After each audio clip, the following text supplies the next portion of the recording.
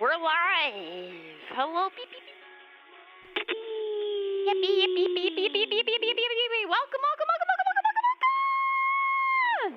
Beep beep beep beep beep beep beep. Welcome to Radio Tenchi. Radio Heaven. Radio Tenchi.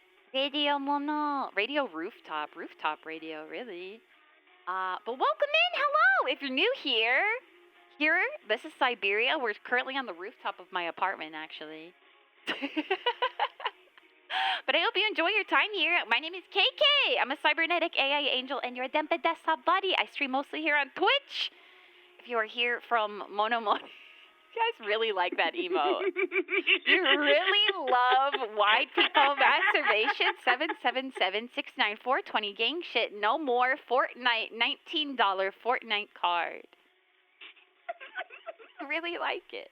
How's the audio, by the way? Is mono? Is mono? You guys can hear mono. Mic check. Mic check.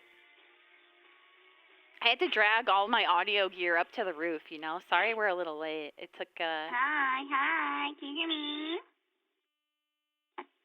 Yeah. White people masturbation 777-694-20. Gang shit. No more Fortnite $19 Fortnite card. Oh no, it's too distorted. Okay, hold on. Oh. Give me just a second. I mean, here, actually, what we'll do, do you want to, here, I'm going to turn off the plugin that I'm using, and do you want to use the one that you were using earlier? Okay. Hello?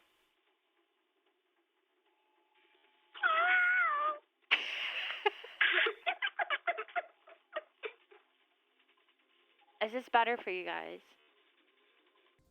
Is it better? Is it better? Is it a little better? Is it a little better? Better. Better, Des. It's better.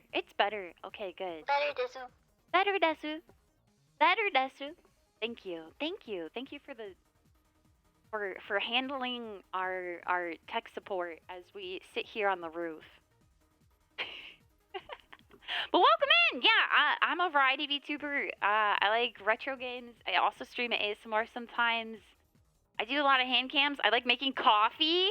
I found out that someone, not naming any names, but someone here may have learned how to make pour-over recently. And, you know, I mean, I don't want to get between you and your other wives or anything, but... I like pour over a lot, you know? It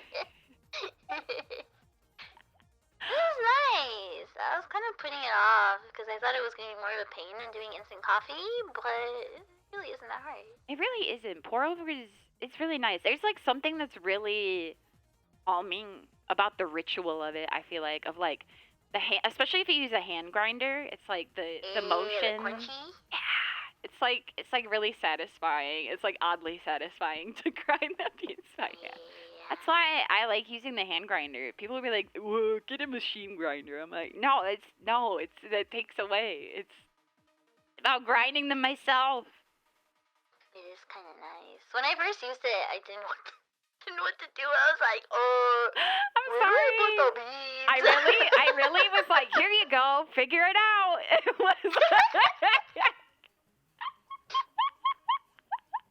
I was like, it took me a couple months to use the grinder, and so like when I finally used it, I was like, oh wait, where did the beans go? Oh, but you want to introduce yourself? You should do that. Nah, I don't need to know who I am. No, I'm just kidding. Hi, my name is Monolane. I'm part of V4 Mirai's second generation Padawan.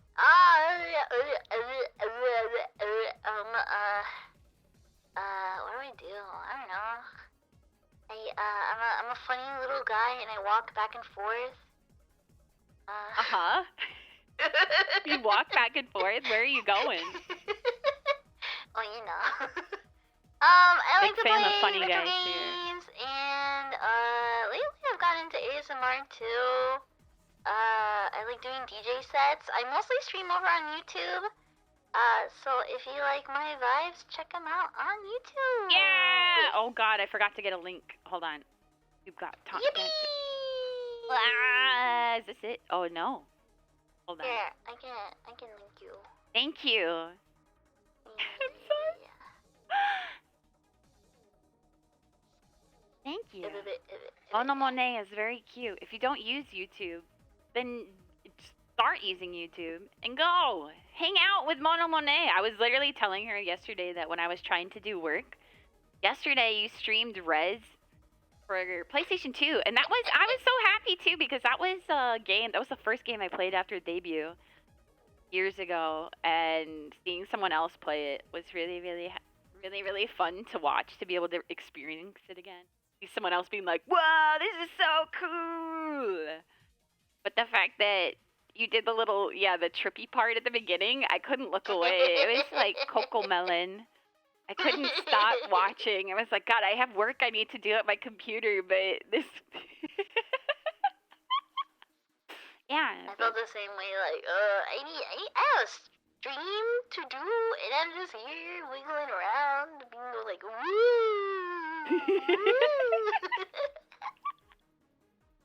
Welcome in. I hope you guys enjoy your stay here, and I hope, Mono, you enjoy your time hanging out with me on the rooftop.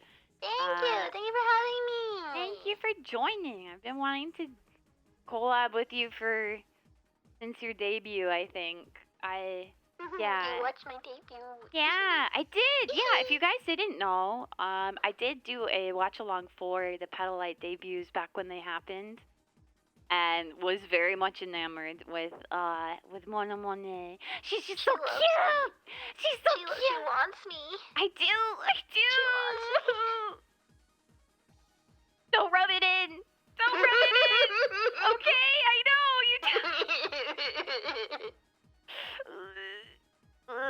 Oh yeah, and you had the trance vibrator for this. How was that? Hell yeah! Can you tell us about your experience with the Rez trance vibrator controller? So as you've probably seen, it's just a brick. It's a vibrating brick. And I sat on it for 5 hours, and like throughout the songs and Rez, right? Like it kind of like just like pulses with the beat, right? But then as you get like higher up, like near the boss, it just goes like ham, and it goes super strong, and it feels like you're on a roller coaster. Oh, okay. It was awesome. It reminds me of I don't think you got to play it, the subwoofer that was under the seat for the Densha to Go cabinet.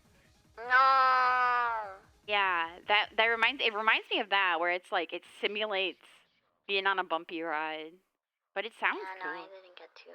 It's a good game. Did you beat the whole thing? You one-shot it? No, the last stage took me forever, and I was getting so hungry. I understand. It's been Plus, like you had 5 another hours. stream too, right? So.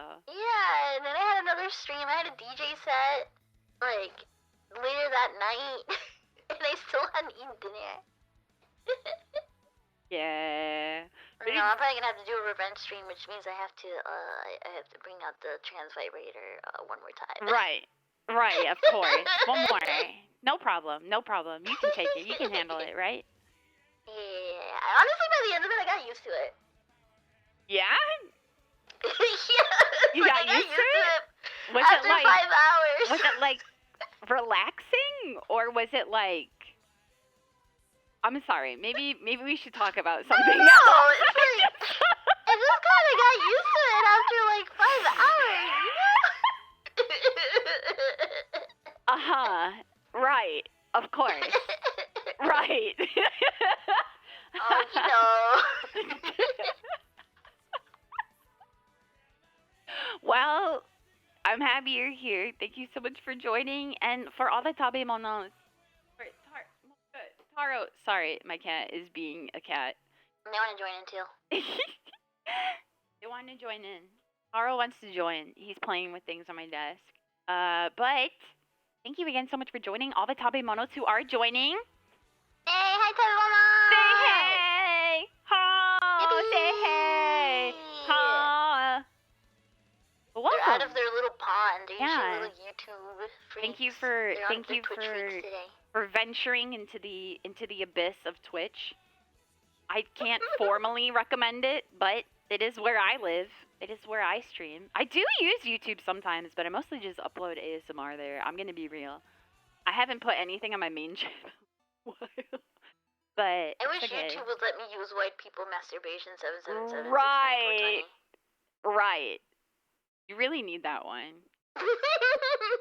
You should make like a chibo like that who has that face.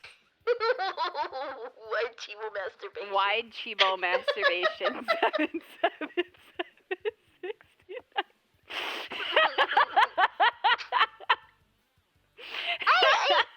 I wish YouTube had animated emotes. That's like something that like I'm constantly thinking. Missing the joy of animated emotes. Yeah, like there's no like dancing emotes. Yeah. And, No silly little party guys or like panicking guys.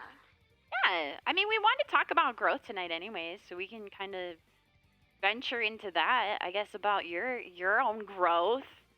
I mean, I don't have anything in particular to ask, but how long have you been doing what you've been doing? Let me just ask. So I mean, you saw my debut was November 11th. 11/11 of last year. Oh my god. A lucky day. Did you make a wish? Did you make a wish on 11/11? At 11/11? I forgot what my wish was. Oh. Happens. Our 6-month anniversary is in like 2 weeks. Let's go! That's crazy. Yeah, does it still feel like it was yesterday? Yeah, honestly, yeah. And now I'm a Kohai. Now there's a 3rd generation in before me night. And I'm just like, I feel like I just came out of the womb, you know? Just came out of the womb. The VTuber womb. Yeah. But it's crazy. A lot has happened in those 6 months. Like, when I think about it in retrospect, like, it feels like it's been like 2 years. Yeah? It's like so much stuff. Just because of the amount of things you've been doing? Or... Yeah! What do you think? I guess my question then would be, what do you want to accomplish by 2 years? If it feels like it's already been 2 years and knowing it hasn't, now that you know you still have a year and a half ahead of you, what would you like? What kind of stuff do you want to do that you can talk about? I don't know. So like back in January, my agency before midnight, we had a 3D concert at Anime Los Angeles, and that was a really big deal for me. That was like a full mocap concert. The day of, I think that morning, I scheduled a tweet for myself to post, I think like January of 2025. And it was basically like, I put on my all my like nervous feelings. And it's just like a little tweet being like, hey, like you're so nervous now, but like this is Mono from the past, telling you that like, hey, you did it, you're accomplishing way more than you think so. So sometime in January 2025, that's just gonna post on itself, and I don't even remember what it says anymore. Aww, yeah. But I'm kind of hoping that by then I'm at a point where like something like, because like doing something like a concert, doing something like a cover song, doing something like being at a convention, like a lot of things that I've been able to accomplish like felt very impossible before. And so I guess it's kind of vague, I guess, but like it'd be nice if in like that a year from now, those kind of things that I was worried about, the kind of things that like stressed me out, the things that seemed like so impossible, start feeling, like they're just like, oh, that was such a simple little thing, like that feels like nothing now. Yeah. I don't know if that makes sense. I think it makes sense because it's like just knowing that. I feel like it's kind of like to put it into a metaphor, a mountain or a climb is always going to look insanely steep from the bottom, right? It's always going to look really, really difficult. But once you get to the top, you realize just, no, it wasn't that bad. It's like, and you have a nice view from where you're at with your new vantage point, and knowing that you were able to even achieve that climb I feel like, at least for me, from my perspective, always makes me motivated to attempt the next one, to see what else, to be like, Yeah. well, if I did achieve this, then what next? Like, what else can I do? You know? Yeah, It's because you're like, oh, that actually wasn't so scary. Like, we're like, oh, I did it. Like, now so much more stuff opens up. I'm happy to hear that at least. Oh, things are going well and like growing, and especially with being a senpai now, I'm sure it's like, I guess it's something that I've never felt, right? Because I've been in indie my entire time, and sure, I have friends, and there's been new people on the scene. People come and go. There's people who've been longer than I, but it's like, it's not quite, I feel like, the same relationship as having like a senpai and a kohai with an agent. So I guess, It's like, from your strange. own growth since the newest generation did debut, with your own growth within the last 6, is there any kind of like advice or feelings that you would, if they're listening, that you would tell them that you haven't already? I guess. Maybe. I Or maybe not even directly to your kohai, but maybe to anyone who, uh, like, starting out or going towards possibly joining like a corporation or joining an agency.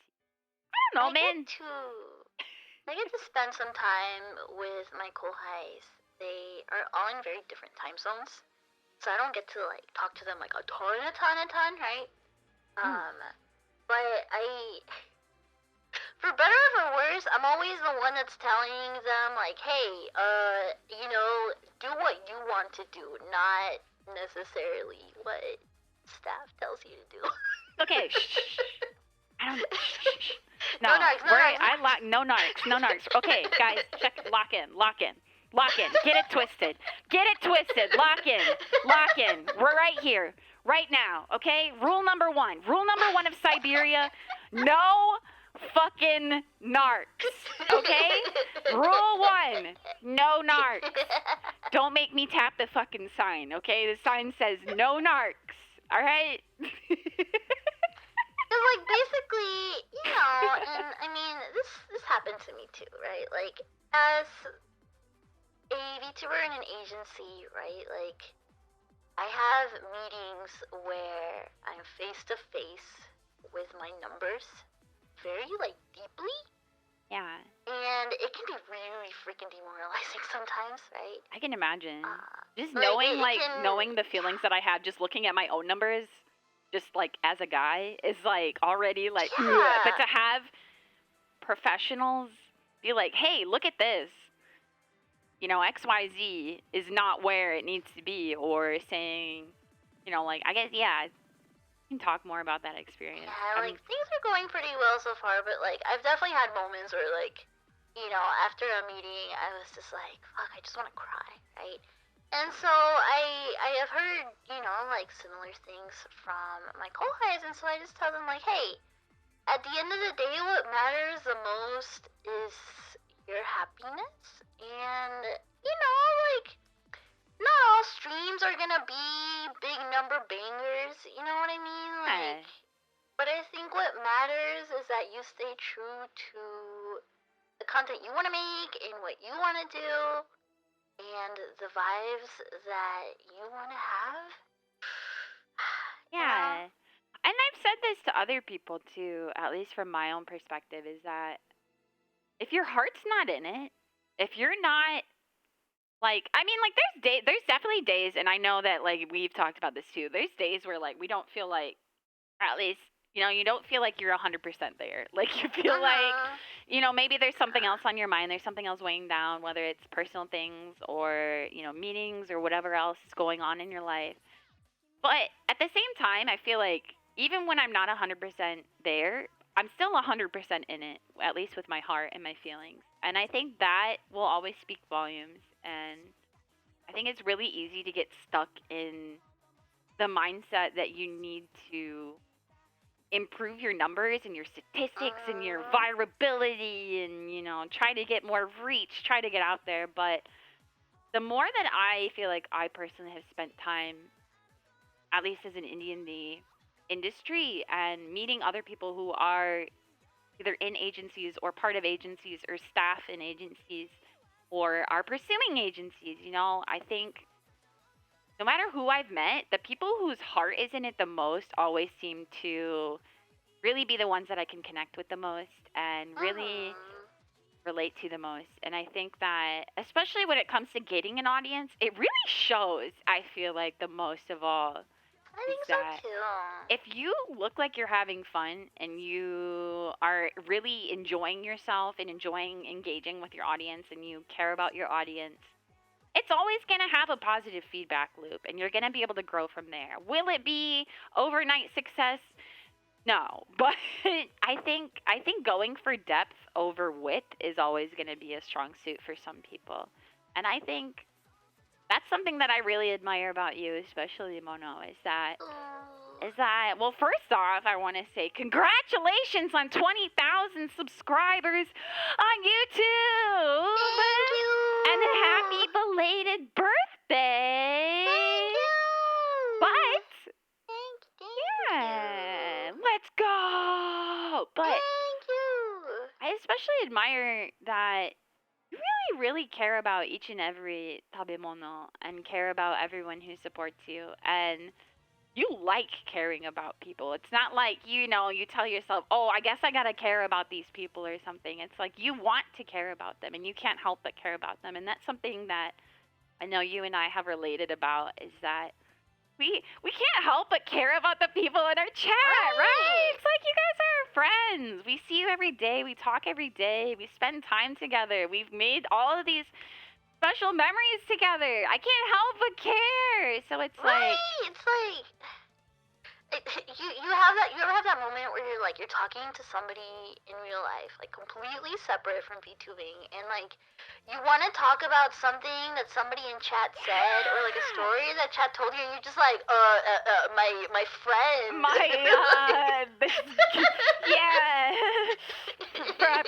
friend, right? Like, oh yeah, one of my friends. Yeah. Yeah, exactly. And it's like, I don't think, some may call it parasocial, but I feel like the advantage to being at kind of the level that we're at is that we can still have a little bit of a banter, a back and flow, back and forth.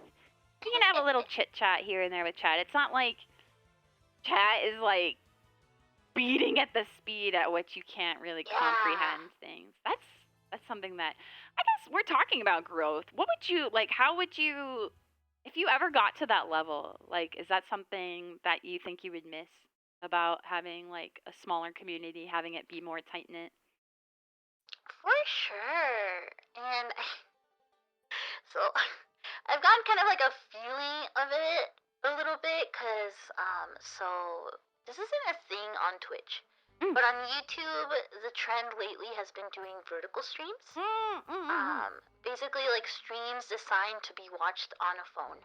Right. It's kind of really cute, though. It feels a little it. I like them. Okay, so, and I've said this before. I'm not trying to tangent too much, I promise. But as a viewer, I like YouTube better.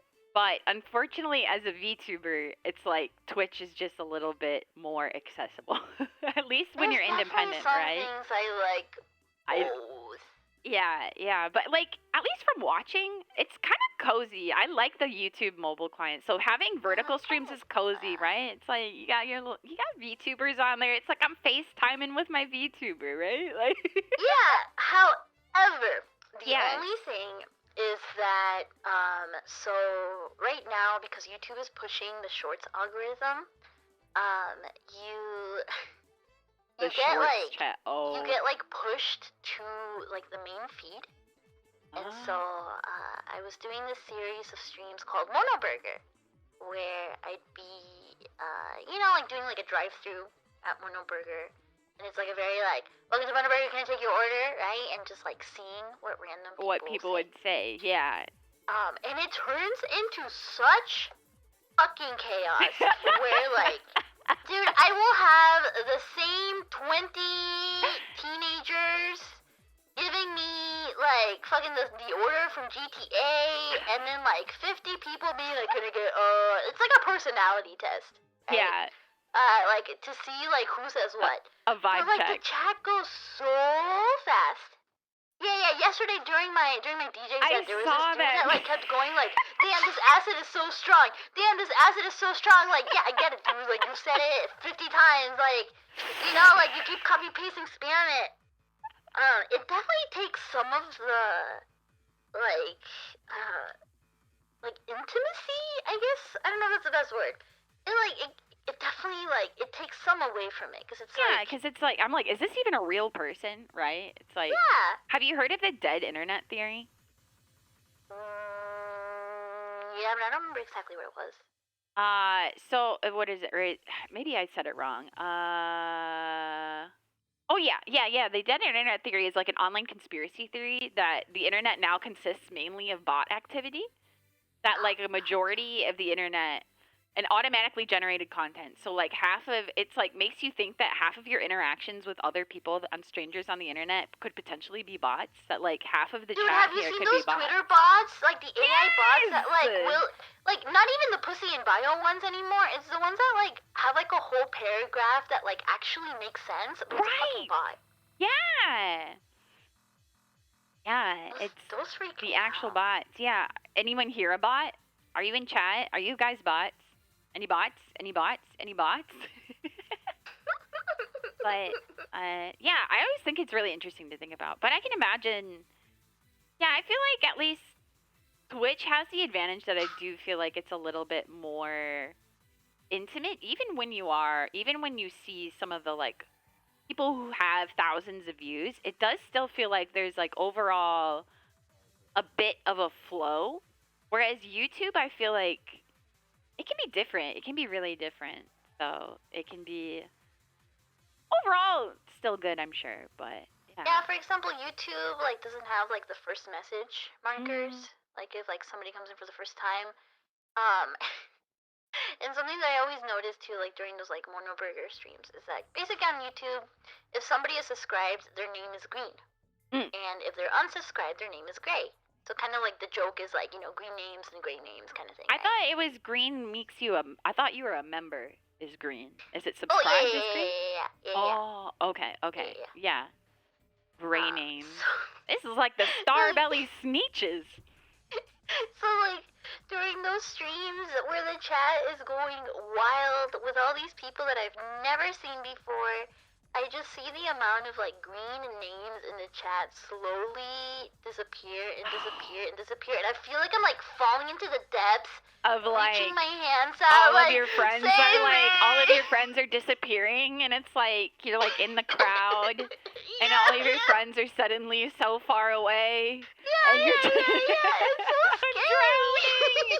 Help me! Yeah, I can save me. What motivates you to keep going when that happens? I want to know. I try to strike conversation with my tabemonos. And honestly, during those streams, I get so brain broken that I'm just like, please save me from the YouTube Shorts chat. Dude, you're really just like in the like fast food mindset. It's like it all comes full circle, right? It's like really you're just really putting in the hours. You're just locked in to put in the hours. You're just there. You're showing up. You're the Yeah, that's how it feels. Like when I first made that Mono Burger concept, I thought it was smart because it's like, oh yeah, it is. Like, I loved it. Like, it was like one of my favorite like things to see. Yeah. Like people come in and they leave, but then it like, yeah, the parody really became reality because as I started doing it more, I was like, holy shit, this really is like I'm working a shift. Like. I'm sorry to laugh. It's how I cope with the reality of the gravity of the situation. I mean, yeah, because it really was starting to feel like I was working a shift. That you have just literal, like, hooligans rolling up to your drive-thru, like, high out of their minds or something. Or, like, creatures pushing up, like, trying to get their fast food. Yeah, like that. Trick or sweets! you're new here, hi. My name is KK. I'm a cybernetic AI angel and your Dempet desktop bunny. Today, we are joined by Mono Monet. We are currently on top of my rooftop. Say happy partner anniversary to KK! Yes, we're celebrating. I didn't say it on stream. I don't think even so. know you said it. I'm just embarrassed. It's not embarrassed. Okay, I'm not embarrassed. It's just like one of those things where I'm like, I just have a party hat. That's it. That's all that's different. It's the 2-year anniversary of me hitting partner here on Twitch. I got an Urple check mark exactly 2 years ago today. And thus, I have a party hat next to my name. Yippee! Woohoo! Is it even showing up in chat? Maybe. I don't know. But, thank you! Trigger Sweets, thank you so much! Danica! I hope you had a nice stream. If you want to hang out here, you can. If not, take it easy! And enjoy! Hi, Taro. Taro's back. Came by too. Yeah, they heard. Heard us talking. Yeah. But anyways, all right. What's your McDonald's order? Important tangent. I feel like this is the true psyop. I feel like the worldwide psyop is asking everyone what their McDonald's order is. I feel like it really tells a lot about someone. That is true. My McDonald's order has literally not changed since I was like in middle school. See? Yeah. Yeah. It's a McDouble and a McChicken. Okay, that's good. And then like if I'm like really greedy, I get like some chicken nuggies. Yeah. What sauce? Any sauce, or are you sauceless type? I get barbecue, and once in a while I'll get sweet and sour, and then once in a while I'll get the buffalo sauce. This is why I want you to be my wife, is because I also like sweet and sour. Did you ever combine your McDouble and your McChicken for what? Yeah, it makes them a gangbang. Yeah. I was a clown and I ordered a McGangbang once, like at the window. My friends were like, no, they all know what they're like. My friend, I'm very gullible if you haven't noticed. It's written on the ceiling, actually, right now. But I drove up to the drive-thru and my friends were like, no, everybody who works at McDonald's know what it is. And I was like, okay. So I said, hey, can I get a McGangbang? And they're like, what? And I was like, I mean a McDouble and a McChicken, please, thanks. Like, did you know that if it's hot and spicy and a McDouble, it's called an unprotected McGangbang? No. Whoa. Yeah. Never heard that one. I surely haven't. I surely have not. Okay. What's your McDonald's order? My McDonald's order, I'm a simple girl. I get a 10-piece nugget and a large fry. And then I usually end up sharing it because I usually only ever get McDonald's if I'm hanging out with people. So, because I can never eat the whole thing, and it's like a crowd pleaser, right? Everybody wants some, so I can have a little bit, a little munch, not feel sick, not feel nasty. And yeah, and I always get sweet and sour sauce. I've always had sweet and sour sauce since I was a kid, and I'll use barbecue sauce or whatever other sauce if someone else prefers something else. But yeah. I like how you're like, I can't finish it, and here I am eating my no shit. And my Okay, chicken I mean, okay, no. Here's the thing. I could finish it, but my stomach would be like. True, yeah. I think actually McDonald's, of all the fast food, McDonald's is definitely one of the ones that gives me the least, is the least of a gamble on my stomach, like gambling on my health. Funny enough, same. I feel like they're really consistent. This is not sponsored, by the way. We are not. But yeah, dipping a McDouble in sweet and sour. I don't know about that one. That's I'll interesting. do it. Yeah. Let's see here. Well, we did ask you guys if you had any kind of participation in our topics today, which I realized I didn't put my topic bar up. Well, it's okay. We're hanging out on the rooftop anyway. This is not live actually, for a studio audience. You asked me about my growth, but it's your partner anniversary, girl. You did, but I'm the host. You're the guest. We're talking about... What about my growth? What about it? I've been here for 3 years, technically, in a way, but I've also technically been here for checks notes. Wait, let me... Ages and ages and ages and ages? 9? Yeah. Yeah, it's like, you know, yeah, have you ever seen Gunbuster? Have you ever seen the anime Gunbuster? No, You I should remember when you were watching it with your Discord and I didn't get to. I want to watch it with you. It's, especially because you like Hideaki Anno, right? Yeah! Yeah, it's really different, but also still very much Anno, and it's very much its own thing. But anyways, there's this thing in that anime, called time dilation, which is that if you travel at such fast speeds, then the rest of the people on the other parts of the have you seen that? Not doing a good job at explaining this. Um, people, so say I'm traveling really fast on a spaceship, right? And you're on Earth.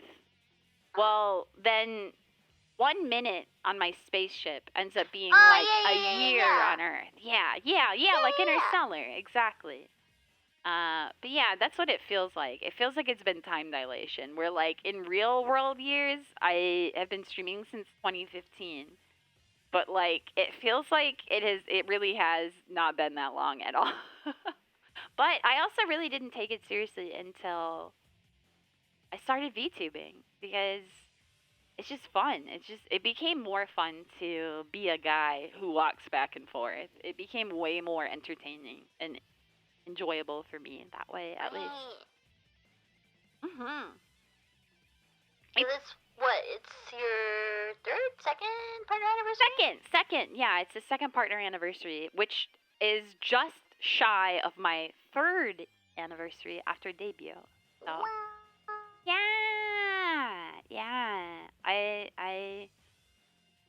I don't know. It's really wild to see how much has changed, but especially how much has stayed the same. Alright, I'm gonna ask you a question. Okay. From the day you debuted to now, like, what's something that you've accomplished that you didn't think was possible for you to do when you first started? Probably that's a good question. Honestly, the first thing that came to mind is the concert that I did. And it was still very scuffed, but I was still so proud of it. Yeah, your 3D concert? Yeah, for my birthday. It's on my YouTube channel. If anyone would like to check it out. But for my birthday last year, I did a 3D concert from my bedroom. I made a whole set list. I got stage set up in 3D. Used a program called Wardo, and I set up a bunch of different camera angles with a plug-in so that they would cycle, so that it looked like I had like multiple cameras. Yeah, it was really good. I worked on a set list. There was some scuff here and there as to be happened, but I was so proud of it. I didn't think that anything like that, I feel like, was even possible when I started. Even not necessarily from my own abilities, but just because of how much the industry itself has grown alongside us, I feel like. I feel like that's a big part of growth that no one really recognizes as much. I feel like is that it's, or maybe not that necessarily no one recognizes, but that the fact that the industry as a whole has advanced so much that there's even the ability to do a 3D concert from your own house, like as a consumer, is insane to me. Seriously. And I remember when you were setting that up and like when you were like checking out all the options and like, how do I make this happen? Like, yeah. I remember that. Looking ahead, I think my next big goal is to do a 3D concert and be able to stream it, but especially be able to have it in VR. Because I know you and I went to see Nagase Yuka together. Dude, oh my god. And then you saw that one Japanese guy say like, oh, we're so happy that foreigners like her too. And we're like, is that us? Do you think? It had to be us. We were hooting and hollering. We were not. we you were so obnoxious at the concert. We're the only people in that crowd talking. It was so funny. I really want to be able to do like a VR concert because I feel like even if it is technically pre-recorded from my end, I feel like being able to see your audience react live has to be one of the most like motivating experiences because it's one thing to see your chat pop off, but I feel like being able to see your audience physically move or just like even if they're just spamming the jump button if they're playing in desktop or something is just like that much more engaging and rewarding. So that's a really big goal of mine is to be able to do more in VR that can feel like it's a little bit more inclusive for the audience. Like or even if we could do like if I could eventually do a Radio Heaven episode in VR, like for a live audience, that would be really cool, I feel like. You know, me at the like, you know when you play Splatoon and you can like peek at the idols like doing their little show? Yeah. Yeah. Like that. Yeah. Yeah, I feel like that would be really, really, really fun. And I know that, especially with VR chat, there's so much more that they're adding, like, that you could do it so that way even the audio would be easier to balance so that, you know, you couldn't get the audience sound as much. And it's a lot of it's just particles from what I've heard. So I don't know. I really hope I can do more with VR in general, but as my chat knows, I haven't really been able to do much VR lately because it's really difficult to hold a virtual reality controller with a cast. Yeah. But thankfully it's on a brace now, so I can hopefully hop back into. I would love to play VR with you sometime, Mono. Yay! Have like an exploration together. How has it been playing VR on? I guess with your gen mates and stuff, because I know you have a lot of experience with VR. How's it been playing with people who are completely new to it? Oh my gosh, it was kind of fun because like you know I've been playing VR stuff since like 2017 is I think when I got my index. Mm-hmm. So like you know in like VR chat and all that stuff like that like you know I'm so accustomed to it and it was very funny when we were doing our very first VR chat stream, like all the Gen mates, like Gen 2 and Gen 1. And I was tech support. I was tech support for everybody. I relate. I mean, even I remember when you were setting your ASMR stuff up and you're like, hey, can you like give me a hand with this? And I said, yeah, I got you. Yeah, I'm really thankful for that because like, there hasn't been any happy. issues and like, everybody's always like, oh, your setup is like so good. And I'm like, See, it's easier than it looks, but yeah, I think that's part of why I like VTubing is just like people are really nice and willing to help tech support all the time. But anyways, you should finish your story. Sorry to interrupt. Oh well, it was nice. For example, Yai, my gen mate, she was kind of like the first one to get a hang of it. Cause she's I think probably out of everybody like the one that kind of like I noticed she had the most like natural interest in VR. So I remember I took her around to like a haunted map in VR chat, and we tried some stuff out. I took her to like one of like the VCAT, not like VCAT map, but like one of those like VCAT like aligned maps. It was like another like festival. Yeah, where it's like usually company sponsored maps or something. Yeah, usually, yeah, right? yeah. Like where it's like there's stuff to do and more things to interact with than like a general user map. But yeah. I think horror in VR is like next level. I feel like that's the future of horror. Yeah, is VR. It's really good. It's so. I feel like watching horror movies. You know, it's for me at least. It's easy because you know you're just an outsider. You're just looking through a window. Playing a VR game, it's a little bit more scary. Playing a horror game is a little bit more scary. You know, you're in control. You're in control. But being in a VR horror game. Fucked up, bro. It's living a nightmare. It's nightmare fuel because it's you're there. You're locked in. You're logged up. Yeah, it does a lot. I tried taking my gen mates through some horror maps, and it was a little rough, both because like I realized that to enjoy a lot of this stuff, you kind of need a level of like comfort with VR, like a level of like Movability, you know, or like like being used to it. muscle memory in a way, right? Yeah, a little bit of muscle memory. Yeah. You know, a little bit of kind of like knowing how stuff works. I took him to a VR chat map where like I don't know if you've been to it. Where like you go into this room and there's a sign that says like "Don't look away." Do you remember that one?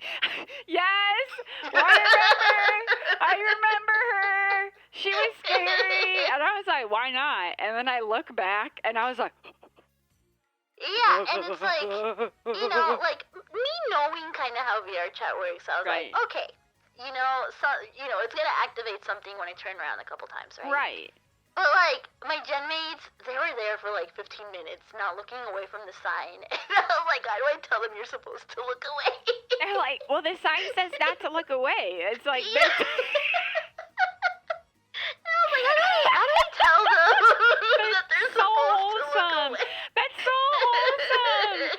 You and I think it's just because you and I are delinquents. And whenever either of us see a sign that says not to do something, we're like, bet. Yeah, they were being such good girls. Because, like, I finished so early, and then I was just, like, standing there waiting for them, so I started looking at their POV streams, and they're just standing there still, and they're like, what do I do? Did Luna finish already? What do I do? That's good. That's hilarious. They're such good girls. They're such good girls. How have you felt growing alongside gen mates? Or having gen mates and being able to have, like, I guess that kind of relationship, and being able to grow alongside people, like, as equals, I suppose, or as at least as people who all started on the same, took the leap together. It's actually really, really, really, really nice. It's like a found family kind of situation. I was really nervous about it at first. Yeah. I would be too, right? Because it's like, I mean, I guess it may be the same nerves as starting a new job, right? You never know if you're going to have someone that you can really connect with, or if it's just going to be you're just showing up to get the paycheck and get out, right? Like. Yeah. Yeah. And I was so nervous because, like, it's like you start a new job and you're like, fuck, what if I, like, hate one of my coworkers? Like, what if I just can't stand them, right? So there's definitely those nerves there. Yeah. But no, it's been really nice. Like, we'll stay up, like, late on voice chat, like, working on stuff. Yeah. Like, there's still, like, I guess, like, the part that's really nice is that, like, as a team, we can fill in spots that the other one doesn't. For example, so my gen started as me, Maria, Yai, and Bisco, right? And Bisco Bisco was always really good at like finding like games and goofy stuff to do together. Yeah, she had a very unique sense of humor from my own handful of interactions. Excuse me, interactions Rest in peace, with her. my horse. Yeah, she was so cute, but I hope I'm happy she's I know that she spoke highly of her graduation and was leading off on a good hoof, so to speak. Yeah, and I know she's doing pretty good. She still says hi. Yeah. She still stays in contact. That's good. I'm happy that she still talks to you guys. And then Maddie's like the organizer. She's she's the one that's very organized. She's the one the spreadsheets really type good. girl. Like, she's like the planner. Yeah. So she plans a lot of like our stuff, a lot of the events and stuff. Yeah, like that. I know she's doing her second like huge karaoke relay too, right? Yeah, and I'm sure like doing that stuff is crazy. Yeah. She organizes all that sort of stuff. She like that big VTuber asset Discord server that's like super famous. That's hers. Yeah, like, I know. She keeps all this stuff super organized. Even all my managers like speak really highly of her. Like, oh yeah, she's like very easy to work with because she has everything organized, everything prepared, and all that. So like that's really nice. Together. I'm the fucking opposite of that. Same. Yeah, I understand. Being like hey, you didn't reply to this email. Can you reply to it? Oh, yeah. Whoops. Sorry. Ah, that, right. Oh, right. Oh. Yeah, I understand. I understand. And And then, then, yeah, it keeps it balanced because, like, she's always, like, the one kind of, like, looking for, like, oh, how do we innovate things? Like, ah, how do we looking try on this the, new thing? looking at the new horizon, right? Yeah, and yeah, I speak Japanese fluently.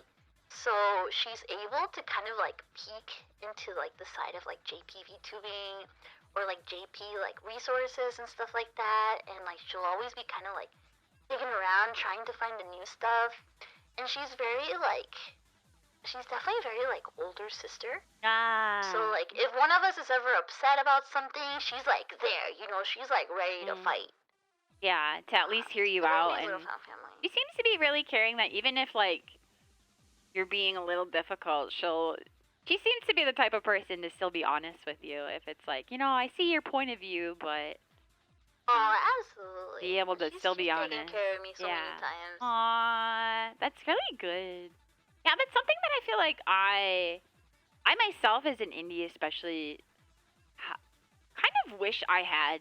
I suppose is that I wish there was like a bunch of people that like we all started at the same time, so that or at least that it's like you have some kind of connectedness, I suppose. So that you Yeah. have, and I think the biggest thing is like sharing goals and sharing projects, especially must make that a little bit more connected or a little bit more special because you do have these huge or like these larger something that's larger than just yourself to work towards, right? And Yeah. people yeah. I always kind of like never realized how much like doing projects together, how important it is. Yeah. That's like that. I think projects is like a big thing that I really wish I did with more people. And that was like the main drive behind me even doing Radio Heaven was to have it be my project, be my way to start talking to people and invite people and interest them into what kind of depths we could share together and being able to be like, hey, you want to sit here for like 4 hours and just talk? Like, Yeah. I feel like when it comes to collabs, at least for me, I don't. My chat knows this for sure, but any Tabemonos might find out very quickly. I don't really do collabs on my channel that often because it's part anxiety, part that I'm shy, but also it's just like I want to make sure that everyone has fun, especially chat, and especially my guests and myself. So it's really, really frustrating to me if I ever do a collab and then I feel like I can't give enough attention to chat, or I feel like they're just kind of like a side character. They just sickos mode looking in the window at me and the girlies hanging out, right? So, but Radio Heaven was my way to not only allow myself to dig a little deeper and share parts of myself with my chat, but to share it with other VTubers and try to be able to connect deeper and show that I really just want to make more friends in this industry and be able to find people that I can work on larger projects with, to plan major events with, to see kind of who has that chutzpah or whatever you want to call it, the drive. I haven't heard that word in forever. I'm sorry. It's the time dilation. That's all. I'm eternally 17, by the way. I don't know if anyone knew that. Don't worry, it's fine. But I beg your pardon. Shut up.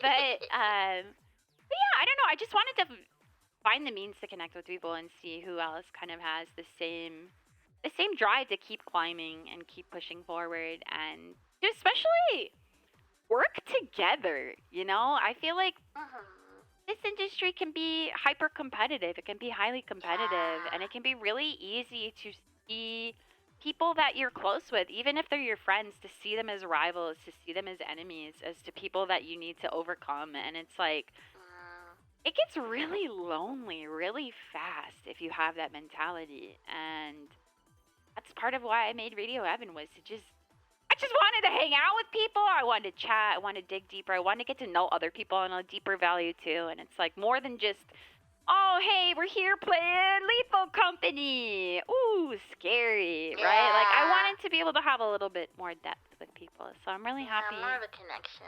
Yeah, and I'm really happy that you were all for it. And you've always been someone who really inspires me.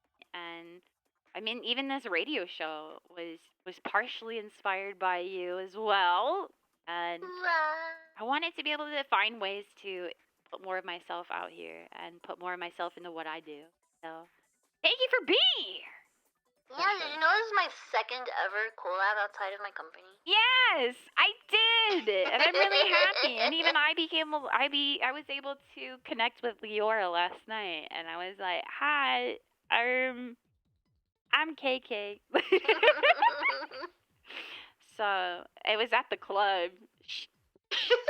At the club, we were at Club Mono, and I was like, "Oh, hey, you come here often?" And You're not girls at the club. But but yeah, I don't know.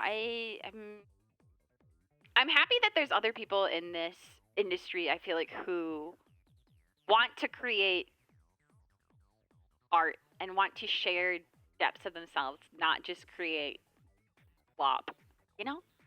Yeah. I feel like there's a lot of slop out there, and there's always gonna be a lot of slop. That's just how the internet is. But girls, we love hardworking girls, and I just want to meet other hardworking girls who just want to succeed and gas each other up and just live in a full concubine. And I mean, Yeah. not that, nothing. Commune? A commune. Yeah, that's what I meant. A commune. I don't want a harem. A commune. No, I don't need a harem. No, it's okay. It's fine. Concubine commune? Freudian slip. This happened the other day. I accidentally said Tyrannosaurus sex instead of Tyrannosaurus rex, and I wanted to die. In my mind, I said Tyrannosaurus rex, but I said Tyrannosaurus sex, and I tried to pretend like it didn't happen, right? As you do. And chat, of course, ran with it, and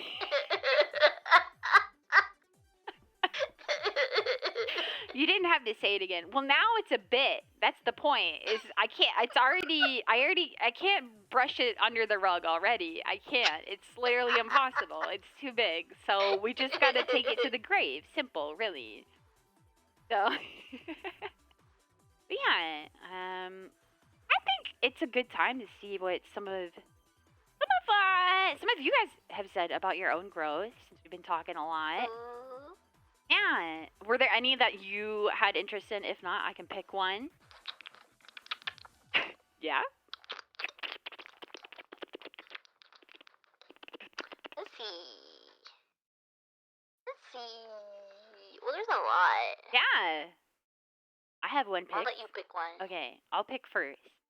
This one is from my Kua. This one, this listener's response. My Kua is here, probably in the chat. Your Kua, yes.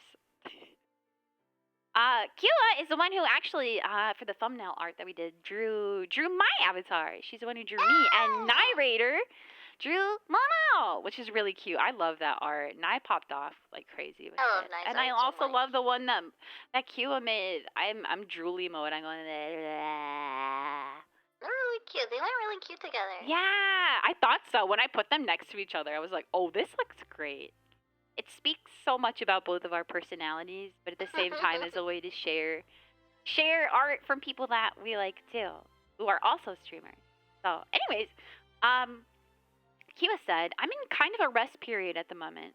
I've been doing a lot of thinking about myself and my work lately. I've always struggled with self-esteem issues and self-expression, but I'm finally building up the confidence to not care what others think about me. Hell yeah! Yeah! Love to see it. Love to see it. I have so many cool art ideas. It can be a little overwhelming, but I'm excited to tackle them all. Recently, I haven't been in a space to work at my 100%, but that will be changing soon, and I'm really looking forward to it. I will finally be able to stream and create on a more consistent basis, and I'm really excited to make my work more cohesive and consistent. Also, really proud of myself because I've been taking steps to break out of my shell and connect with more people. I don't think I'd go back in time and change anything, because my mistakes really are part of me, and it made me into who I am now. Instead, I'll kill the past. Hell yeah! Hell yeah! What a way to end your message. Thank you so much, Q! Thank you so much for sending in. Q! Yeah. But That bitch in the past, I'll kill her. kill her! Same. But I don't know. I think it's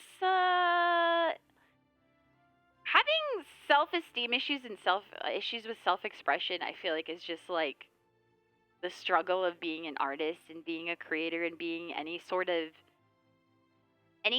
someone who does something creative dilemma eternally. At least for me. I don't know. What about you, Mona? Are you completely self?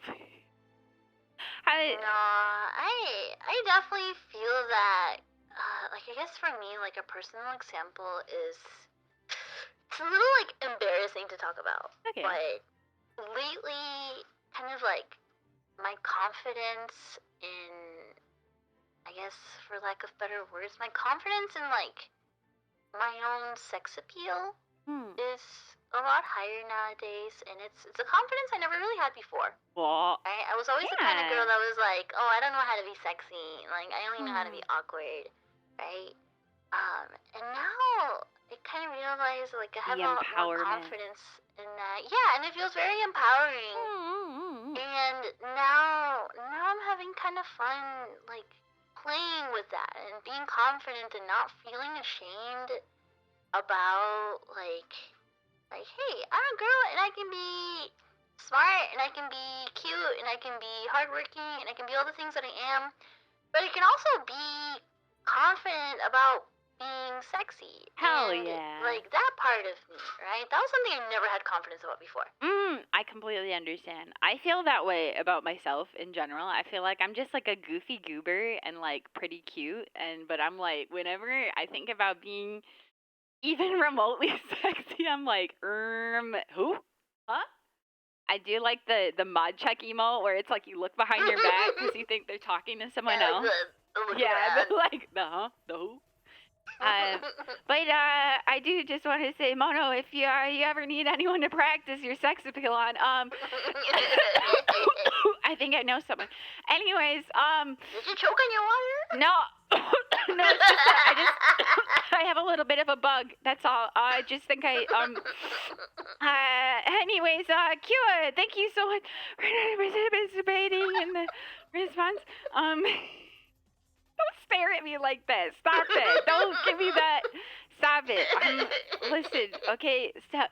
Anyways, I feel like I wanted to weigh in on the aspect of your message, Kua, about not being in a space in which you can work at 100%.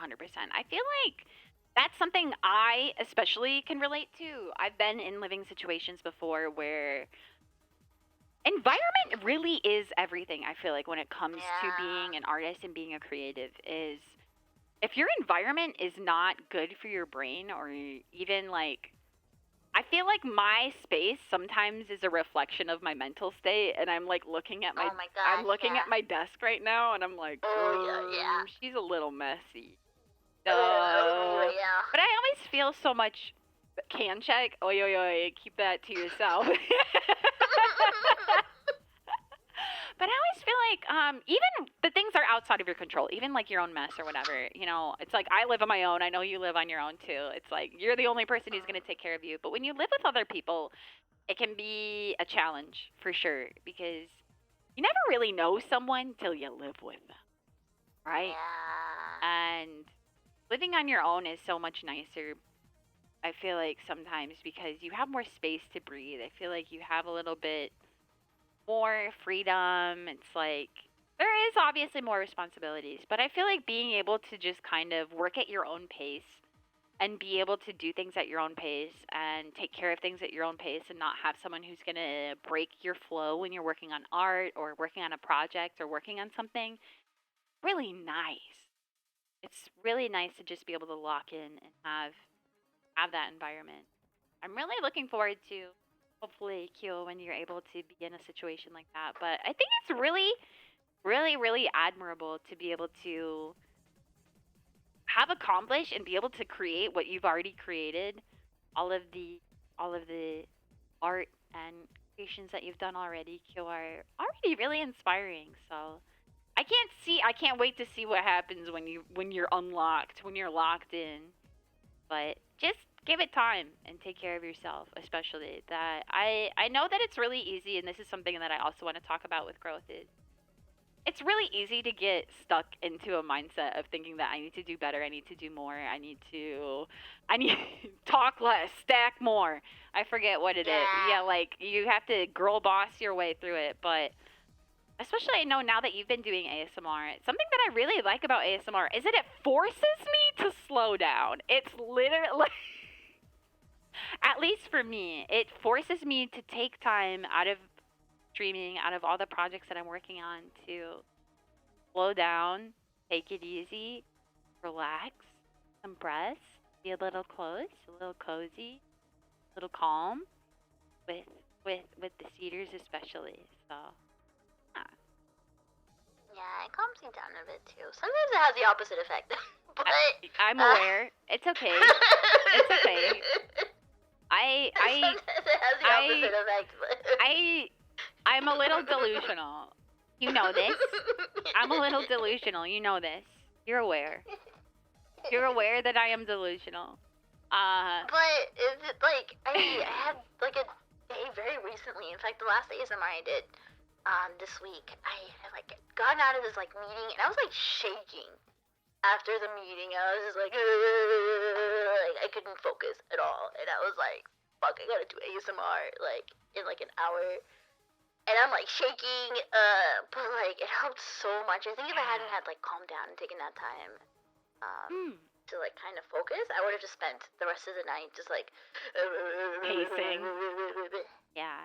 Yeah, it's really nice to be able to. I guess so. Then this is a question I have for you: is did you ever expect to do ASMR before you joined Before Mira? Or like, what have you learned about yourself by doing ASMR? I always thought I was gonna be like. I always consider myself one of those girls that like, oh, I'm too loud, you know? If I ever did ASMR, I would just like, I wouldn't be able to be quiet. I wouldn't be able to be calm or anything. Yeah. And then after just like the first time, all the Tabemonos were like, Mona, what the hell? You're a natural. Yeah, I kind of knew it. I knew you'd be a natural. I was like, she has the cozy energy. Got it locked in. Yeah, soft but genki. And, yeah, I don't know. It's like, it's just nice to be able to slow down and calm down. I feel like ASMR sometimes has like a stigma, but even when it has that stigma, it's like, who cares? Whatever, dude. Like, yeah. It's so funny too, cause like I used to kind of like be the kind of person that looked at ASMR, and I would look at like I go on Twitch and look at like ear licking ASMR. And I'd be like, ew. And now I'm the one with my tongue deep in the microphone. It's like, okay, but but I see it this way. It's like, it's different in the sense that I feel like there's a level of ASMR, even with ear licking, where it's like, they're just ear licking and like dissociating, right? Like, they're not there. That's true. They're not there, but you're like locked in. That's what I'm saying. It's like you're. yeah, exactly. Just all up. She loves ears. Yeah, you have a passion for ears. You have a passion for ear nibbling. You know. But do you like? I mean, you enjoy doing it though, right? You have fun. I do. Like obviously the tabemonos have fun too. So I think it kind of honestly your ASMR, especially since you've started doing it and doing it a little bit more consistently, has inspired me to do more because I feel like even I had moments where it was just like, okay, today we're going to do ear cleaning, and tomorrow we're going to do ear cleaning, and then we're going to do head pats, and then we're going to do ear cleaning, right? Like, which I still like. Don't get Yeah. me wrong, but made me kind of think about what other types of ASMR I could do. But I don't know. I'm afraid that if I ever did ear licking or ear eating, that I would kill the cedars, and then there would be no one left to watch me. Like I already have I have so many limiters engaged. I don't know if they're ready for that level of power, that level of tension, that level of dempa might just put them into a coma, Wouldn't know until you try. Huh? What's that? Uh-huh. Do you want your ears licked? Is that it? Thank you for keeping Homo alive. I got you. Don't worry. Yeah, but yeah, I don't know. Is there a growth question that looks interesting where I can pick or a comment, a response, a feedback? Start my music. I don't even know if you guys can hear the music, but it's been playing. Oh no, you sure can. That's fine.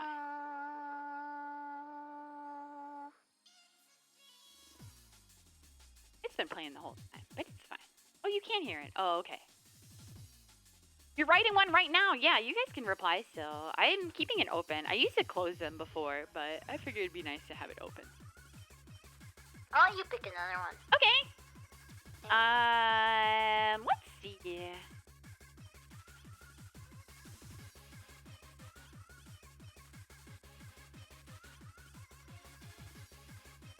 Wait, where was the one that I was thinking? Oh, it's nothing grand. This is about growth. Which, by the way, I didn't even really say. The question I asked, or at least just pose the question. It's just a general topic, but the question that I asked you guys was to tell us about a challenge you've overcome recently, something you found success in, any accomplishment you're proud of. Do you have any goals or feats? Do you have another goal, feat, or climb on your horizon? Something else that you want to work towards? Or if you're in a rest period, is there anything you're looking forward to? But let me make this smaller now. Wentley replied, nice short and sweet response, but it was something that I still really liked and wanted to bring some attention to. Wentley said, it's nothing grand, but soon I will be approaching 1 year at my job after being a NEET for several years. The job itself is okay, but just having something to do makes me feel more stable, which I appreciate. That is an incredible feat, I feel like. And I want, which is exactly why I wanted to bring attention to it. It's incredibly strong. To be able to, the fact that you were able to overcome being at home for multiple years and find something that you could work at and have each and every day back to. Really nice. At least from my experience. Streaming, because before streaming, I was in need. At least from my own experience, I used to work in an office, and I hated that, and it was really awful for my brain.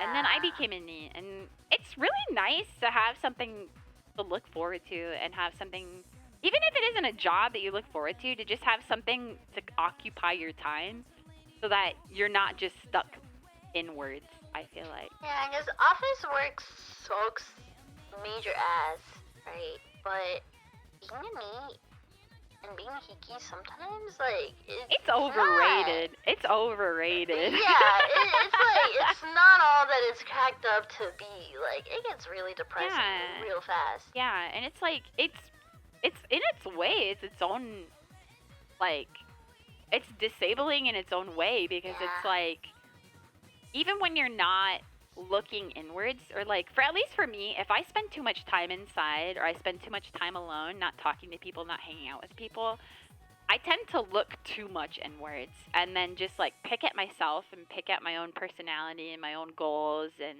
I think a little too hard, right? So, and even outside of that, it's like then I start second guessing other parts of my own life, and it's like I second guess if I can even have conversations with people, and I had a whole year where I didn't even go outside because I was agoraphobic. That just going to the grocery store was like Dude, a yeah, I had fucking that too, challenge, where right? it's like, I still kind of do it, you know, where I still wait until the sun is down to even take the trash out. Like, it's still, you know, it's still kind of there, but yeah, I had that grocery store thing too, where like, you go to the grocery store, and it fucking feels like everybody's looking at you. Right. It feels yeah. like so panic-inducing. Oh, that's and it's the worst like part. people, especially because where I lived at the time, when I was probably at the lowest for agoraphobia was a place where people really like to make small talk, especially, and it was terrifying. So it was like rolling the dice of if I could charisma my way out of this conversation, or if I was just gonna immediately put my foot in my mouth, and then have a panic attack. So yeah, it was definitely difficult, which is why I just wanted to congratulate you, Gwentley, that the fact that you were able to do that. And I know you didn't really share too many details, but whether it was someone that pushed you towards it or you pushed towards it for yourself, especially if you pushed towards it for yourself, I just want to applaud that effort and that success, because you say that you don't think, wait, let me find exactly what you said again.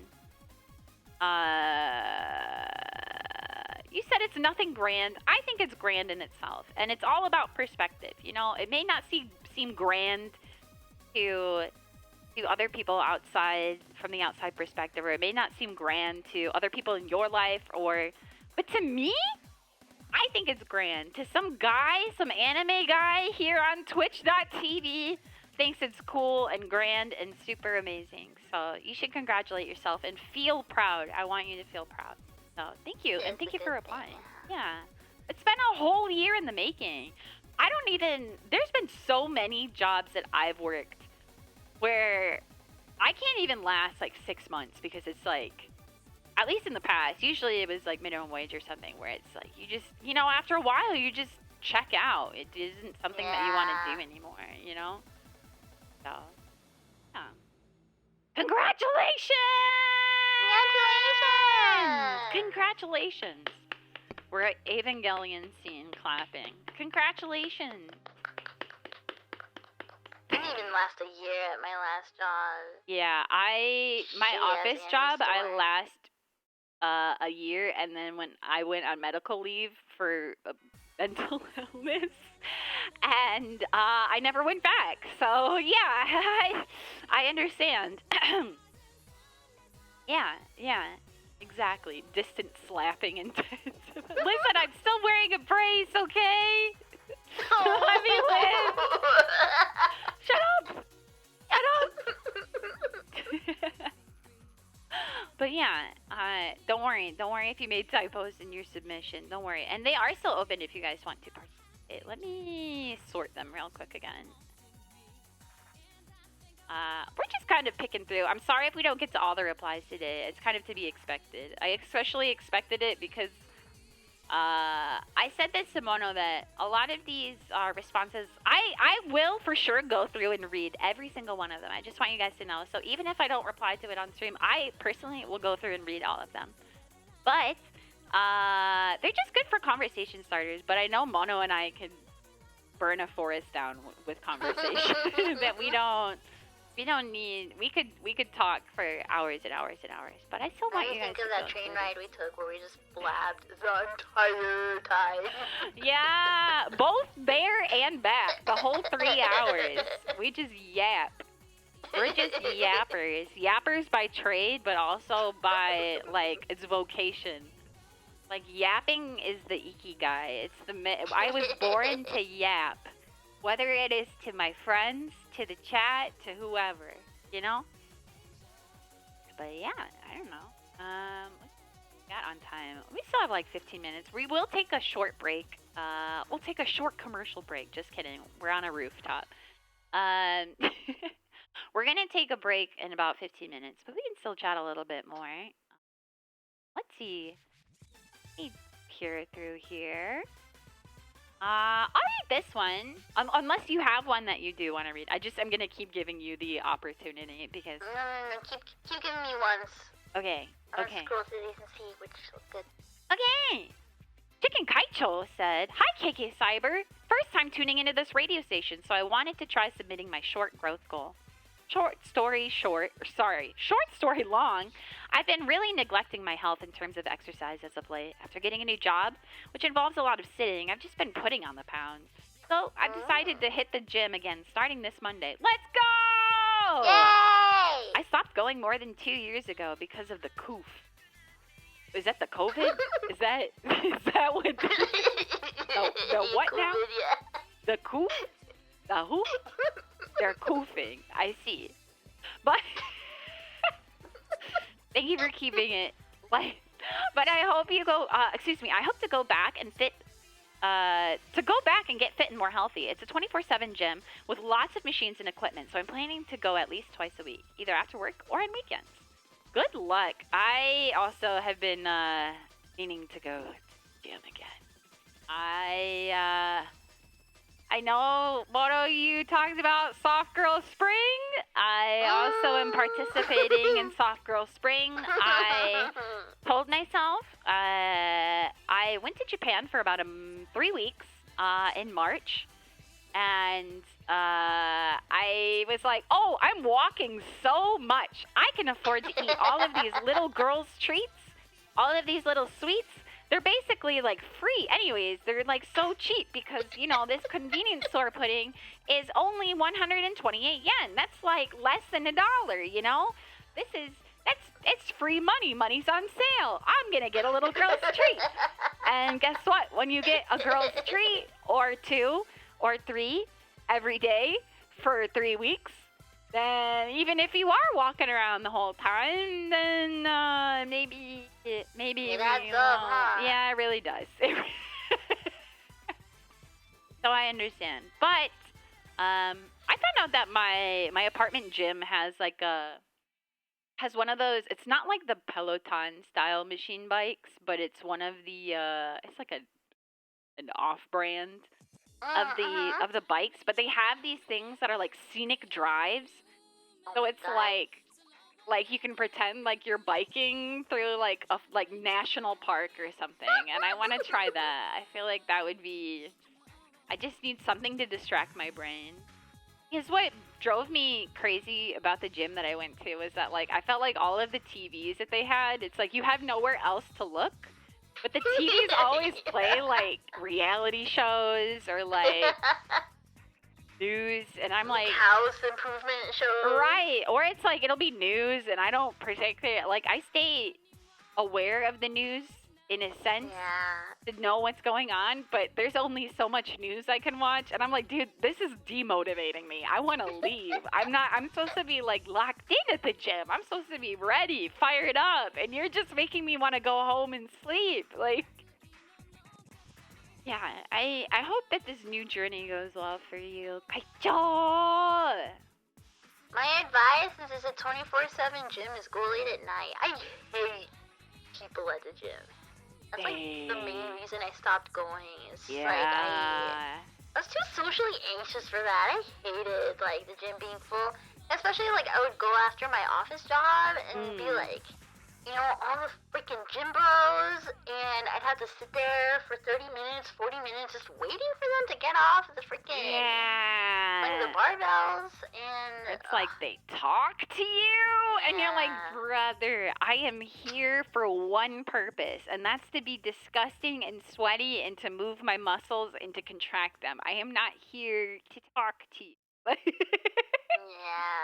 even outside of that, it's difficult when there's lots of people. So I think that's the joy of 24/7 is that you can go during rat hours. I had so many good workouts at 11:30 midnight. I've had so many good workouts that late, and then I sleep like a baby after. Yeah, you go home, you take a shower, and you pass the hell out. Exactly. Yeah. Exactly. But I don't know. What's your favorite? If you had a favorite way to exercise, I like walking. I don't know. I feel like walking is underrated. I know that it's not exactly like the best exercise, but it's satisfying to just go on a walk. Get some cardio, maybe pick up your pace a little bit. Yeah. I really like very like aimless city walking. Yeah. I know my city kind of like the back of my hand at this point. So I like to go, and it's the kind of walking now where like I can just walk, and I will literally go to the corner of the street and be like, all right, I'm gonna walk this way now. I'm gonna walk this way now, and I'm gonna walk all the way here. And no matter where I am, like I can always kind of like get back to where I need to be, just cause like I know it so well now. That's the kind of walking I really like, and I'll be the AirPods meme, and like, oh, she's got her AirPods on, she can't hear. Yeah. And I'll just put them on like max volume and just really enjoy kind of like getting lost like that, aimlessly, and just seeing things. Yeah. But it's also like I actually kind of like that more than going through like nature trails and stuff. Yeah, that's interesting because it's like I've never really thought about that because there's not really any nature trails near me, or if there is, it's like super manicured, like lawn type stuff. But I also went on a walk a little bit more recently, just because after being in Japan and being able to walk everywhere and have that experience of being able to just get lost and just wander somewhere and, you know, check out stuff, window shop, peek around, see what people are up to, like see dogs. I really missed that, so I went walking myself, and I was able to find out that like my local town center is a lot closer walking distance than I thought it was. So it's nice to know that I can really walk to like my favorite cafes or walk somewhere where it's just like to get some fresh air. And I found out that I could even walk to like a train station near me, which opens up my possibilities of traveling even more. And I felt like such a dork. I was like there at like 5 or 6 p.m. taking pictures of the train because I thought the train looked cool, and it's like everyone's there in their cars just staring at me, and I was like, I don't care, I'm here for a good time. Like, it was a cool train. It was a passenger train. Passenger trains are cool. Yeah, you don't get to see those very often. Yeah, I may or may not be hitting my Densha otaku era. It's fine. I'm allowed. Trains are cool. Yeah. I know you like the train too, right? I mean that was one of my fondest memories with you was taking the train together and being like, trains kick ass! I love taking the train. I had such a nice little conversation with this blind lady last time I took the train. It was really nice. We like blabbed the whole time too. Cute. Yeah, I don't know. It's like, it's just really relaxing, I feel like, to be on the train. It's like being able to just see the world kind of go by. Know that it's like a long vehicle that you can go to the cars between, that there's people who are riding the same pace as you. Everybody's going to the same destination, you know. You're all in it together. Yeah. The Alf train ride? Is there an Alf train ride? No.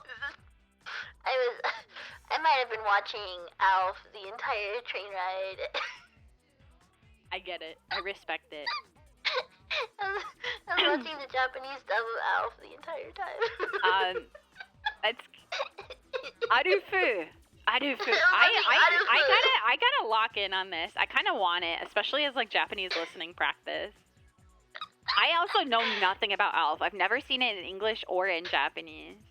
I just know he's like a week. Like a Muppet type guy, right? Like he's like but it was like for adults, wasn't it? It was a show that was for adults. Yeah. But he's like It's a sitcom. Yeah. There's a 24/7 Alf Japanese dub stream on YouTube, and when I don't know who to raid after stream, I just raid into Japanese Alf. And the Tabemonos hate it. Hey. They're like, please, not Alf, not more Alf. Throw Tabemonos in the deep end of Japanese Alf. Alf. Yeah, just like, toss you in there. I have that that here on Twitch, I always raid into if there's some I just don't want to be talked to or like perceived after stream if I'm just done. I always raid into the 24/7 Game Center CX stream. Yeah. Because I'm just like, YouTube. yeah, dude, it's a good place, and they're always happy to see people. They're just like, oh, sick, you Yeah. like the show too? Like, I'm like, yeah. Yeah, I understand. It's like sometimes you just want to take it easy. I really wish the Bob Ross stream allowed raids on YouTube. Oh, do they not have it accessible? I didn't realize. No. Right, because you can turn those off or something. Yeah. Yeah. Also, I'm sorry. I'm now an hour, 2 hours almost into stream. I was gonna try to get this to be simulcast on YouTube, but I didn't have enough brain cells to figure it out by the time that we set up. So. Okay, everyone else get to. Yeah, they get to leave their venture. They're taking. Cage for a little bit. Their what? Their cage? Yeah. Yeah, you've caged them. Yeah. Do they have food and water in there? Sometimes. Sometimes. I see. Yeah, I understand. How? Welcome. Thank you for the raid. Hello. Painting your stream. We were just talking about Bob Ross. A little bit. Not really directly, but Bob Ross was mentioned. How was your... I hope you had a nice stream. How? Welcome in, Raiders. Hello if you're new here. I'm KK. This is Mono Monet. Hi. A fellow painter. I know Hal is also a painter. Rat painter. Yeah, a rat painter. Right. Yeah. But I hope you guys have a nice time here. Welcome in. Huh? She did the sesame ball kit. Whoa. Did you finish? Did you go insane? Or was it I feel like it would be therapeutic. I feel like it would be therapeutic to apply 900 sesame seeds to it. But it maybe after a while. Maybe after a while you're just like, I think I would just give up and I would just like cover the ball in glue and just like roll it around. roll it around like you do when you're making them for real. Yeah. Yeah, therapeutic for the first 450. I think I would get 200 seeds in and go insane. I think. I don't even know if I would get that far. 2 hours of gluing, half an hour of repainting to avoid the dox glare. Oh, crazy. That's not as long as I would expect. 3 hours? That's not too bad. Right? The glue tech. You do the glue tech. No patience. Hey man, if it gets it done, if it does, you know. But welcome in. I have no patience either. Hal, if you need to take a break after gluing 900 seeds, please do. Look at something else. Go breathe some air. Don't breathe toxic paint fumes. Get some breath. Of fresh air. Get some coffee. Some breath. Some air. Sorry, word's hard. Word no come out right. But take a break. But if you want to hang out here, we're hanging out on the roof, having a chat. This is Radio Heaven, my very own radio show. I didn't even do that intro. Oh my god. She's out of it. I really am. I'm sorry. In the presence of big boobies. It's hard not to. You're just so charming, and I just. She's just so fascinating, right? She's just so cool. I just want to talk to her. I'm like, yeah, tell me more. Tell me more about Japanese Alf, Mono. Tell me. Oh, you're so cool. Did you know when you talk about that Japanese the voice actor Alf. for Japanese Alf is the same voice actor as Japanese Homer Simpson? Wow, you know so much. You're so cool. Yes, this is my radio show in which we talk about things that we want to get off our chest, or at least just talk about a little bit more deeper parts of ourselves before we go to heaven, which isn't necessarily happening after this. Anyways, you do? Yeah? Yeah? You want to go? 7 minutes? Heaven? Maybe? Atashi? Hello? I can show you my ASMR technique. Yeah? can be the microphone. No, maybe you can teach me your technique or something. I'm new to it, I don't do ear licking. Right. Anyways, looks like it's time for a commercial break. We'll talk a little bit more first. She's running out. She's escaping. I gotta go! That's where they're going on the break. Yeah. Have fun, you two. Yeah, I'm more of a visual. I learn from experience, not from books. That's all. Yeah. But yeah, I hope you guys have been enjoying your stay so far. I don't know. This is the most relaxed this radio show has been. This is also only the 3rd episode. We're chilling. We're fine. Yeah. But on practical field work. Yeah. Right. Exactly. Let's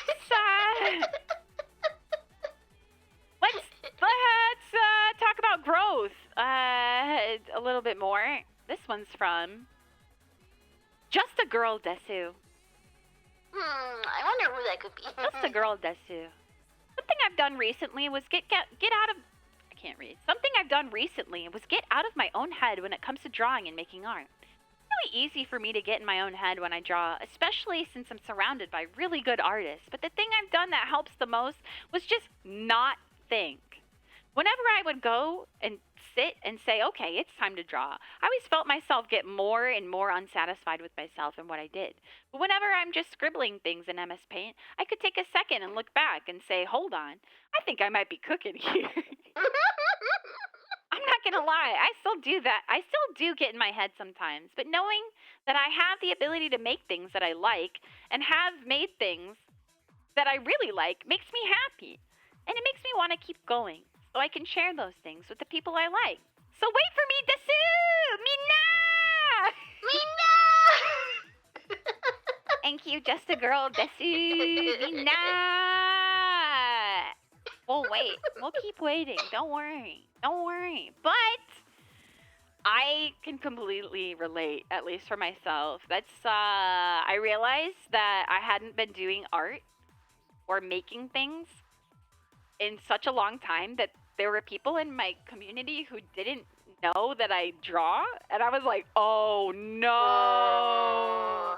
Have I really been not doing stuff that long? Right? I was like, they're like, wait, you can draw? I'm like, yeah, just a little from time to time.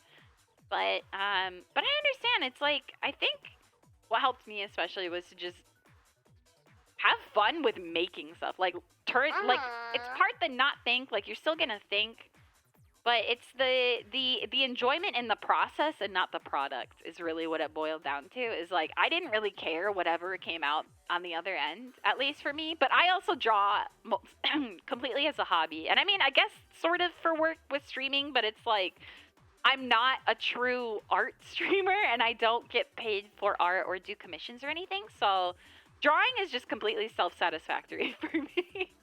But even so, it became so much more fun and more enjoyable when I just enjoyed the process of putting a pen or a tool or a brush or whatever it is to the screen, to the paper, to the page, whatever it is on hand, and just have fun with it. Really nice. I guess, yeah, do you have any advice on growing with art since you're a painter?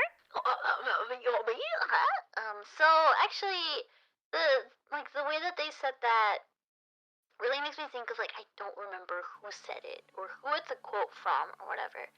But at one point I remember reading an artist talking about how, like, when you are a child and you're just, like, drawing and you're like, I'm gonna give them eyelashes because they're pretty, and like, oh, and she's gonna have big rosy cheeks and, you know, beautiful long flowy hair, you know, and you're like not thinking about it, and you're just like, this is so fun, right? Like that's like the purest, like, most fun art.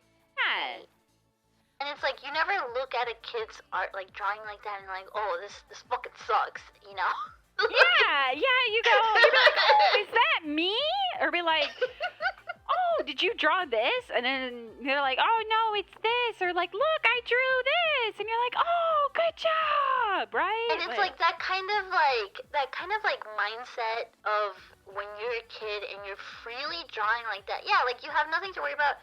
You're not worrying about whether it looks exactly the way or if the anatomy is right or whatever. When you just like, you're like, yeah, this is fun. Like, yeah, this is so-and-so. Or like, this is this. Like, yeah, I'm having so much fun. Or even if it isn't anything, I just put stuff on a page and wonder what it would look like, right? Like, yeah. Yeah, when you just do that, it becomes really fun. And it's like, I think I was the most miserable as an artist when I was trying to like make stuff that kind of went with the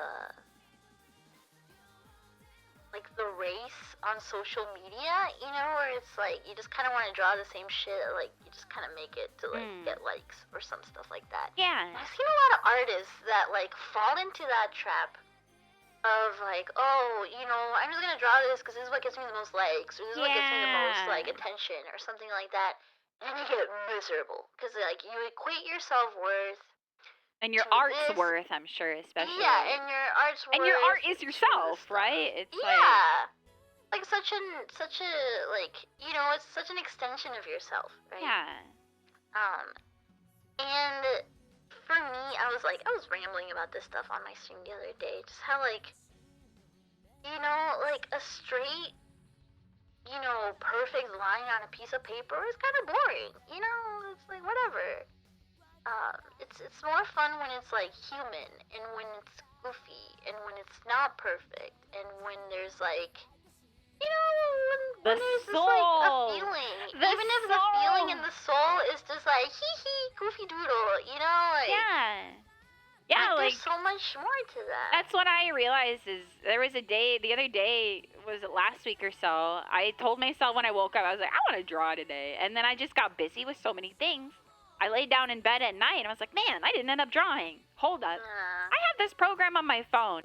So I used my finger and I made a silly little doodle and I tweeted it. And I was like, there we go. I just wanted to make something before the day was over. And unfortunately, I didn't have the time to put aside. But I could still do it. I could still do it. And I think there's just something fun about trying different mediums. Just having fun with it and just, for better words, fucking around and finding out, right? Like, yeah, exactly. And I think, like, in the topic of growth, like, it's not something that you realize right away. And it's, like, something that you kind of have to learn. And, like, it's definitely, like a point of growth. Because, especially, like, when you start getting more serious about art, you feel that, like, if you want to be a good artist, you have to, like, be very, like, technically skilled, or you have to be very like, your anatomy has to be perfect, or this and this and that. When really in the end, it's kind of just more about the confidence of whatever you're making, right? yeah.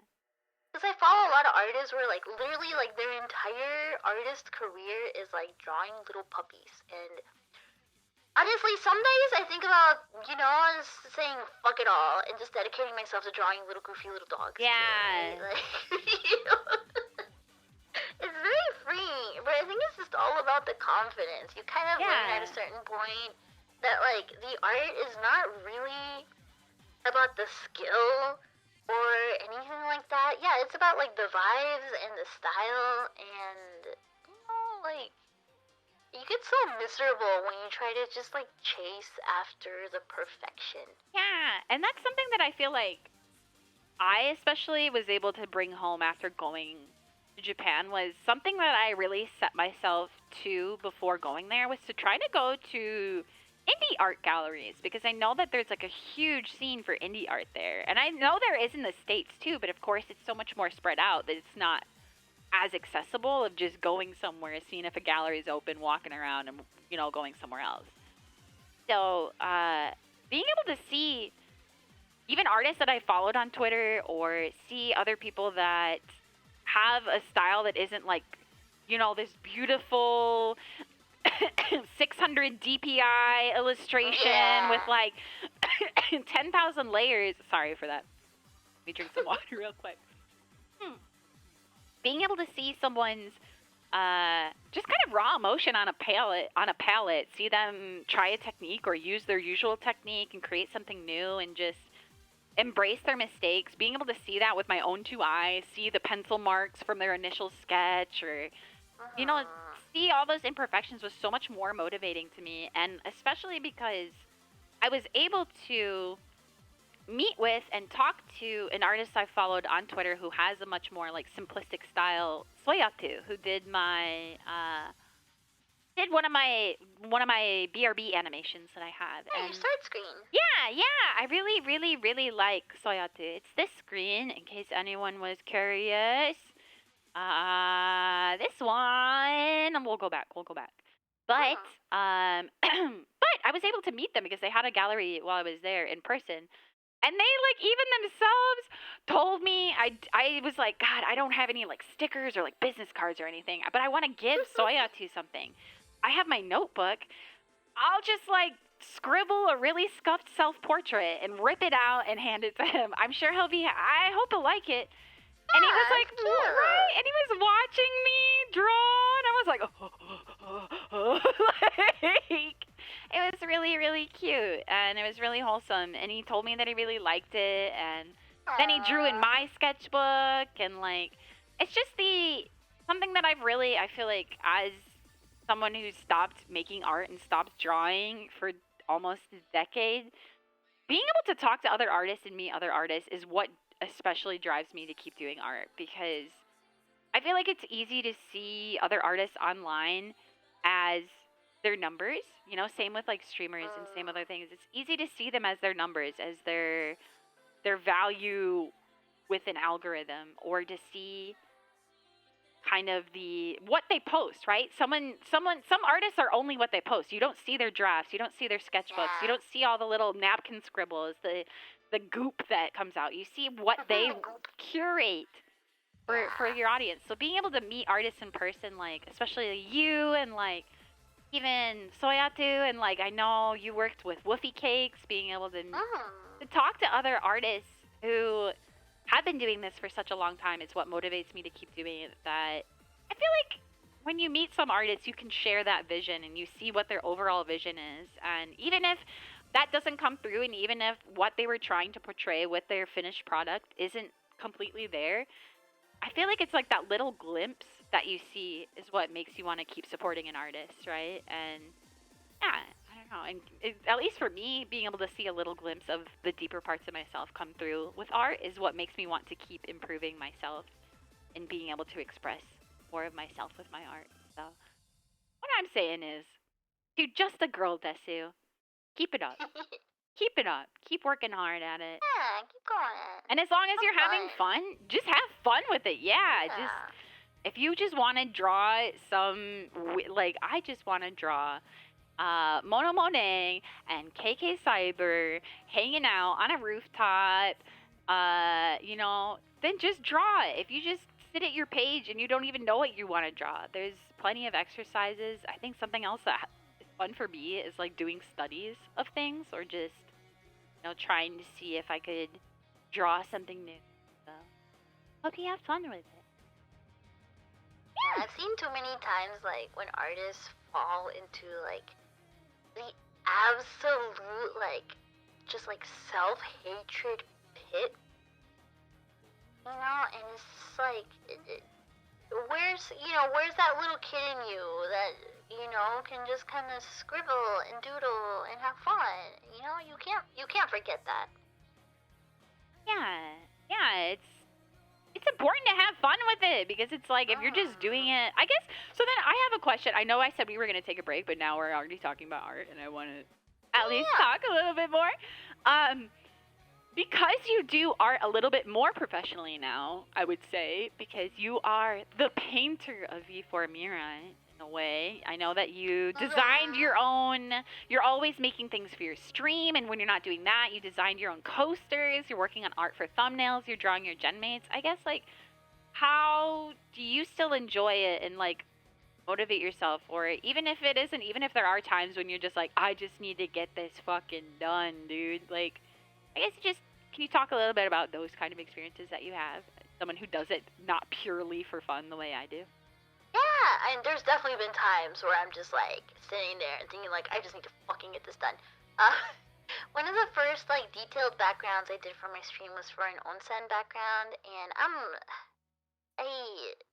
my managers have gotten a little frustrated with me before, but I still, even in a company, I still like doing almost everything myself if I can, just cause like I like having the creative direction. Yeah.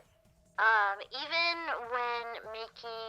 when getting all the like the assets done and stuff, like pre-debut for my stream, my birthday merch and everything, like I'm like I turn into little like art director Mono Monet, where I'm just like I need to look like this and like this and like this, and I'm like here's 50 gajillion like like inspiration images. Here's my mood board. Like now like here's use the full portfolio of references. Like yeah, basically I'm like if I could do it myself, I would. Yeah. If I could do it myself, I completely would.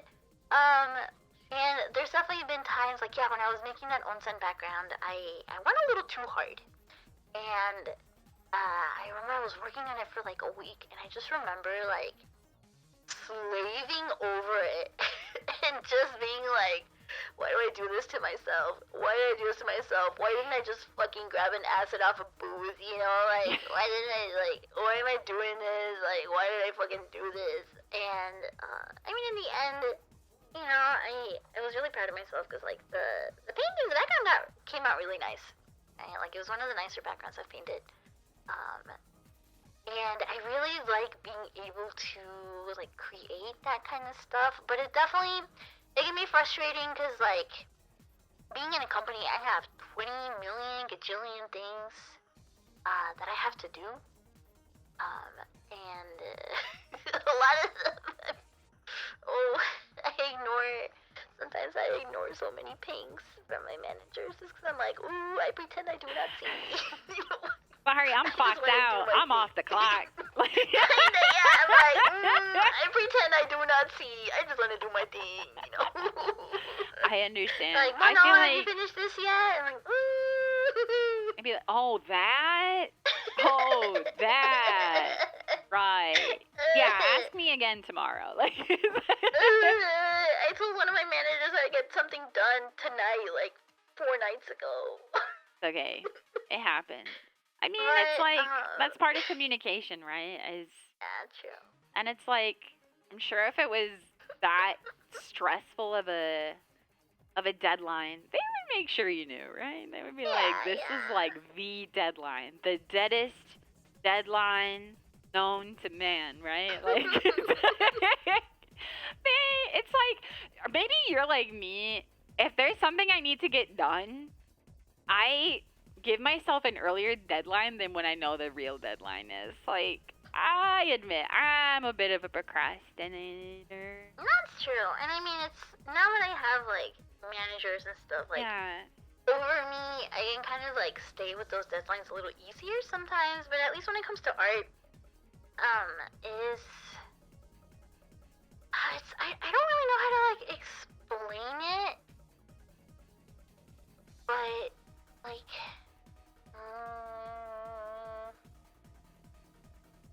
for example, I got to make the art for my birthday merch for the coasters. I bought them, I know. I was like, me and Hana Mimi and me and I's friend Margot, who I know you also like, we're like, yo, let's split shipping. What we getting, guys? Like, we're gonna have the Mono Monet trading ring. Like, yeah, they are awesome. Margot and Mimi are great, but yeah, we all went in on shipping together because I'm glad because that shipping's expensive. It was, yes. It's really expensive, yeah. I'm really happy with your merch. Honestly, I mean, I have a little bit of a bias, but I just want to say, I feel like out of all of the corporate sets that have ever been released that I have seen, I probably have missed some, but it is one of the most cohesive and, like, on brand and thematically and, like, cool that I've ever seen. It's just so good. It's such chef's kiss. Truly, this is why I see this. You know, this is why you want to be a control freak, right? This is because you're like, you trust. I trust your vision, and I'm happy at least staff is learning to trust your vision a little bit more too. So I'm For sure. And yeah. I was really happy because it was a record breaking sales for like the whole company for like merch stuff. And Let's go, big uh, wins. it made me really happy because I'm gonna be real, the process for making that birthday merch was really rough. I had to throw my little tantrums and the coasters. The coasters were. It's like now I can look at them fondly. Yeah. But those coasters like made me so stressed out that I cried several nights. Because I was just like, these need to get done. These need to get done. I have 50 other things I need to do. Like it was like making me not even look forward to my birthday. Because I was like, I just need to get these fucking coasters done. Like, and I was really enjoying them. But there's like, especially like when you have to make art for something kind of like that, it was like I was giving myself like not really much room for error because in the back of my mind it was like I have to make these and I have to make these nice because people are going to be spending money on these. These are going to be products, and that was the first for me. Yeah, I was gonna ask. Yeah, how was your? To be like a mass product. Yeah, because I've made merch before, and it's like my first merch set. I did the art for myself, but my second, I was like, I don't know what I'm doing, so I'm gonna ask somebody else to do it. So I guess like having your first experience of making or like designing a product, like what would you? What am I trying to ask? Like, how does it feel, or like what would you have done differently, maybe, or like, is there any feelings that you have, or something that you would improve, or things that you want to try to make next, like no matter how difficult they would be? Oh, I'm just kind of spitballing. I mean, like the thing that I definitely felt the most is like I needed way more time. Yeah. The thing about trying to make art as a company VTuber is that like I have all these other responsibilities. I have like meetings, recordings, all these streams and stuff like that. I have these like kind of like obligations. Yeah, a lot of obligations. Yeah. Right? Like lots of obligations, and I can't just push them aside because now I have a team of, like several dozen people, either waiting on me or relying on me to get this like done. Obligations and expectations, right? Yeah. Now there's like a whole team, right? So it's like in the past, where I could be kind of lazy with some of my deadlines or like, blah, blah, blah, blah. Like now I can't. And trying to balance that with trying to make art for a product, which like for me, art is always very like, it's kind of like a... Sorry, I made us huge on accident. Keep talking. I'm sorry. Your model, I was trying to see if VTube Studio is stalling on me, but you're good. No, I get a little laggy sometimes. Like It's okay. No worries. But, like, just, like, trying to balance that with, like, trying to make art, it was kind of sucking the joy out of it for a little bit. Yeah. I can imagine and that it's really like sucked because you're doing art I wanted my... to get a product versus doing art to create, right?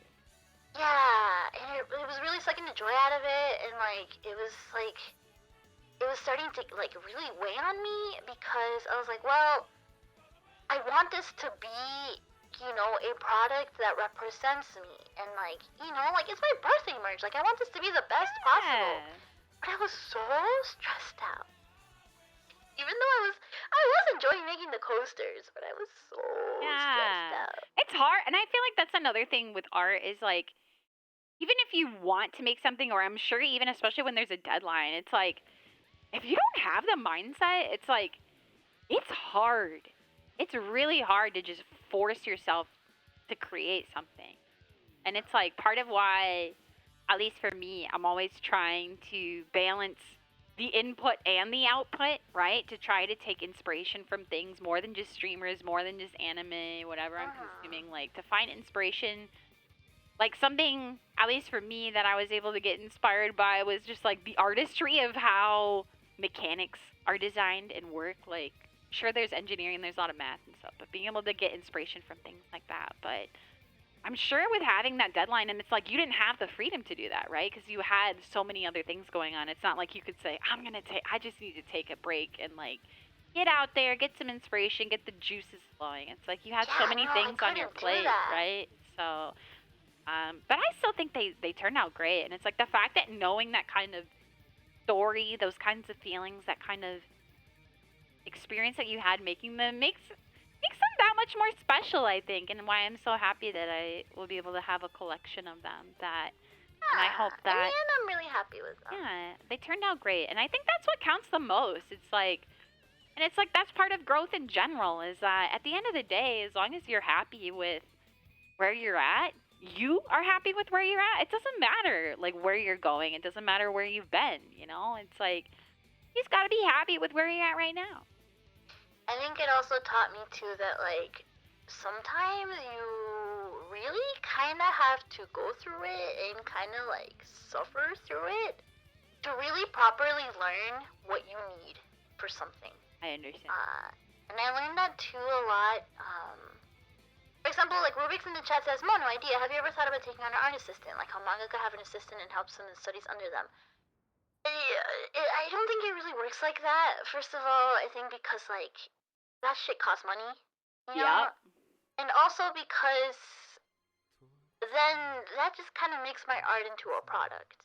Yeah, It's like even if you have help doing like flats and stuff, it's like like that's not the same for me, you know? 'Cause yeah, for me, like I want to have full, complete control, and that's something that did kind of like it was a challenge for me when I was preparing for my debut because I did have to kind of like entrust some of my like creativeness or like I had to entrust some of that stuff to other people, right? Like somebody else had to make my overlay, somebody else had to like make my starting screen. Somebody else had to do all this other stuff. Do the logo, do the emote. Yeah, like somebody else had to do all the art for my lore video and the logo and everything. Yeah, you have to be okay with being hands off for that stuff, right? Like, and it was at first it was a very frustrating experience because I was like, no, I want this to be exactly the way I envisioned it. Like I want this to be the way that it looks like in my mind, and if I could do this myself, then it would be that way. Yeah. But I don't even have the skills or the time or whatever to do some of it. And there was a couple I do love everything that came out for my debut, but there are some things where like it definitely got lost in communication. Right. What do you think like got lost here and there? Lost in communication between you and staff, or like potential language barrier? Because I know this is something that I talked about, at least because I know, at least myself, I make my own emotes, but besides that, most of my other stuff on stream is made by other people. Especially my model is like ever since I debuted, I've worked with an artist. But I work with them directly, right? It's not like I work with someone who then contacts my artist. But one of the biggest things for me was that I specifically wanted to work with an artist who spoke English because it's the only language I know. So I was really nervous about anything for my own creative vision and my own design ideas would get lost in translation. So I guess do you think the loss of communication was between yourself and management, or just like the trickle down effect, like the telephone effect, where it's like, it goes to one person who goes to another person who goes to another person, or I guess like it was like it varied from like project to project. When I was working with Kuro Papa, like I mean, he only speaks Japanese. Yeah, were you able to talk to him at least? Or, yeah, we were able to good. talk directly. Aw, cute. And it's very funny. He's a very stoic guy. He's a very like business stoic, kind of guy. Very professional. And like I do feel like I was able to like get my thoughts across and stuff like that. But there's definitely some things where there was like a language barrier, or like I had never really had the experience of like commissioning people this much kind of thing. So yeah. Something that like kind of messed me up was that like I hate being that bitch that asks for revisions. I I understand. hate that. Yeah. It feels Because it's so like, if you put bad. yourself in their point of view, it's like, if it was me and someone was like, hey, can you change this? I'd be like, no. Like, I don't want to. Like, Yeah. no, I Yeah, so understand. like I I understand. hate being that bitch. I hate being like, can you fix this? And this should look like this, and this should look like that. So like at a certain point, like I just kind of like settled. Yeah. You know? Yeah, Just no, kind of like for the you sake gotta of get, making it it's look like, I decent. feel like a big thing with working with so many artists and having kind of the mixed media, the mixed platform that VTubing is, the fact that you kind of have to have your hands in many different things at once, is knowing when to pick your battles and what battles to fight for. And at least that's, I've learned, especially as an indie, as someone who has worked with so many other artists and commissioned other people. I don't do commissions too often, but at least between having some overlays and a logo and my avatar and my rigging, even just those alone was enough to feel overwhelmed and like have situations of, you know, I tried to commission someone else for overlays and they didn't really understand what I wanted, and then I had to try to get a refund, and then it's like, even outside of that, it's like it's a lot, it's mentally taxing, I feel like, to have to answer or like try to figure this out, how to make it that cohesive with VTubing. And I think especially you and I'm like proud of myself too for having that kind of overall vision and having that still come through at the end of the day. That even though, you know, you pick the battles and you fight for what you think is like the most important, but you know, maybe some of the details that no one else is gonna notice, you go, okay, fine, like it's like it's fine. Or and I mean, of course, you can always change things. That's also the advantage of doing live content, is that it can always change. You can always roll with the punches and evolve from there, right?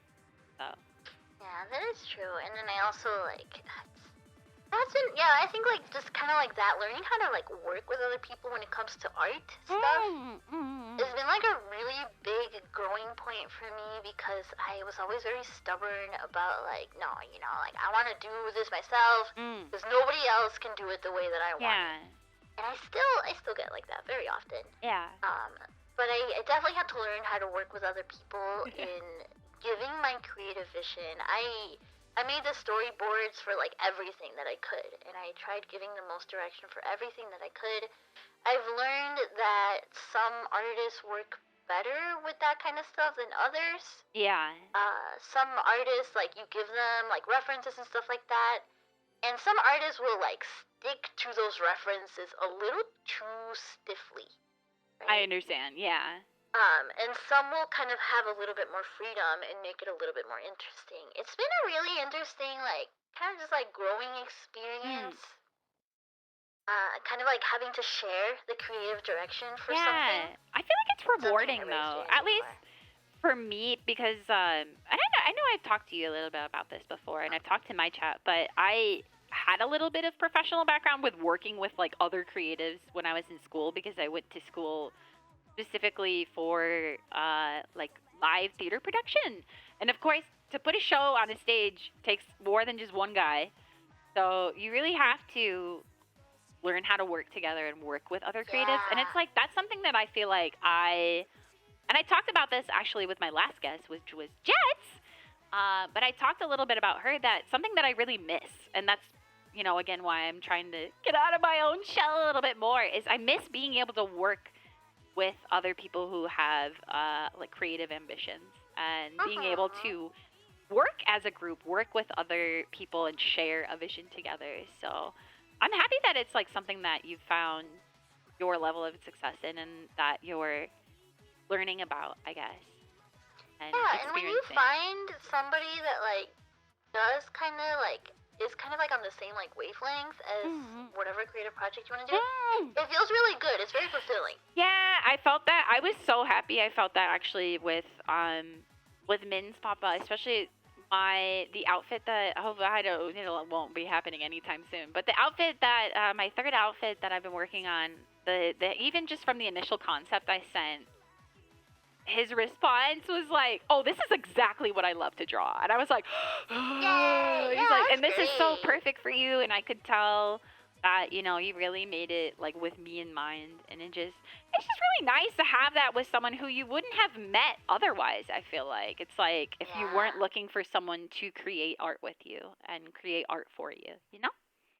Yeah, for sure. Yeah. Well, want to take a break?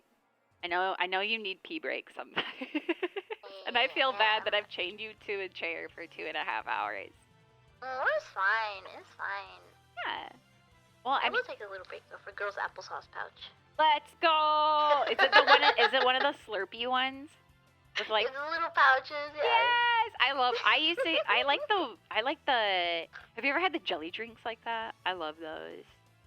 They're Yeah, so I good. like the ones I like the most were the coolish ice creams. Sorry, the I ate best. so many of those in Japan. I get it. I They're the understand. best. They're the best. Yeah. Yeah. Okay. Well, we're gonna go on a quick break. We'll be right back in just a bit. If you guys want to stick tight, we got some. Don't worry. My BRB screen will be fun for you. I have 2DX MVs. But anyways, we'll take a break. So take this time yourself to stretch, get a drink, get some water, a snack, whatever you need, your own little applesauce pouch. And we'll be right back.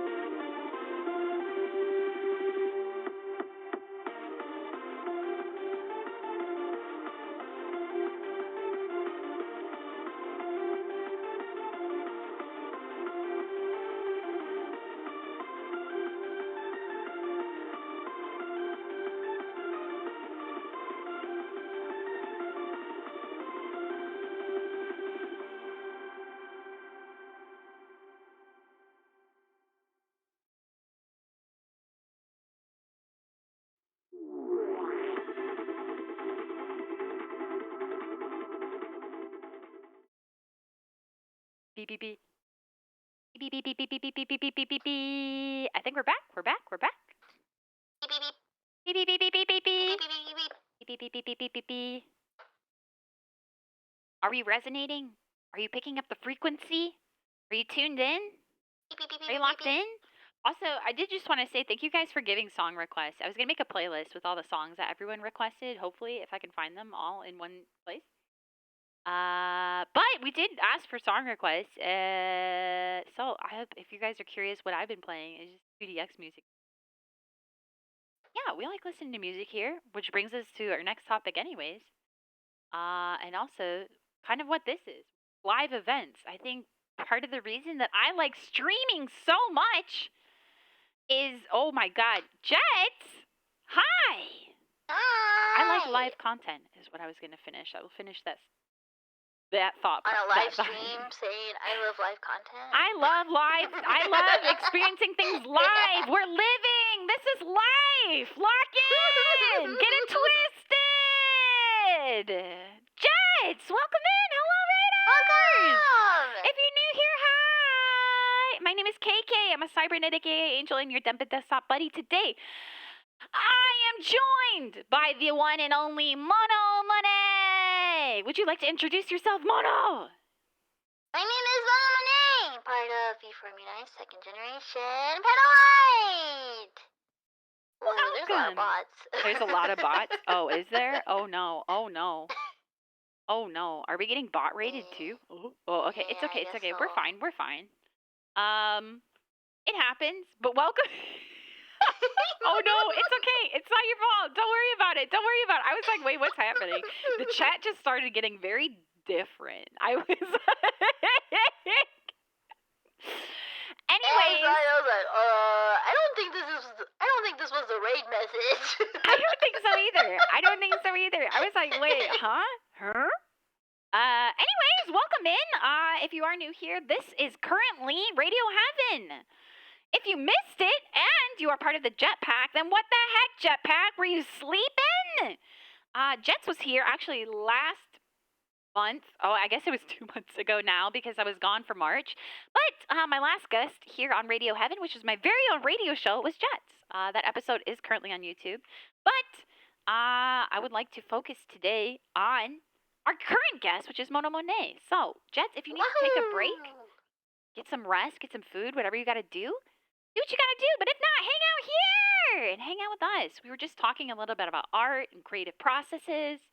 But we were going to start talking about live events, but we can keep talking about art. There's no really pressing need to stick with the subjects. But hope you guys enjoy your stay. Talk about live events.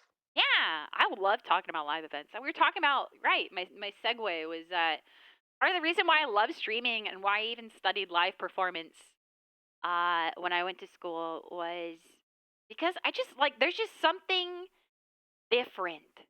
There's just something that hits different about live events, about experiencing something live and seeing people be performative live, I feel like.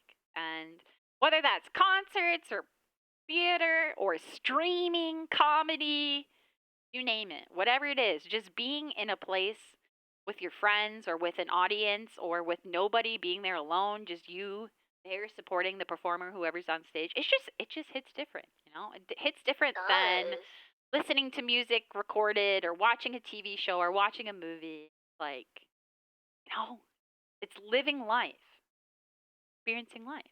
So it does hit different, yeah, because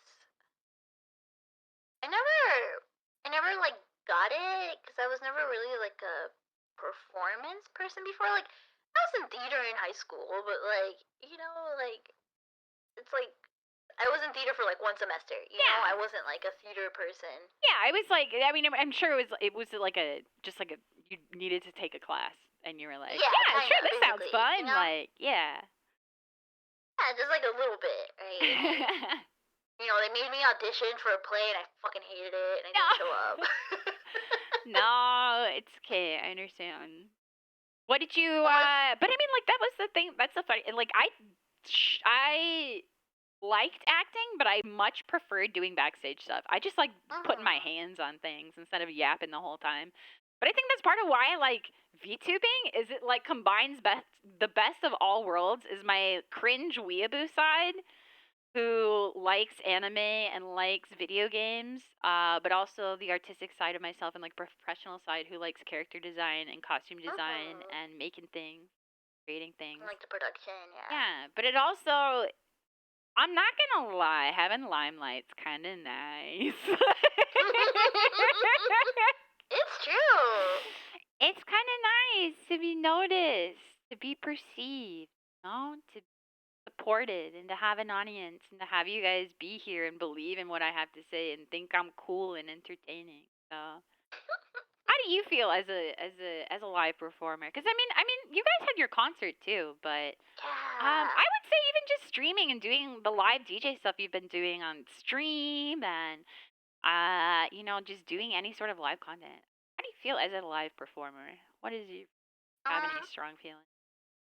I felt it, of course, with other things, but like, I guess what's the freshest in my mind right now is like DJ stuff. A lot of my friends do like pre-recorded like DJ sets where like they very like plan it out, they organize it, you know, they like practice the sets and then record them, and it's like a very like kind of like orchestrated thing. Yeah. I've yet to do that because I feel like just really like doing it live.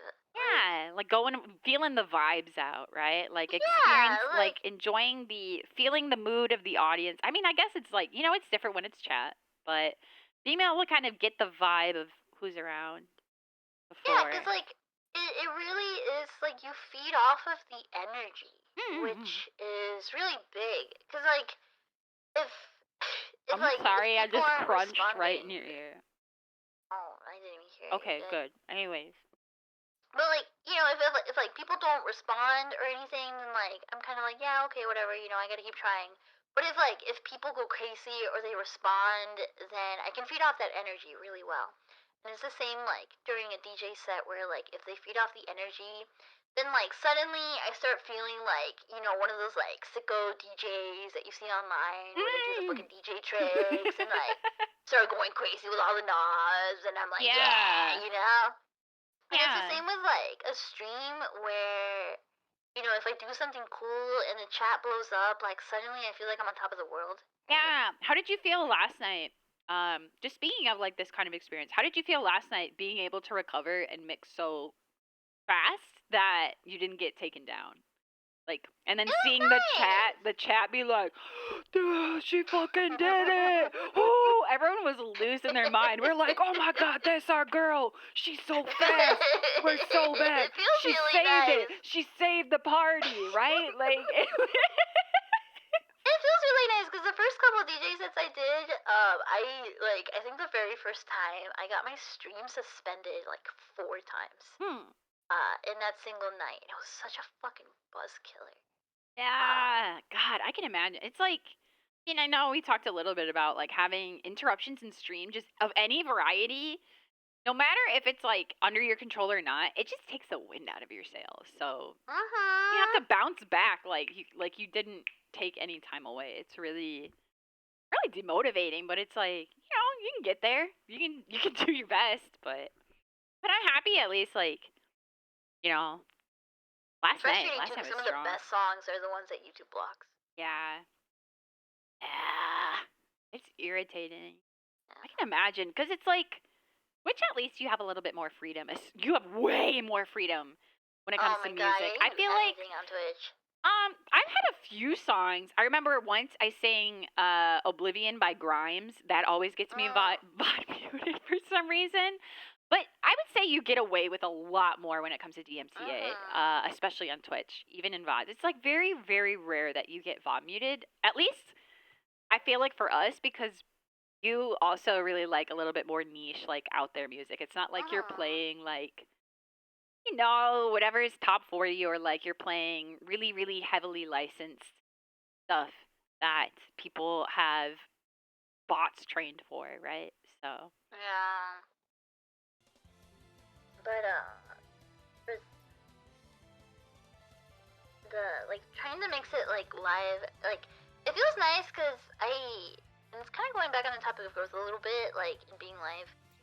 One of the things I really had to learn was to not let it show when I make a mistake. Because when I first started, like, mixing, I would, and I still do it, like, I'll be honest, like, everybody really enjoyed themselves last night, and I did too. But looking back on it, personally, I think that was one of my weaker sets last night. Even if people don't, feel that way, I just kind of felt that way because I was making so many mistakes. I was like a little tired, right? But I still had a lot of fun. But something I had to learn was that, like, if I make a mistake, what I used to do before is like I would make a mistake and I would like I would be shaking my head and be like, oh no, that one sucks, blah blah blah blah blah. And like it would not only kill my vibe, it would kill everybody else's vibe. Yeah. Yeah, because it's Like like, nobody, yeah. it lifts the veil, right? It breaks the fourth wall in a way, right? Yeah. Like, which also, sorry, I just want to say, Hinetsuki, thank you so much for the raid. Welcome in, Rainer. Sorry, we're sorry, not sorry. That's how live streaming is, right? So, welcome in. If you are new here, hello, hi, my name is KK. I'm a cybernetic AA angel, and your Dempatessa buddy. I hope you enjoy your stay. I'm joined today by V for me, second generation. Welcome.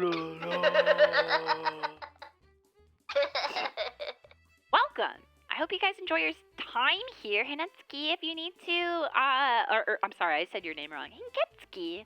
If you need to take a break, get a rest, get some snacks, whatever you got to do. I actually have snacks here, and I'm sorry if you guys hear crunching from this point onward. I got corn snacks. They're my favorite. Curls got to eat. Curls need a chomp. But thank you so much for the raid. I hope you enjoy your time here. We're talking about live performance. Oh, right. The experience of not acknowledging when things are not going well. I know. That's a learned skill. Have you ever watched? Oh no, it is for sure. Have you ever watched the YouTube video Hot Ones, or like the series Hot Ones? I did like a parody of it. It's okay. It was an episode recently with Conan O'Brien that was really, really good. Especially because he has been in his industry for such a long time. But there was a part where he said, someone asked, or the interviewer, Sean Evans, of course, asked him, I forget what it was exactly, but his reply was like, one of the worst experiences or the worst things that can happen is when someone looks at the camera and goes, well, this isn't going well, during their like talk shows. Because his thing was, right, he had his talk show for the longest time. Yeah. And I mean, it's similar to kind of how we're feeling here. Like, thankfully, I'm your friend, so I feel really comfortable talking to you and having conversation. But I can only imagine how it must feel as a host to have someone as your guest to just be like, this is not going well. Yeah, oh my god. Like live? Right, exactly. And to just be like, I gotta recover, right? So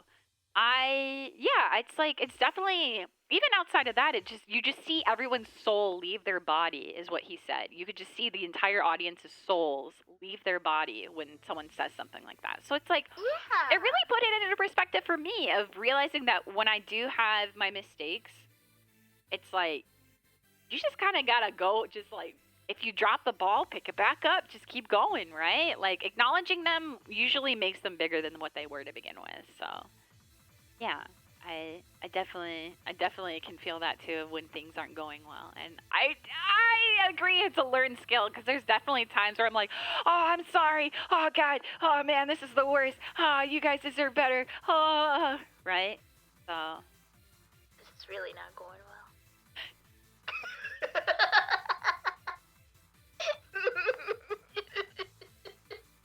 Your face.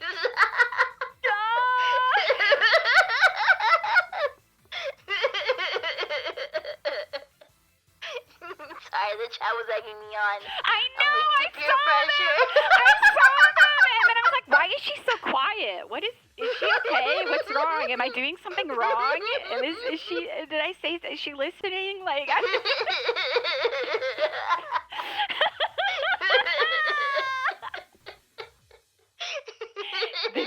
the little devil, a little devilish, a little stinky. It's okay. I get it. You know, you gotta commit. I understand. I would have done the exact same.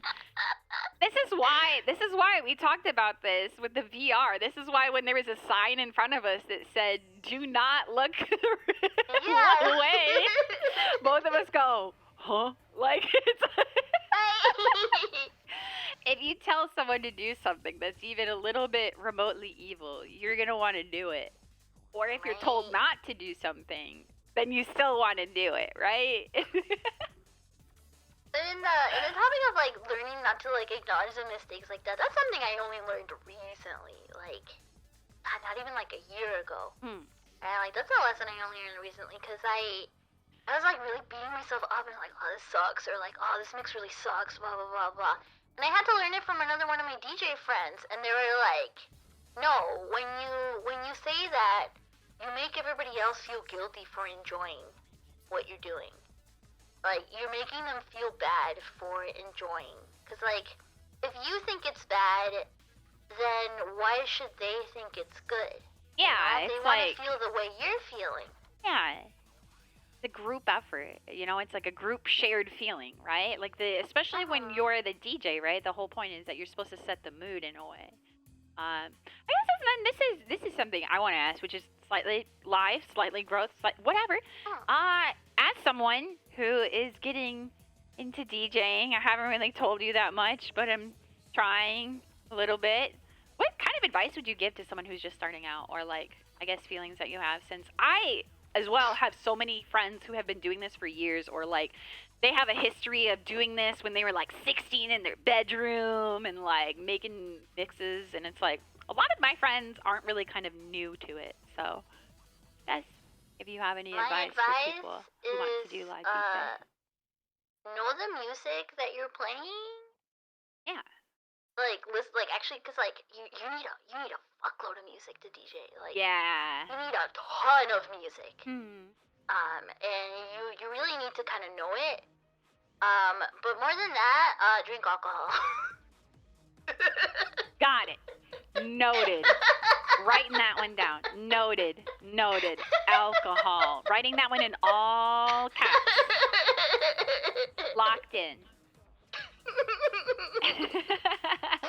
And it's funny because like have fun between with everybody, it. like there's these like classic like drunk DJ mistakes that like everybody makes, where like you're drunk and you get way too into the music and you forget like to pick another song to mix into, and the song that you're playing is like about to end, right? So you're like, and oh my god, you can like, if you listen closely to a lot of my mixes when I'm getting really drunk, this happens all the time. I'm like frantically finding another song to mix into, and then I just kind of like, you know, furiously mix into it, and then the other song like ends right away. I'm just like, no one saw that.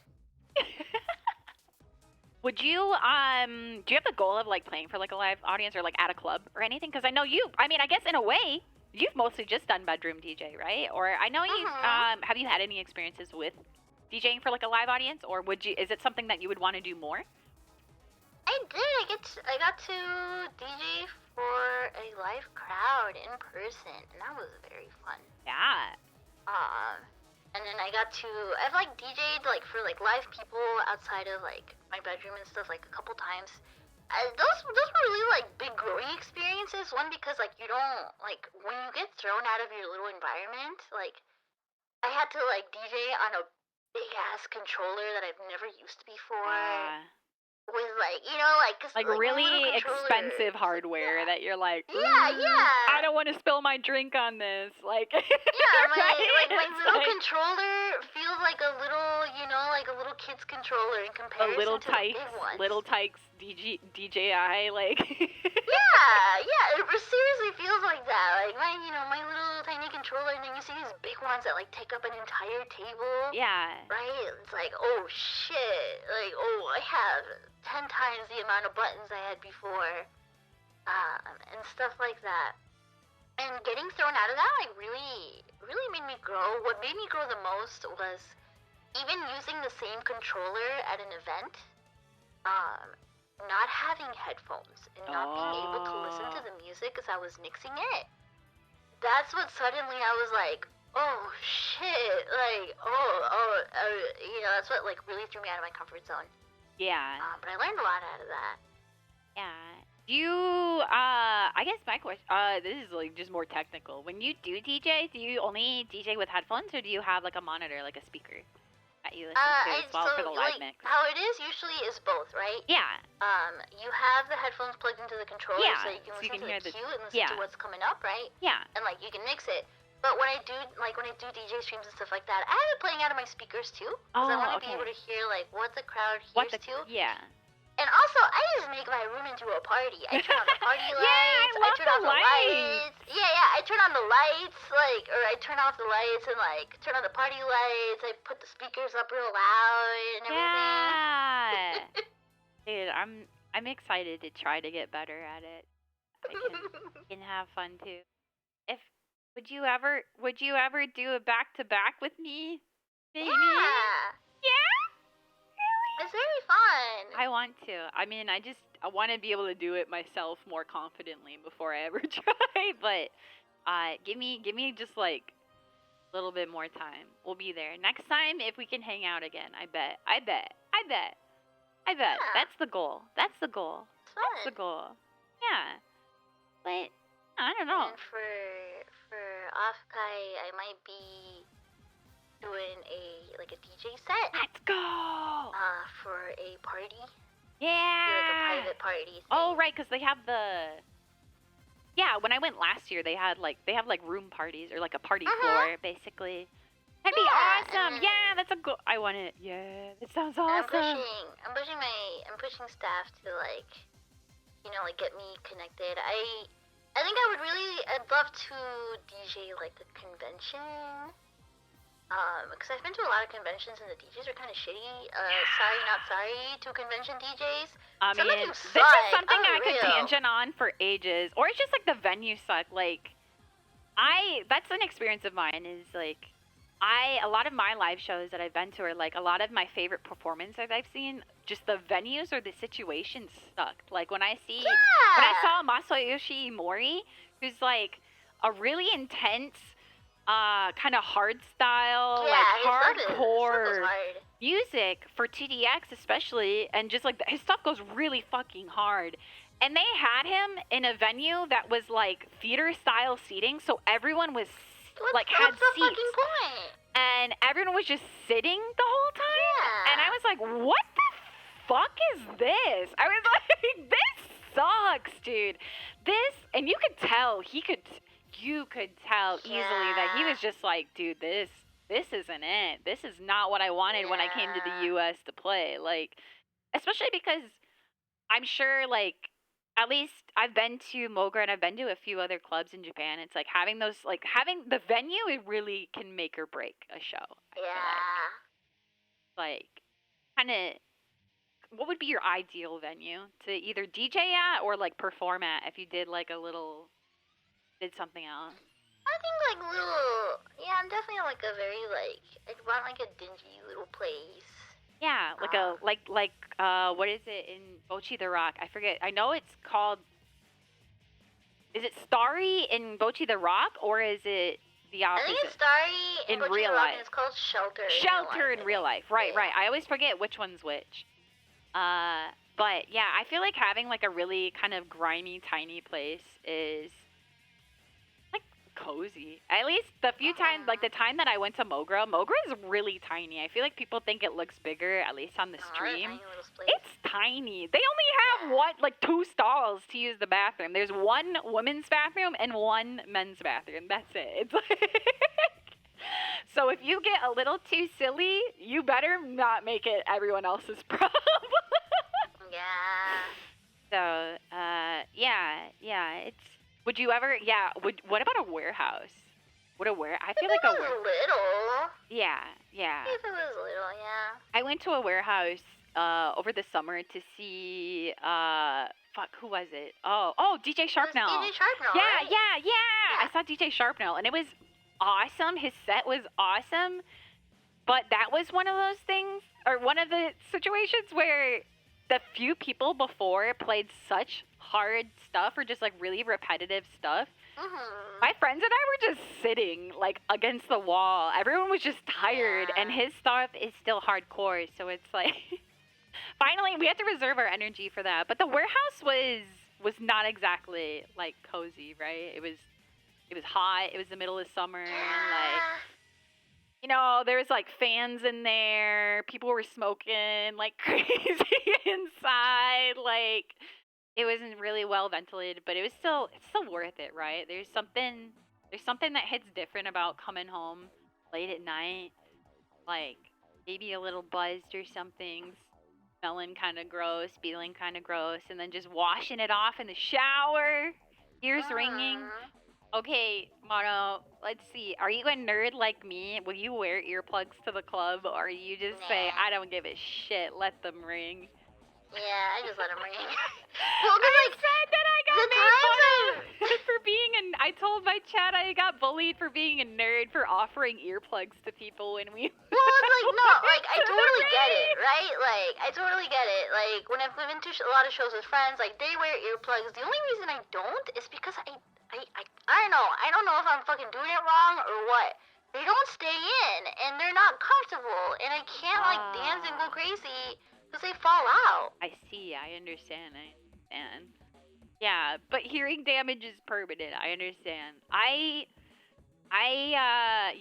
for sure have had enough. I went to enough live shows rather, or did enough stupid stuff like blaring my music in my car when I was like early in the first season of being Eternally 17. That I have enough hearing damage that if it's quiet enough, I can just hear my ears ring. So I already have really bad hearing also that I have to read lips. So it's like, I just wear them and be a nerd. It's fine. It's fine. But maybe I guess for me, part maybe I of can it too is kind of like can help you find the right earplugs. Yeah. Yeah, maybe, but to be honest, kind of a part of it too is like sometimes I get like really like just kind of like fuck it, we ball. Yeah. When I go to like shows and stuff, and I'm like, fuck it, if this kills me, it kills me. I'm just gonna fucking enjoy it. Right. Like crazy and Right. let myself go completely. And if it hurts me, it hurts me. That's part of the experience. I get in Right. that kind of mindset, you know? So you're calling me a square, right? No, I'm no, just kidding. I'm not. But you know, I just kind of like, I don't know. I kind of get lost in it, and I just kind of like, I kind of like gaslight myself into being like, fuck it, you know, like let it hurt me, let it take over me, you know, like let it overwhelm me, whatever way like that. I get really lost in it. Yeah, I understand. It's like I admit there have been times where I just want to say fuck it and do it that too, and I get it. You wanted to get lost in the sauce, yeah. Yeah. Like when last time I went to a punk show, I wanted to stand real close to the mosh pit. Yeah. 'Cause I wanted that feeling, you know. I wanted to like feel that kind of like rush. And The I wanted adrenaline. to feel the full experience and stuff, right? Yeah. And I definitely got shoved around very hard. It was fun. What's been like the most either insane or like crazy or terrifying or even worse experience you've had at like a live show or like a venue or anything? Or just a good story. Or any story, really. You want to know what my very first live show was? Yeah, absolutely. It was Jeffree Star.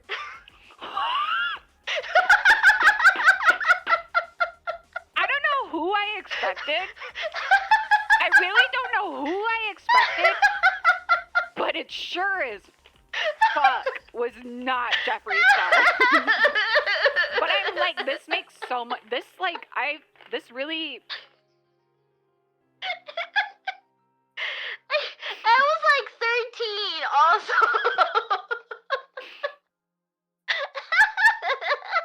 Oh my god. Basically, my sister was like very deep into MySpace culture at the time. Yeah. And Jeffree Star was like king OG YouTube of too, MySpace, right? and so my sister is very much the kind. I had no fucking clue who he was, right? Yeah. My sister is the kind that like would just be like, "Alright, you coming with me? Like we're gonna do this thing." And I'm like, "I don't want to. I want to stay home and play Ragnarok online." And she'd be like, "Too bad, you're coming with me." And so I was like 13 and got dragged along to this freaking show, and I was wearing a little Duran Gray shirt, and somebody threw their panties at Jeffree Star, and I was just like, holy fucking shit, what is going on in here?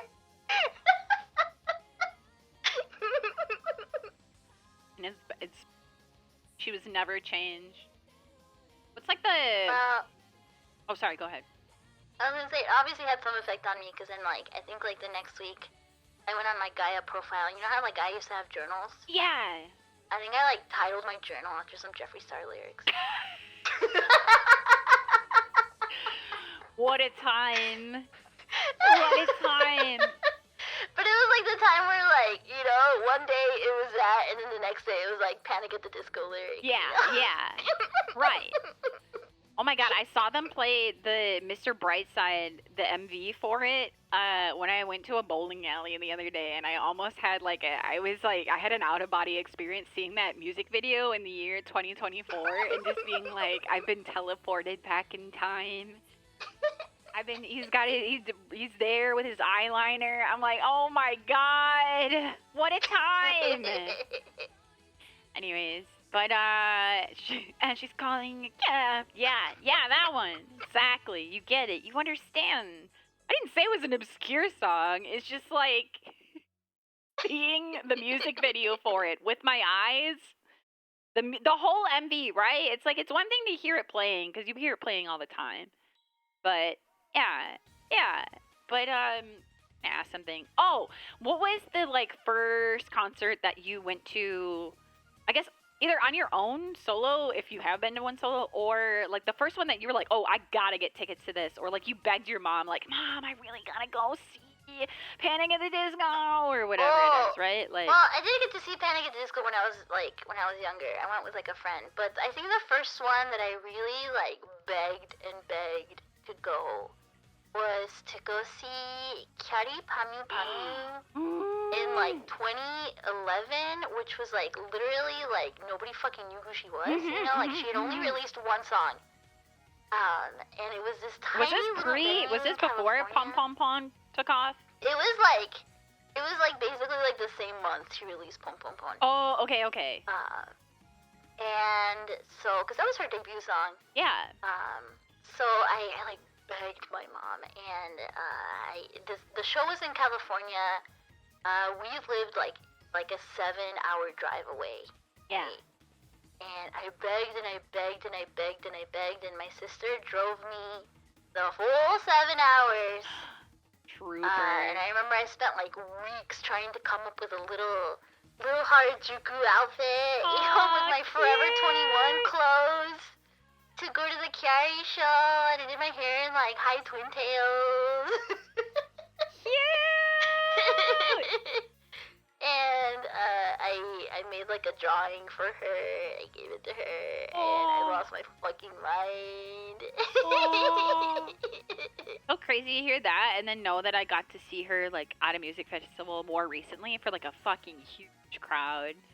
Did you see how far she's see her like multiple times now, and like it was so wild. She was, not only was she like super young back then, but this was like a tiny. It was like a tiny little like gallery in LA, basically. Yeah, I'm sure it was just like a really small venue that was the best they could manage back then. Yeah. And she like sang like 2 songs, like, and you know, she was like right there in front of us. But you're like, oh my god, best 2 songs in my life. Yeah. Yeah. That's cute. That's nice.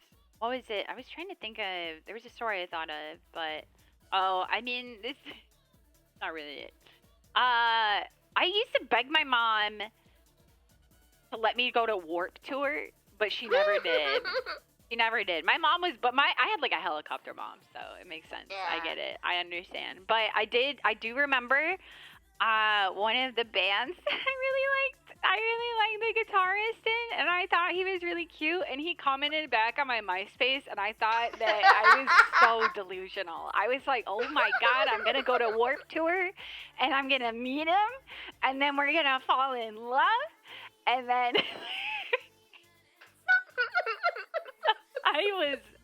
I had it all planned. I was ready. I was locked in. And I was like, I'm like, dude, he was like way older than you. What are you doing? I'm like, I know what you mean. I used to have dreams of becoming best friends with Kyari. Yes! Or like, yeah, oh my god. Yeah. What, you think, if you could have, like, your favorite, or, like, you could plan MonoFest 2024. Doesn't matter what region or whoever, or even if they're dead, that you would have perform. Who would your lineup be, besides yourself? You have to perform at MonoFest. It's yours. Toate. Of course.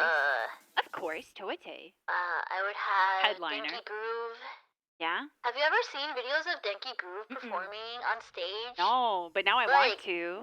They don't do anything crazy. It's more that they don't do anything crazy that makes it really funny, because like one of them will be like going crazy on the decks and stuff, and then the other one will just like roll on through on a fucking Segway, or he'll just like, you know, start shaking around a toy or something. Just like 2 fucking dudes what's goofing around, Yeah. stuff like that. Yeah, they must be. It'd still be fun though to just like experience Oh, music live. I'm absolutely. sure. Absolutely, and they're like middle-aged men now. So Yeah. like, all the people I would want to invite are like old now. Yeah, you want the OG Song Fest? Is that it? Yeah. Oh my God, I would have Ryuichi Sakamoto there when he was younger. Rest in peace, my king. Speaking of live stuff, I got to see his last performance in theaters What? very recently. Oh. That was very nice. I didn't even know they brought it to theaters in the U.S. Yeah. That's crazy. It was, I did go to like a very small independent theater. But it was just his entire, like, his last ever performance before he passed away.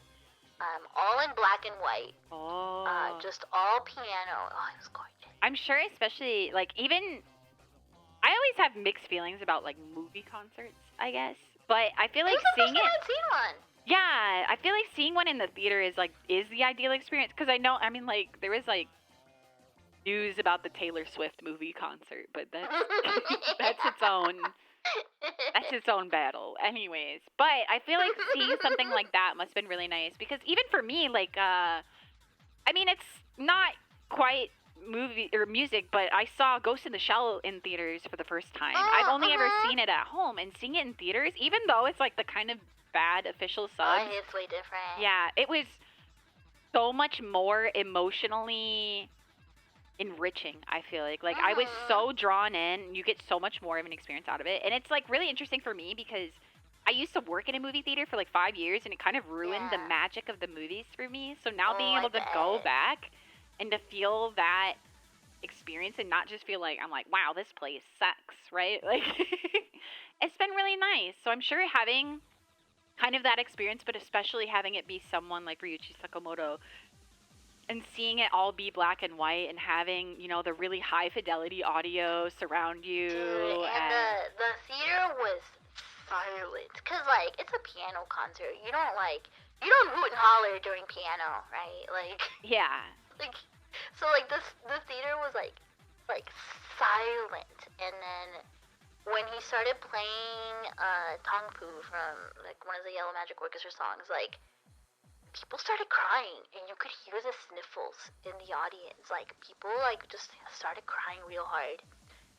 Because I think that was one of those where, like, it kind of, like, hits you that he's gone, you know? Well, like, the gravity, the reality of it, yeah. Yeah, that was crazy. Yeah. Like, to hear that in the crowd like that. Yeah. That's nice. Okay. Let me think. There's more people I would invite to Monofest, but like those would be like the headliners. The headliners, yeah. What friends would you want to perform? Either like gen mates or like VTubers. Would you involve VTubers? Let me ask that. How do you feel about live performance with VTubers? Because I know there was like discourse recently with Miku at Coachella. Oh. Did you see the discourse? About, I think the issue was that they had a really small screen was the issue. Was that people felt like they got scammed because the screen was really small, or something, right? Yeah, I think they could have at least given her a background, you know? It was just freaking Miku on a black background. Right, You could have at least given her a little something. Wait, what did it used to be? It was like a hologram so it was projected on like a plastic sheet, right? Or something like that? Yeah, it used to be a hologram, yeah. Yeah. Where, like, you could see through it, and you could see her. I'm so curious why they opted for the LED instead. But then also, yeah, like you said, they didn't have a background. So, like, it'd be one thing if it was an LED and then they had, like, something to make it, like, look like she's on stage. Because at least, obviously, I did miss the ALA concert. But I was lucky enough to see HoloLive concerts twice now, and the way that they do theirs is, I mean, obviously they're like top of the line when it comes to this stuff, so you can't compare to other things. I feel like Miku, you can compare. So, but they have different like environments and different things, so that it looks like they're on a stage, and the stage looks like it's part of the real stage, right? Like it's like it kind of has that meta feeling.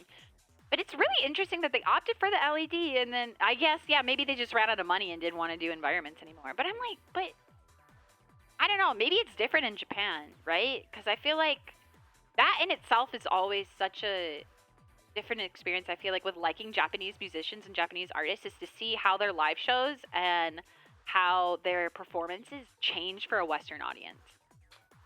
Can I give you my hot take? Yes. I blame Crunchyroll. Yeah? I think it was Crunchyroll's fault. I think they fucked it up. Were they the sponsors for it? I don't know. Yeah. I wasn't that locked in on the. I Yeah. just saw that people were talking about it. Yeah. Yeah, I think that was the difference. That Crunchyroll was involved, and I think they fucked it up. Yeah. Like that's my hot take is yeah, I think it was Crunchyroll. That makes sense. Yeah. That it was like that was their project was to bring her here this time. That the last time or the last Miku Expo, I'm sure was someone else sponsored it or something. They were involved in the Coachella thing too. They were involved in like all of Miku this year kind of stuff. Yeah. Like both in the Coachella and Miku Expo. Yeah. And because Coachella was the same thing. It was just on an LED screen too.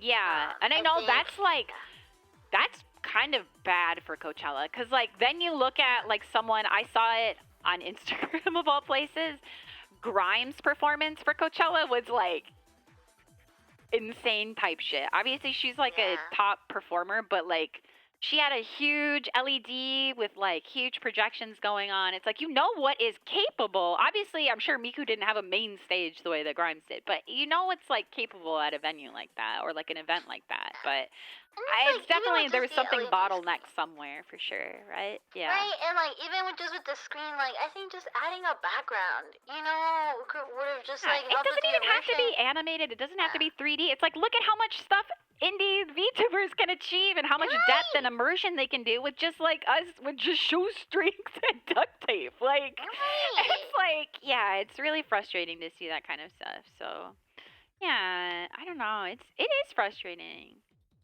I guess then what would be like a cool, regarding like even without tech involved, what kind of VTuber event would you want to see that isn't like necessarily a concert or like, I want to see the Western and really like just like the overall VTuber sphere like do more VR events, and like it feels like such a waste. You know, that like people aren't taking more advantage of VR and VR chat for events like that. Like, you know, you and I have both been to like very many different types of like VR chat events. We've been to like DJ sets, we've been to like bar nights. We've been to like, people just having like bar nights where they like, you know, make drinks. Yeah, like role play events, stuff like that, like, you know, all that sort of stuff. And like, or even just the radio chat show, right? Like even just doing morning exercises together, right? Like nobody takes advantage of it, and like that's like it's such a different like, you know, you try it out and you see the culture, and it's like, why? There's literally no reason that VTubers and companies and stuff like that aren't taking advantage of this. Yeah. Right. Yeah, it's really interesting to me that so much of VTubing is like detached from VR chat. I feel like it's like there's a little bit of overlap here and there. Like you see some VTubers, especially here on Twitch, will like do hangouts in VR chat, but it's still like it's always like one-off things, or it's less about VR and more about using it as like a means to spend time with people. But I mean, I guess that is like the goal for VR chat, but it's definitely, I feel like it's capable of so much more and capable of events. And I know, like, I guess the way I mean is like, because like when you see it on stream is like people are using VR chat as like this is the software, you know, the software where it can be 3D in. I guess what I mean more is like I'd like to see more companies doing like full on, you know, like festivals and things like that where you are required to be there, where like, you know, like where you have the option to actually be there in the virtual space, like similar we to have how the option to be that as VTubers, and nobody fucking takes it. Yeah. I haven't really seen that happen at all, at least from the Western or like the perspective. Because I mean, I feel like even in like the Western space, like I look at things like Off-Kai Expo. I'm not going this year, so I can talk about it all I want. But like seeing them do their concert and have it on a stage is like cool, but I'm like, wouldn't you want, I mean, I guess it is called off Kai, right? That implies that you're Yeah. supposed to be offline, but it's like, and I know they have their Twitch stream, but it's like, it would be really interesting to see an event do something like what Sanrio Fest does. Obviously, Sanrio is like a multi-million-dollar company, and Yeah. they line up their VR festival with a festival that they have at their theme park. But to be able to see something that's like, you know, a convention have like the ability to kind of really cross the bounds of being online and in person, you know, because it really is just such a different thing, because even compared to live concerts, you can do so much in VR that you can't do literally because it exceeds the bounds of reality, right? When it comes to effects, the immersion of it, you can put on Yeah. such a more immersive and intense experience in VR than you even could like with a live performance, you And know? it's all using the same technologies that these Yeah, companies already know how to exactly. use. Yeah, yeah. Yeah, a VR festival can be way more than just a video being played on a screen, right? You can have it really is a lot more available. And I think yeah, that's why I said it's a big goal of mine is I want to, if no one else is going to do it, I for sure want to do it. I've been wanting to do it for a while. That was actually my goal with my last 3D concert, was that I would have it be both on stream and in VR, but it just didn't line up. It was too much for one guy to do at the time. Yeah, it is a lot. It's really hard when you're just doing it yourself, right? Yeah. So yeah, I don't know. I really hope that at least your staff especially hears that and knows that and will push towards it. I mean, the fact that V4 already made you know, companies, I know Heaven Run did this too, was have like a map that you can go and visit, right? And that you can hang out and like immerse yourself in. So I hope that they have events there. I feel like that would be really cool. And I think it's also cool, like, if you want to do the kind of like idly meet and greet handshake event, that would be really cute to do in VR too, right? To be able to, because it's like, I know, at least from my own experience, part of the reason why I love VR so much is because I can be a little bit more candid. I don't have to worry about, oh, this is going to be recorded. Oh, someone can clip this, right? Yeah, it feels like you can be a little bit more one-off and a little bit more yourself, and especially rely on body language for you. So, yeah, I think. Yeah, I originally wanted to do like a VR chat DJ set for my birthday. That was like originally one of my plans. That like, you know, it was gonna be like a VR chat DJ set, and like people would be able to like attend. The timeline stuff didn't work, right? Yeah. But I still want to do it. I'm eagerly waiting, and the minute that it is announced, I will make sure that it is right there on my calendar so I can go absolutely fucking crazy in the Yeah, I still Club want to Mono. try it. Yeah, it would be really fun. It would be really, really fun. Especially like it'd be fun to do with other people too, I'm sure. Because I know that's some of the events that I've been to, and like that's part of the fun of why I love VR live events is like, it's like the satisfaction of going to the event, hanging out with your friends, meeting up, like, you know, having your little parking lot conversations, the conversation when you're waiting in line, like before the set starts.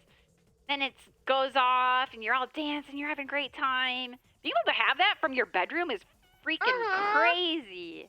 The fact that we live in a time in which that can even be experienced. So I'm surprised even outside of VTubing, that other musicians don't use it as much. But I don't know, maybe it's just like it's been tried. I remember fucking Second Life, like the people that made Second Life, right? Because there's like all the things that happen in VR chat have been happening for a long time. Yeah, it's already for decades before and stuff like Second Life, right?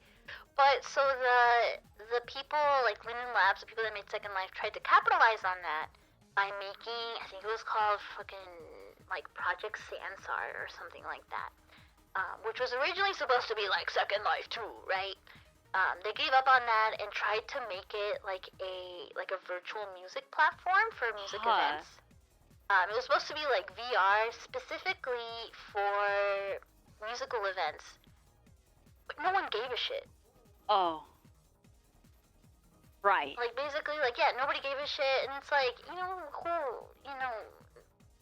like, the kind of shows that were the best in Second Life were kind of like little indie, like, shows and stuff like that. Like, at the end of the day, it was like, what big band or what big group would want to go through that?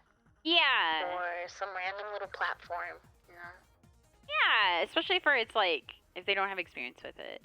But, yeah, I don't know. I wanted, VR is just like VR. I like live concerts. What's like the number, I think how I want to ask this. What is the type of, I already asked the venue question, right? What, I'm sorry. What kind of concert or event would you say is the, like, I'm sorry, my brain is broken right now. She's right. I'm doing the, this isn't going well, is it? Moment right now. You come to restaurants like this often? You come to rooftops like this often, huh? Hey, I was gonna ask, what is like the silliest interaction you've had at a venue, or like silliest thing that has happened to you at like a live concert or a live event? Yeah, sorry, I had to download a little bit more RAM there. Sorry, guys, it happens sometimes. Understandable.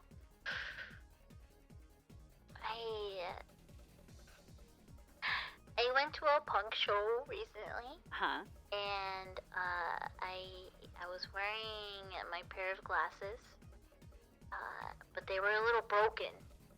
I had stepped on them, and the lens on one side would like pop off really easily. Oh. But I was like, oh, it's fine. Like, it hasn't been an issue yet, right? So I'm at this punk show, and like I said, I was getting kind of into it. I like stood like right next to the mosh pit, and I was like right by the front, right? Because I wanted to see a lot. And I get into it, and punk shows are very like, it gets wild very fast, right? Like, it gets crazy like immediately. I get shoved, and all of a sudden the lens of my glasses pops off, and falls onto the floor.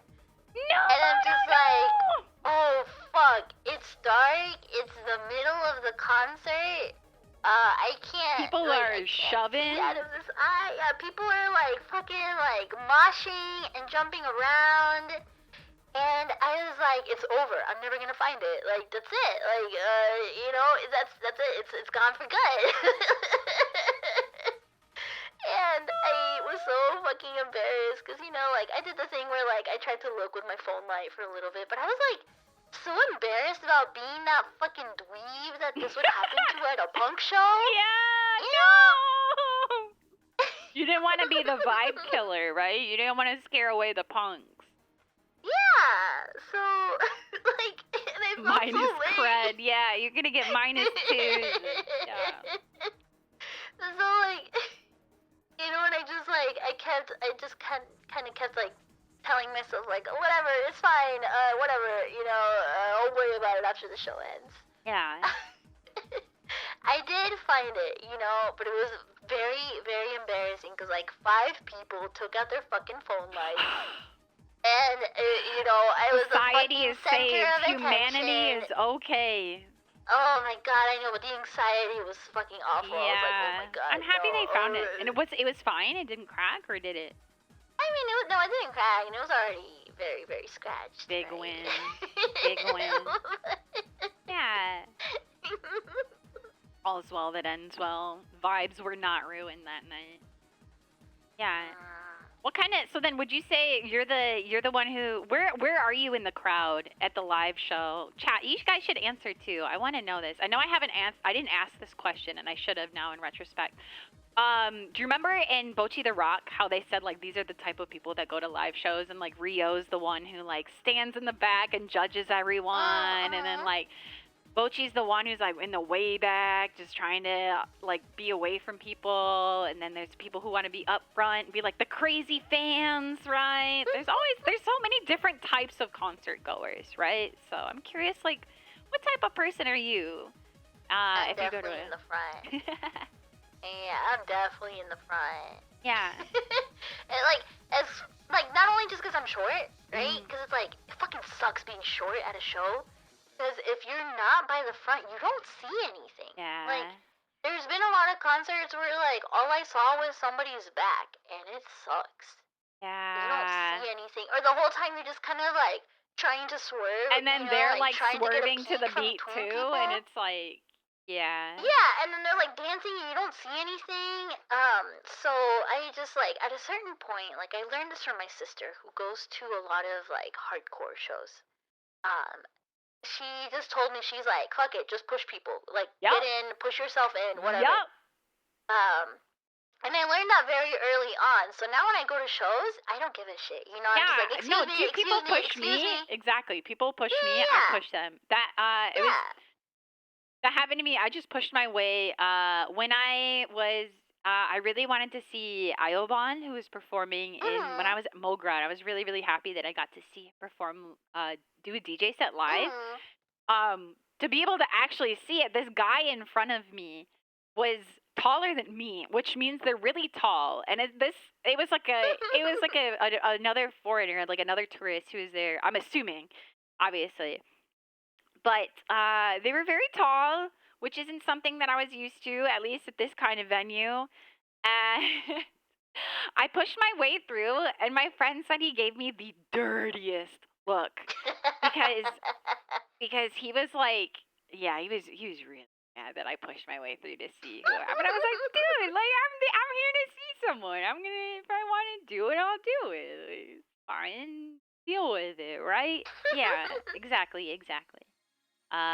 No, Ioban was great. I want to see them again really bad, especially. So, I know Jaina mentioned earlier that Toriana is going to perform at ASEN, which is cool. She's really fun to watch live. She's okay. Here's a question. I know you. Do you like singing? Okay, let me ask that first. Do you like singing? Are you enjoying singing? Yeah. Would you ever want to do singing while DJing? That's like a goal of mine personally, is to be able to sing while I DJ, because I know Toriana does that, and that's like a very much girls rock moment. I was so enamored. I was like, wow, women are so cool. Women are so great when you see her singing and then mixing and then singing and then okay. Anyways, you don't have to. I'm just. They're very different things for me. Yeah. Like completely different parts of your brain. I want to sing while I mix. Yeah, it's not necessary. I was just curious because it's something that I've thought about. It's cool when I see it. Yeah. I think if it was like, obviously if it was like my song or something like that, yeah, and if I was like confident in it, yeah, then yeah, maybe. Yeah, I guess that's like why it must be a little bit easier for her, because she does it with all of her own original music, right? Yeah. So, yeah. Yeah, because I've seen, like, for example, one of Yuka Nagasa's sets, too, where, like, she sang along with it. I don't know. I guess it depends, because, like, for me, like, sets and DJ sets are kind of more about, like, I don't usually really go to them to hear the person's original music, right? I mean, it's like original music. You want to get you want to hear what their taste is, right? Yeah, I'm kind of there for like the rave, the party aspect, right? I always that brings up an interesting topic, is that I always am happy when I go see a DJ or like a producer I really like live, and they don't play their originals. It's such a different experience. I really, really like it, because like that's how Ioban's was. I think he played one or two originals, but he played mostly just like stuff he likes, and I was like, this is awesome. Like being able to listen to someone whose original music you really like, and being able to understand what inspires them, what kind of stuff they listen to, right? It's such a it's part of the best. I think it's one of the things that I like the most about going to live shows is being able to just see what kind of stuff that other people like and other people sound like, and exposing myself to new sounds and new songs. Yeah, I'd rather like separate, like I'd rather see a show where it's like all their originals and they do like their whole performance, even if that includes some mixing. Than like maybe like a mix of like mixing and kind of like performing their stuff. Yeah. Maybe, but I haven't really ever like. I don't think I've ever like seen it live to the extent that you're mentioning. So I don't know. Maybe my mind would change. Yeah. No, I mean, I understand. I guess then, what kind of like what would you've mostly gone to then like live bands? Would you say then like club For type shows? Yeah. Yeah. I feel like it's the opposite for me. At this point in my life, I have definitely seen more producers or people who are doing more electronic or like mixing or stuff or DJ club shows, whatever you want to call it, than I have live bands. I love seeing when both of them mix though. If you ever see like people mix and then there's a live band, but that's like far between. Now that I think about it, like almost every show that I've like been at that it's like producers and stuff like that, I guess the reason why I don't really like think about it that much is because I've usually been behind the stage kind of thing. Like I've usually been like part of like the crew that's kind of like working on stuff. Yeah. Cause like for example, one of like the earliest shows, like that I can remember was a show with a bunch of producers. I remember that was the first time I got to meet Masayoshi Imori. In person. He was so quiet. He was in the corner with his laptop. And I don't really remember the show much because I was kind of behind the stage. Like, yeah. I was kind of behind it, right? Like, so I don't really, I barely remember it. Yeah, understandable. I feel kind of bad. I wish I remembered it more. Yeah. You were just there for work or something? Yeah, I was part of I was there with like all the artists. Because I was making art for a lot of them. Right. So I was kind of like, yeah. Yeah, so it's just like, they're like, hey, we're having a gig, come on. Yeah, so I was like part of the people like, hey, can you help plug this in? Like, can you help do this and do that and whatever? Yeah. And so like, I think by the time the music actually started, I was like, oh. They just needed more hands on deck. Yeah. So I was like, oh, right. You're just like, okay, I now is my time to chill, right? It's yeah, I understand. I get it. Yeah. Have you ever been to like a show where you can like actually chill, like, or like to a lawn show or like a outside venue where you can just sit? Yeah. I mean, when I went to Japan, I went to a lot of shows. I went to like an outdoor festival. Yeah. When I was in Japan. I told a story about it on stream like yesterday. Okay, I'm locking in. It's okay. I'll tell you a good live show story that I've been holding on to, and this is exactly why this topic even came up. Was I told a story on stream. Anyways, I'm locked in. I'm sitting up. Laughing, they know. Okay, I'm ready. So, I was very excited. It was an outdoor music festival. With a fucking like star lineup. Perfume was there, Kyari was there, Hoshino Gen was there. It was like all these huge names, right? And all these like basically every single musician that I liked was like performing, right? Yeah. Every band, like it was one of those ones where like I was running from stage to stage because I wanted to catch all the shows. It was in the middle of summer in Japan, and as you know, it gets very humid. It does, yes. So I was there, you know, in the sun, dancing, going crazy, being, you know, the gaijin girl going crazy in the crowd. And, you know, it's like cute. Lunch break. Yeah. And I go in, you know, I go to like the food stalls and stuff. And the only one that didn't have an astronomical fucking line is the Indian curry booth. Oh, no. So oh no. I go and I eat my Indian curry. It's very, very, very tasty. You know, curry, Indian food in Japan is like oh my god, no, it's insane. Some of the best Indian curry I've had was in Japan. Seriously, it's next fucking level. So I go crazy. I go dance more. You know, like, and then of course I'm like super sweaty. You know, my hair is a freaking mess. It's all like frizzy with sweat and everything. I'm just like wrecked, and I'm on the train home. And I look up and these two like hot girls are like giving me the nastiest glare, and they're covering their noses and their mouths with their shirts and like looking at me, and that's when I realized like, oh, I reek.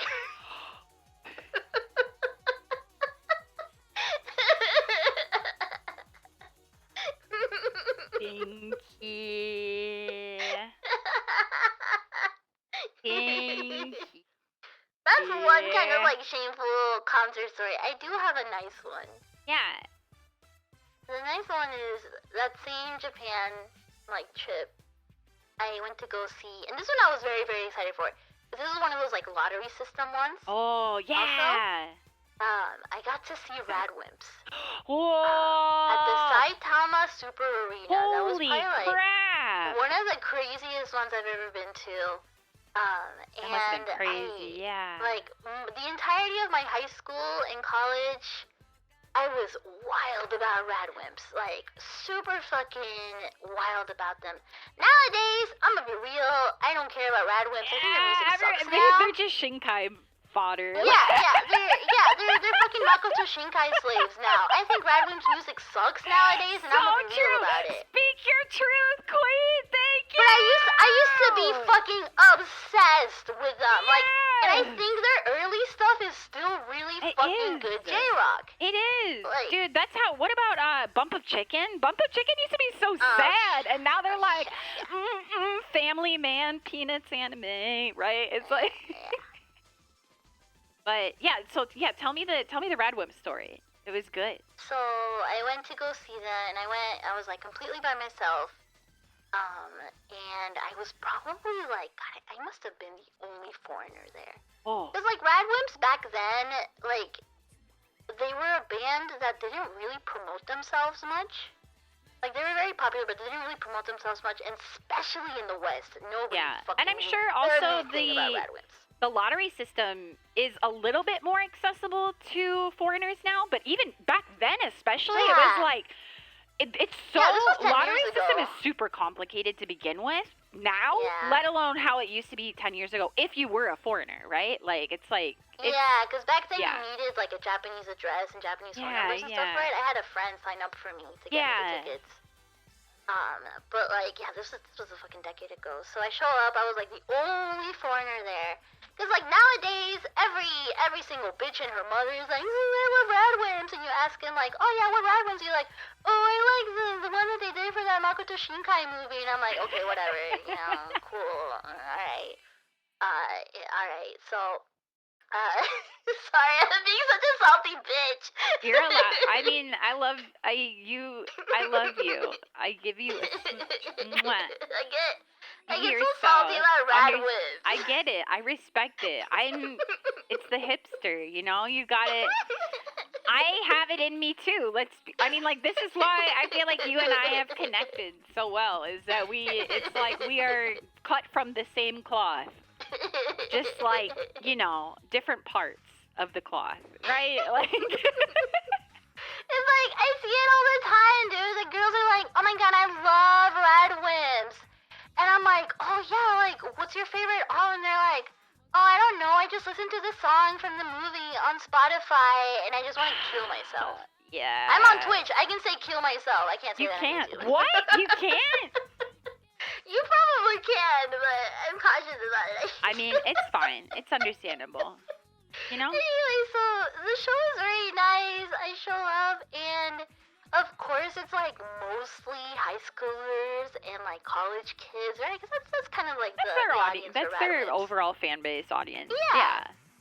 And it's this huge stadium. The Saitama Super Arena is enormous. It's an enormous stadium, and it's really fascinating because the Saitama Super Arena can extend. It can expand. What the fuck? Sorry. To double the accommodation. That's crazy. It's like a weird architectural feat. You should look it up sometime. That sounds really cool. I told you how I was enjoying the artistry of architecture, and now I'm like, you just activated that part of my brain where I'm like, ooh.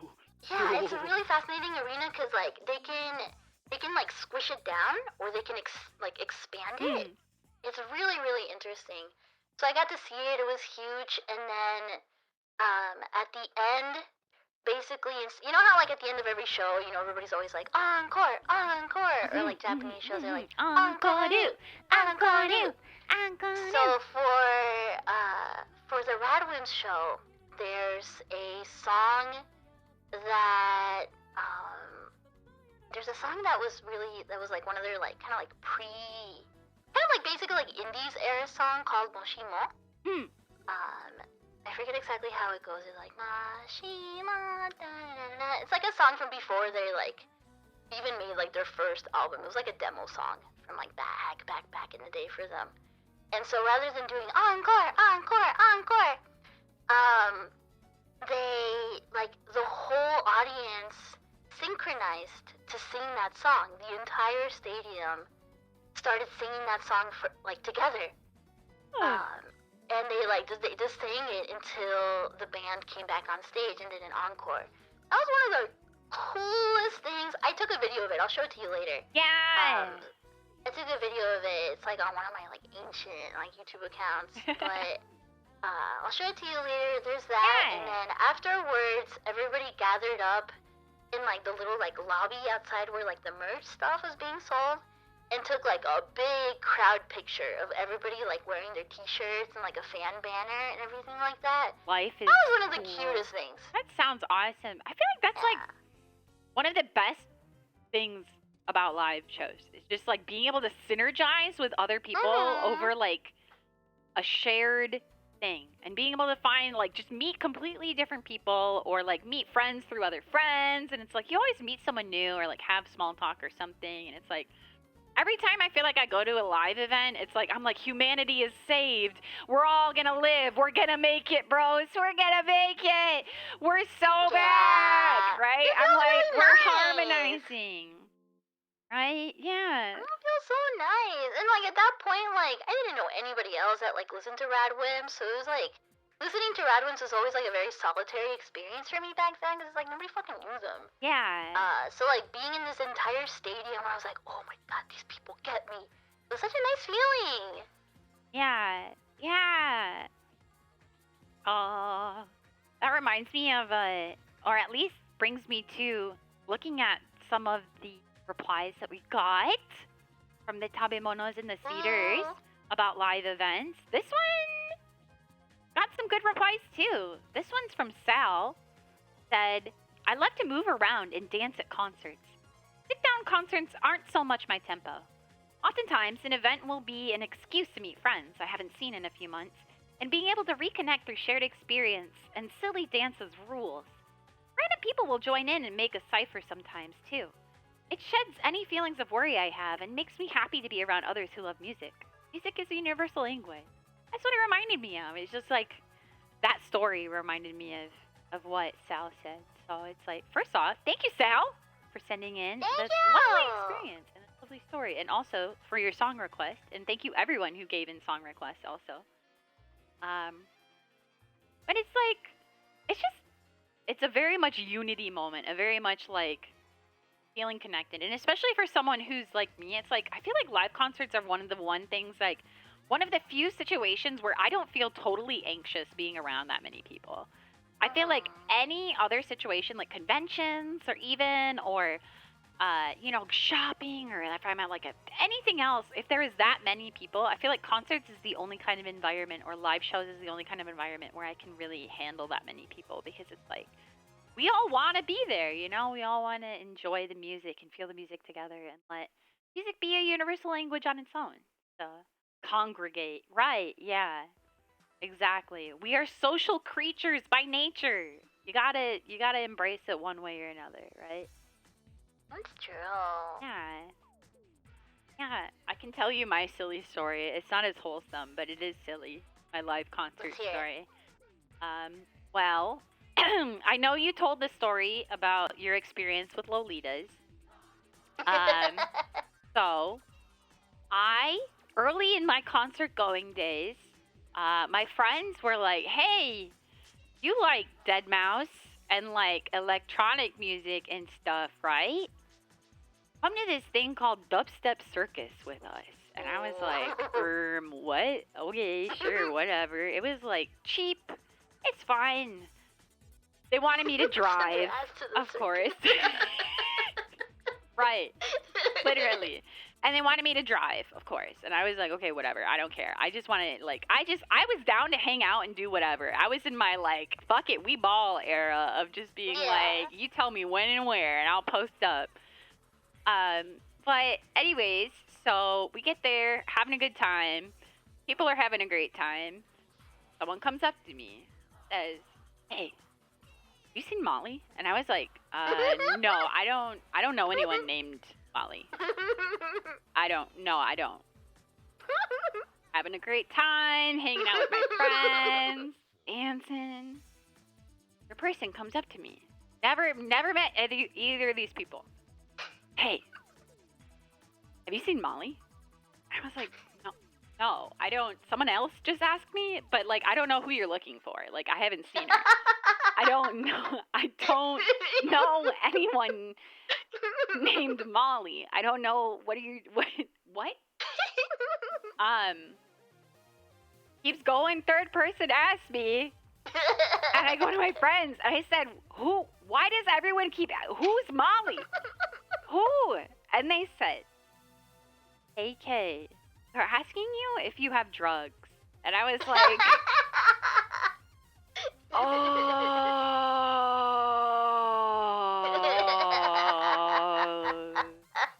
I see.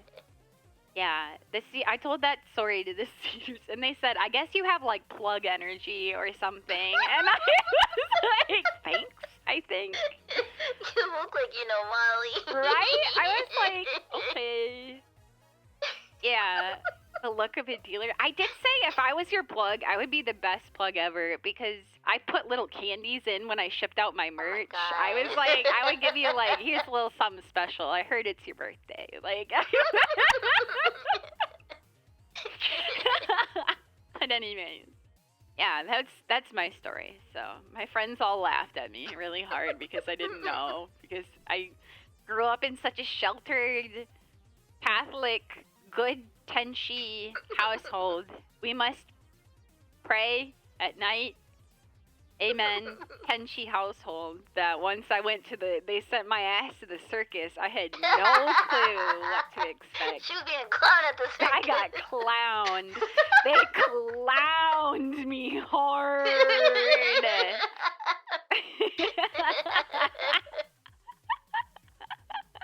my god. Yeah. But anyways, that's my story. I was reading one of the other Pick one. responses on here. Do you want me to read it, or do you want to read it? I'll read it. Okay. It's from Rasan. It's from a Tabemono. Yeah. Says, the last convention I went to was Con Comics in Mexico, but next year I plan to do everything I can to attend either Anime Expo or Offkai. Already saving money for that. I want to see Mono and be familiar on the Gundam, especially Mono. Ayy! Yeah! Some of my friends I made online are probably going to attend Offkai next year as well. Yay!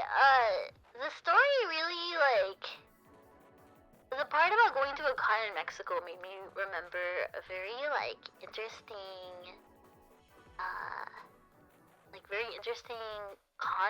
concert story in Mexico.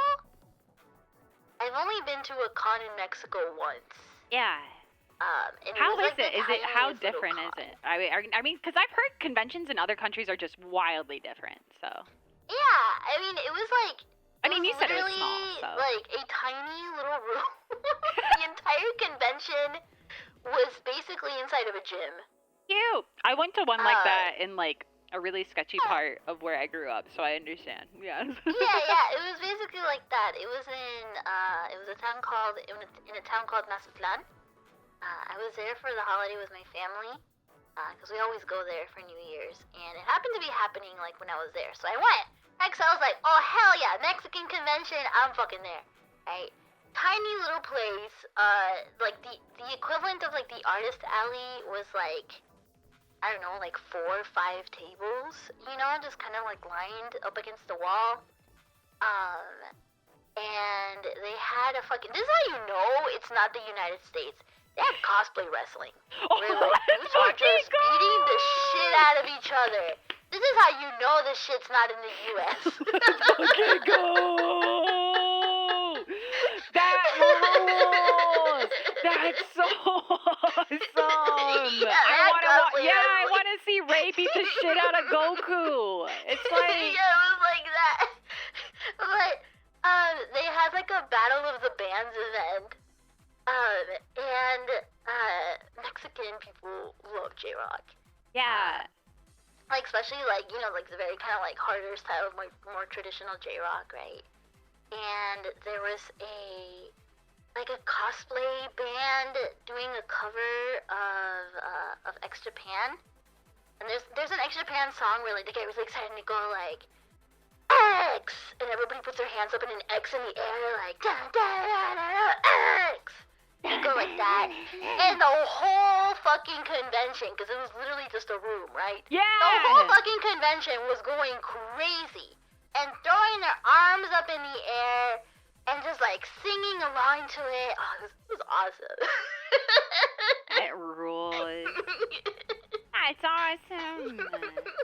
I feel It like was just a tiny little room. I want to see more VTubers at TinyCon. I feel like that would be cute. Like, to think about how awesome that must be to be like, to be one of the people that goes to these cons and is like, man, I don't have anything else to do. Fuck it, let's go to this con. And then to be like, whoa, what the heck is this? Like, who's this VTuber? Like, I know, you know, Corona, or I know, Gura, but who the heck is this guy, right? Like, to be able to see something like that would be really interesting, I feel like. But I don't remember what convention it was, but I went, but in the one I went to, they did a huge Little Caesars box building. Whoa.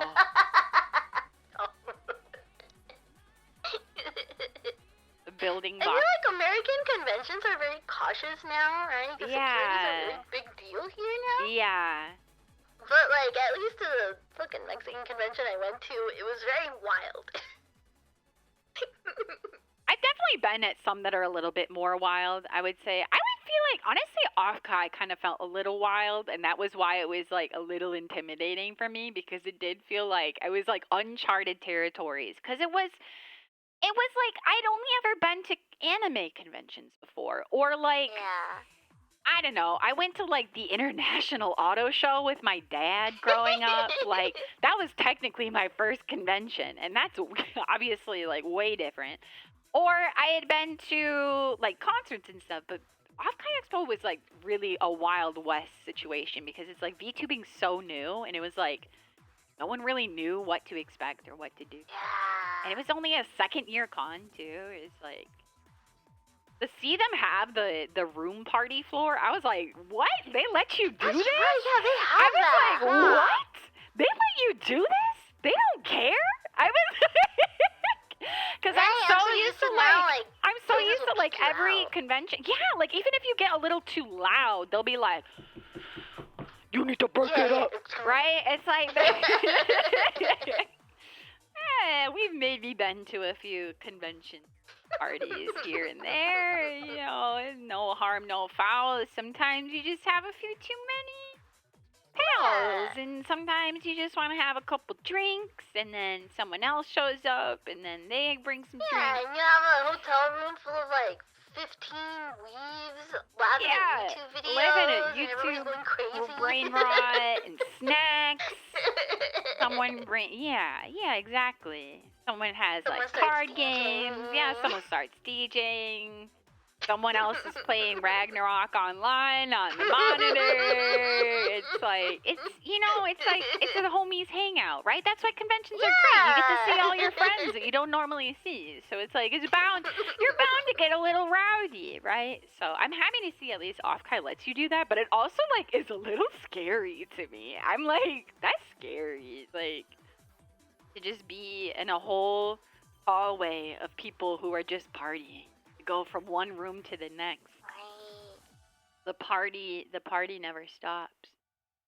So. At the same time, though, like, places like MagFest were a little overwhelming. Right. Yeah, I know MagFest felt that way for sure. Because it's like, It's That one thing entire building was when a you're party. just partying with friends, but to see everyone part of the party, like it's like one group, like one huge, or it's like I feel like the only other time I've been to at a party that it feels like everyone's part of the party is like someone's wedding or something, right? Where it's like, like there's an open bar and it's like you and like a bunch of family people that you don't know or you barely know, and then it's like the bride or the groom's family, and it's like everybody's having drinks, they're eating tasty food, they're playing music, but like to have that at a convention with like 10 times as many people, 20, 100 times as many people, honestly, was like very overwhelming. You were asking about like scary concert experiences, yeah, like, scary like live show experiences. Like I don't know if this would count as a live show, but like honestly, like the big party at MagFest was one of the scariest. I wouldn't say it counts. It was a show. It was I mean, who Yeah, cares if it it was was in a hotel? It's like it was a show. It was There was like live. There was a stream. They had a set. They had lights. They had a set list. They had a stream. They had a bar. It was a show. That's true. That one, honestly, so like, I mean, part of it was like me being like brain fried from all that traveling that I had to do. Right? Yeah, I remember it was like you were just super overwhelmed and just going. You were just going with the flow. I had a moment, and like, so here's something that I think about every time I go to a live show. Every time I go to a live show, I look at the venue, and the first thing I try to check is where the exits are. Because I've been a little too traumatized hearing about like crowd crush or like shows where like something lights on fire and everybody panics and doesn't know where the exit is and they all die. Right? Yeah, you've watched too many of those theme park horror stories. Yeah. So at that show at MagFest, all those memories of all those fascinating horror YouTube videos started rushing through my mind. And there was a lot of people in that room. Like, a lot. Yeah. Like, once and it was like out of control. Yeah, it was like... Yeah, it was like so many people, and I was like, the floor's gonna cave in. There's gonna be a hole through the floor. We're all gonna fucking die. No. This place is gonna light on fire. I'm dying here tonight. Like, is this where my life ends? I was going through it, and then... So I left, right? Because I was like, I can't handle this. Like, there's too many people here. I'm gonna die here. Yeah, I might have been stupid enough to see pictures of that Korean crowd crush disaster, and that shit sticks in your brain, right? Understandable. So I was like, no, like, I'm traumatized. And then going back, and then those like drunk people, shirtless, like coming out of the door.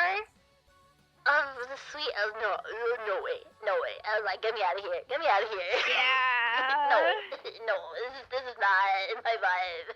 I get it. Yeah.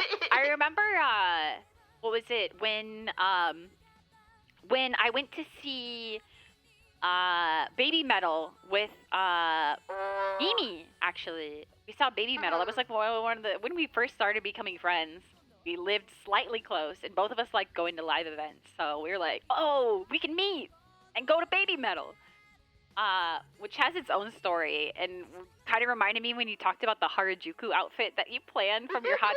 I wore like this really chuny outfit, and I put on an eye patch, and I wrapped my wrist. And this is when I fractured my wrist and had it wrapped, I was like, this is karma. This is karma for wrapping my wrist when I didn't need it, when I just wanted to be a cool guy. Even the bouncer thought it was like legitimately hurt and was like giving me the wristband and was like, I'll be careful. And I was like, yeah, thanks. Like, anyways. But I remember she got really overwhelmed because this was in Detroit, by the way, and Detroit loves to mosh. Detroit goes fucking hard. Live music goes back in time in Detroit. Like, live events in Detroit go crazy. So they were moshing like crazy, and she's like, if I jump, I stand in the air. She's like, I just like hover because she's kind of short, right? Yeah. So I also had a moment where I was like, okay, we'll take it a step back, and I had to help get her out of the crowd. And it was like the saving grace was my stupid wrist wrap because I put it in front of me and people thought I was hurt. And it was like the crowd just split in front of me. I felt like Moses. I was like, what is... Braiding the ocean. So anyway, yeah, that's a slightly similar story of like helping the pals out when they're just like overwhelmed in the club. Or I know one time when you and I hung out and I was really going through it that time of year and I was like just crying in the club quite literally. Oh yeah, that one club. Yeah. One time Mono and I met up and hung out. This was when we took the train together. Yeah. It was unfortunately at a really difficult time in my life where my cat received diagnosis and had to be amputated, and it was like I'd already had plans to come visit Mono, and I was like, what do I do? Thankfully, someone would look after Taro while I was gone, but yeah, we went to a club because I was like, fuck it, whatever, we ball, like, let's go, this will be great. I just want to get out. We were like, yeah, sure, sounds fun. And I wanted to go to get my mind off of things and just have a good time. And then it was like, I was in the club, and then all of a sudden, all of the anxiety, everything just hit me. I was like, I was paranoid that they, like, spiked the water, and I was, like, gonna end up, like, I was like, oh, my God, is this water safe? Like, am I safe to drink this water? Like, it was rough. It was, yeah, I think everyone who's ever been to a live event, sometimes you just go through it. It just happens, and you just have to roll with the punches. Try to make the most out of it if you're already there. Yeah. That's why having friends, at least, is really nice for events. You have people to look out for you, right? You got your party, your team members. Yeah, we I felt so awkward at that club because we were dressed all weedy. Yeah. Like, we were wearing, like, anime con wear. Everyone was wearing, like, underground alt-punk, like, it was, like, everyone was, like, and I think it was a gay club, too, right? So, yeah, and we were just, like, dressed like weeaboos. Like, yeah, we stood out like sore thumbs. Yeah, it definitely was like I feel like the odd man out. Let me see, hold on. We looked like such nerds, I remember. It's like this one, what was it? This image. I'm gonna find this. Hold on. I'm sending it to you. I'll pull it up on stream too. It might not show because of the filters though, but this one image, it was like a tweet that went around forever ago that was like,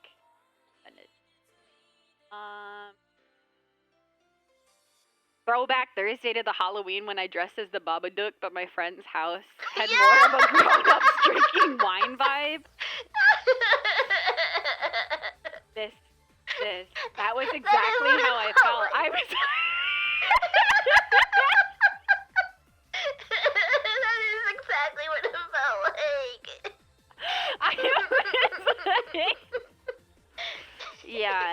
Yeah, you. What a time! It was definitely an experience. Here's the image in case anyone wanted to see. I'll just post it in chat. So, but yeah, I feel like that was like I didn't get the vibe check because it's like, especially because after a while I stopped going to clubs and started going to more just like weeaboo type or like Japanese artists or like convention raves or convention concerts, or all the concerts I went to always ended up lining up with like Anime Expo or something. So then of course it's like in my silly little mind I'm like, oh, it doesn't matter, I'll just wear my like J fashion, it's fine. And then I was like, oh no, this is I know that too, because before then I'd only ever gone to like, like goth clubs where, they're having fucking Vocaloid night or, playing weird shit. Yeah. Or like, like VR chat sets, and I was just like, oh shit, this is a real club. Yeah, exactly. Or it was, yeah, it definitely felt like a fish out of water. I was like, this herb.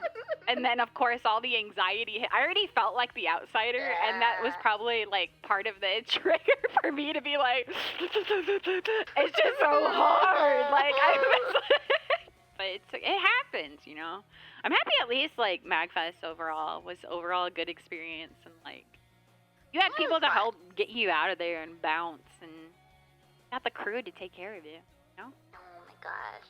Yeah. It was still wild though. It was. I don't know. I don't know if I could even handle it again a second time. That was like it was so overwhelming.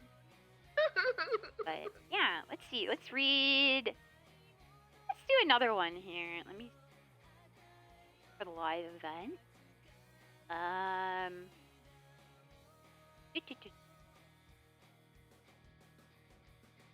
like this one. This one's from Bastard. This one says, this is a bit of an older story, but there's a pretty major music festival in my region that's been going on for decades. And my father's always been one to volunteer to help out for that kind of thing. After all, it gets him into the party.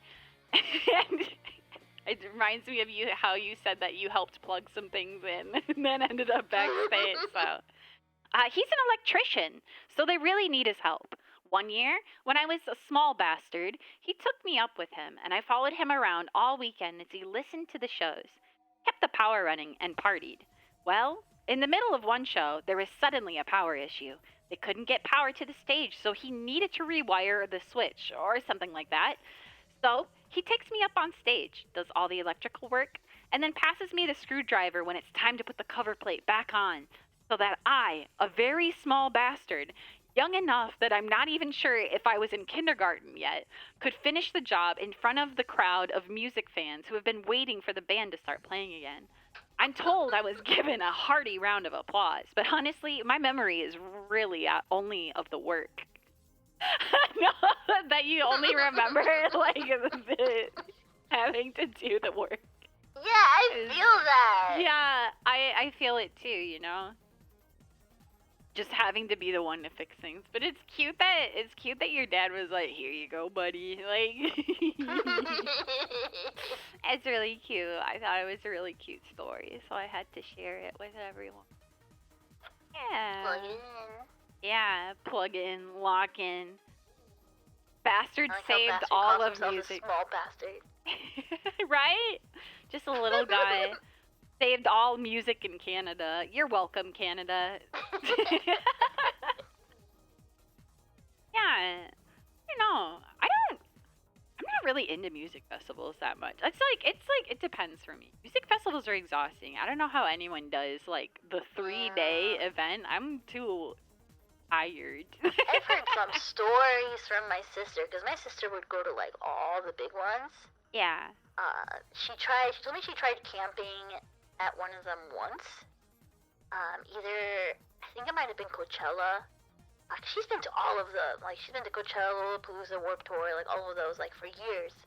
And like one year she tried camping, and she kept hearing how like, oh, you have to camp there. You know, that's the way you gotta do it. And then like some fucking naked dude on acid like got into their tent.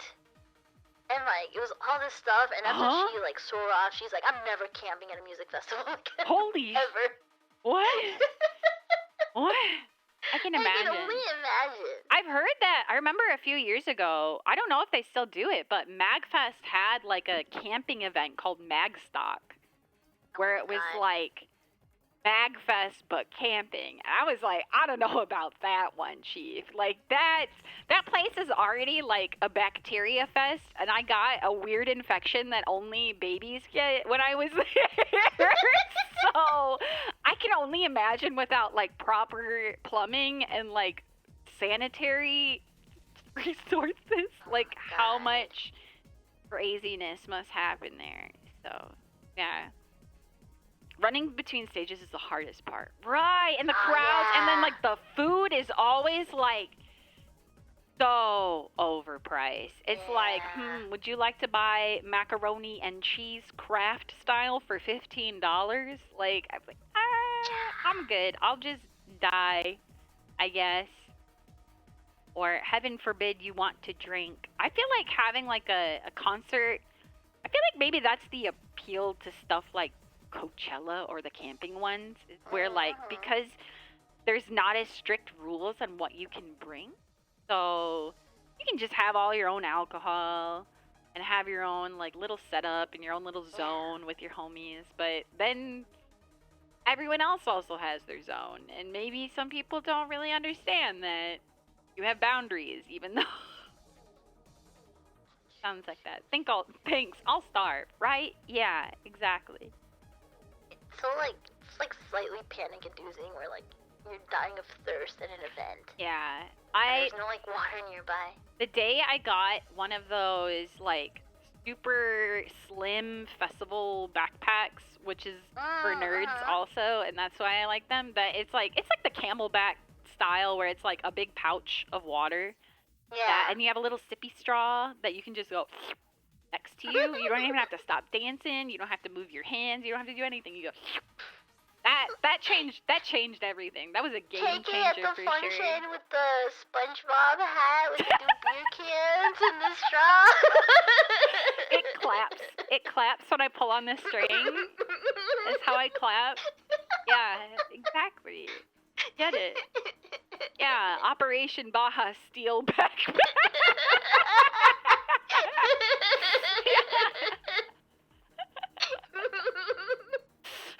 Yeah, I have the Operation Steel Baja backpack, and I exactly. She's sipping on stolen Baja And I Blast pass you the straw. I'm like, you want some? You want some? I got ice in there. It's still cold. Like, would you take a sip from the mysterious Tenchi juice offered to you as a straw strapped to her back? I've already taken many sips of mysterious Tenchi This is true. This is and true. it worked out okay. So. You trust Bar Tenchi. It's true. It's true. You trust Bar Tenchi. Yeah. I say, here, drink this. And she goes, okay. Yummy. Don't worry. It's fine. True. I promise I won't serve you anything too mysterious. Too mysterious, at least. You know, just a little. Just a tiny bit. The chatty girl Sprite. Yeah. Yeah. Uh-huh. Yeah. You know, Pocari Sweat and other things. You know. This is why they said I had plug energy, I think. Is because I'm the Maybe, yeah. Anyways, is there any of the other ones that you would like to read under live events? Or if not, I can pick last one. Let's start winding up. Pick. Okay. I'll read this one from Mystery Cedar, which is mysterious in itself. Congrats on your partner anniversary! Yippee! Thank you. I hope you and Mono are having a lot of fun on this Radio Heaven Super. Are you having fun? Yeah. I'm having fun. Are you having fun tonight? It's Saturday night. Are you having fun? Let's go. Let's go. Exactly. You guys get it. You understand. My favorite live events aren't the biggest. For me, a huge stadium is just not as special, or genuine as intimate withdrawn underground spots, a bit like a Tenchi secret rooftop. Traveling in Berlin alone, speaking little German, I had an experience just like that. I was running through funds quick, feeling isolated drifting along, so I looked up nearby venues.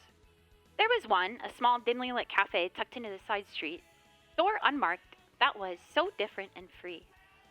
I went and there were all kinds of people, but no pretenses. Everything was like, take as you like, pay as you're able, unsupervised, and everything inside was an eclectic mix of donated found and loved.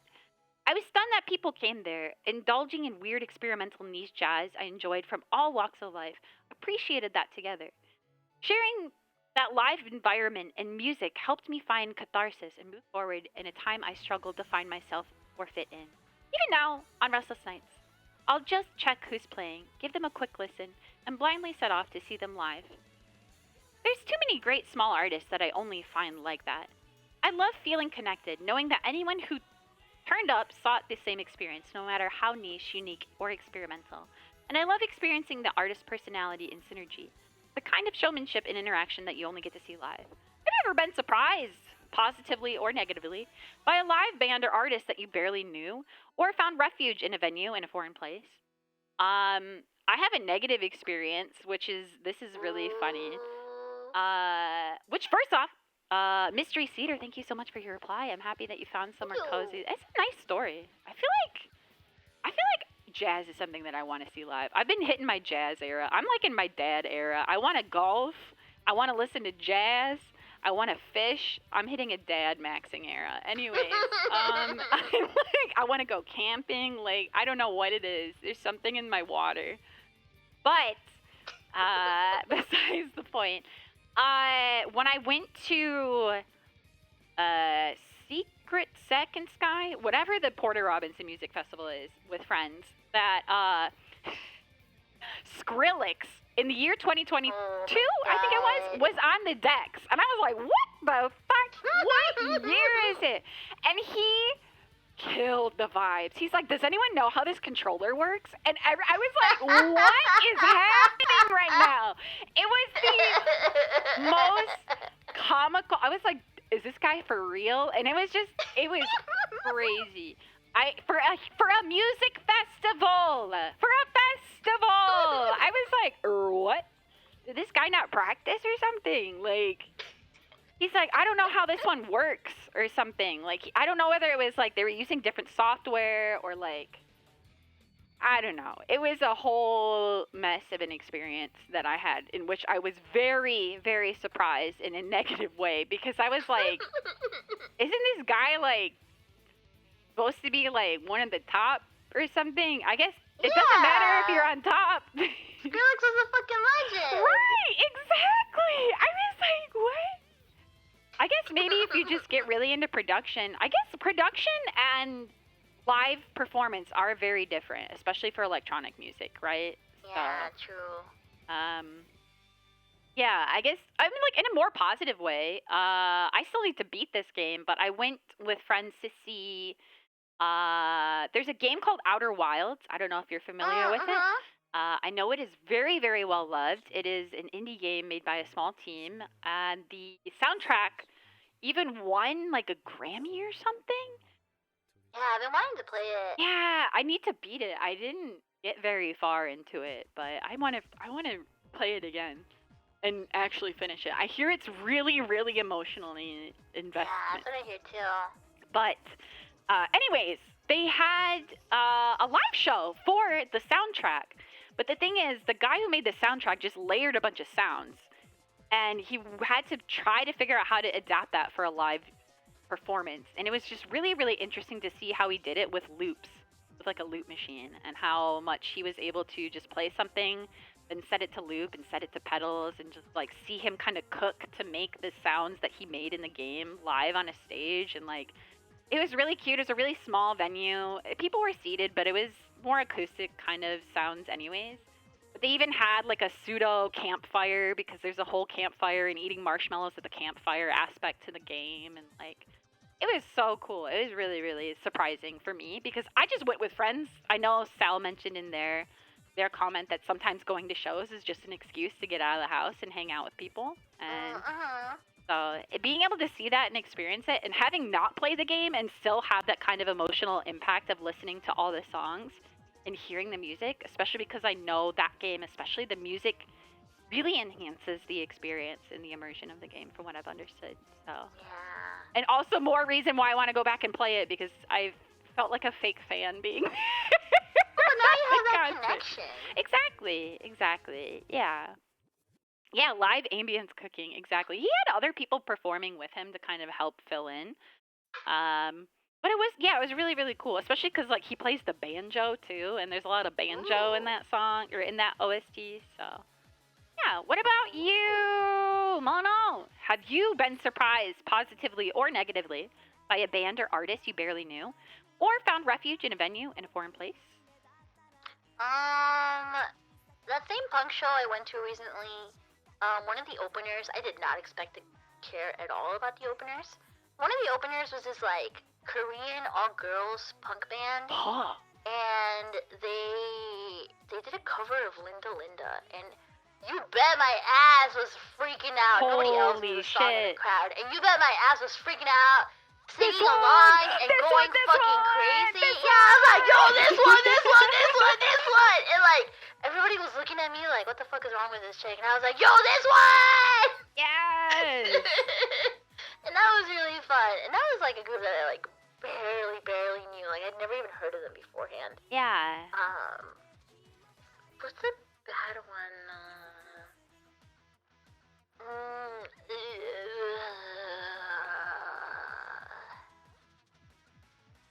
I'm gonna be real. Here's another kind of like hot spicy take. Ooh, let's go. I love your hot spicy takes. This isn't a band that I barely knew at all, right? But the reason I stopped kind of like caring as much about Kyary Pamyu Pamyu, and the reason that I kind of stopped going to her live shows is that she's a really bad MC. Yep. And she's not she's a good dancer and her singing's fine, but she's not that good live. Like she doesn't seem like she's having that much fun.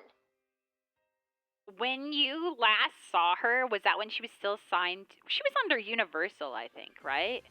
Or something. I think so. So it's really funny you say that because I remember you telling me that you had that impression of her before I saw her, when I saw her at Second Sky. And it was like night and day. She was having the time of her fucking life on that festival stage. Whether it was because it's a festival, whether it was because she's under a new label, it's new music that was new for her at the time, or like what it is, or maybe she was, I know that she's had a lot of negative attention before too. And I'm sure that has she was super overworked at the time. Yeah, too, and I'm sure that has a huge impact on you. It's like even me, if like we talked about earlier regarding growth, that like, you know, when you're not feeling 100%, it's like you can't help but sometimes let it show. Yeah. So I can imagine, especially being someone who's supposed to be like an alternative idol, like she was one of the like premier alt idols at the time, right? So yeah, and she was like because I saw her live like twice, and the 2 times I saw her, like she just was like, like cool. Here's the next song. Yeah, thinking back, I saw her twice too because I remember seeing her at like OdaQuest in LA. Because Capsule was performing too, and I was super excited to see Capsule. They also were underwhelming live, which kind of wasn't surprising, but also like was a little like, man, I've loved them for so long. Yeah, and it's like, oh. Okay. Yeah, yeah, no, Kyary at OdaQuest, it was a way different venue too, of course, because it wasn't a festival stage. But she definitely, it felt like she was phoning it in, like she wasn't there, and I was like, I was mostly there to hang out with people and see what I saw, and I still had a good time. It was still worth going to the concert. Don't get me wrong, but yeah, I don't know. I think for me, another being surprised was when I went to the show that I went to at Mogra in Japan. So the whole show's the theme or the reason it was happening, which this also made me happy. My grandpa asked, was like, oh, finally. Usually shows at Mogra start at like 11 p.m. and they go until 5 in the freaking morning, right?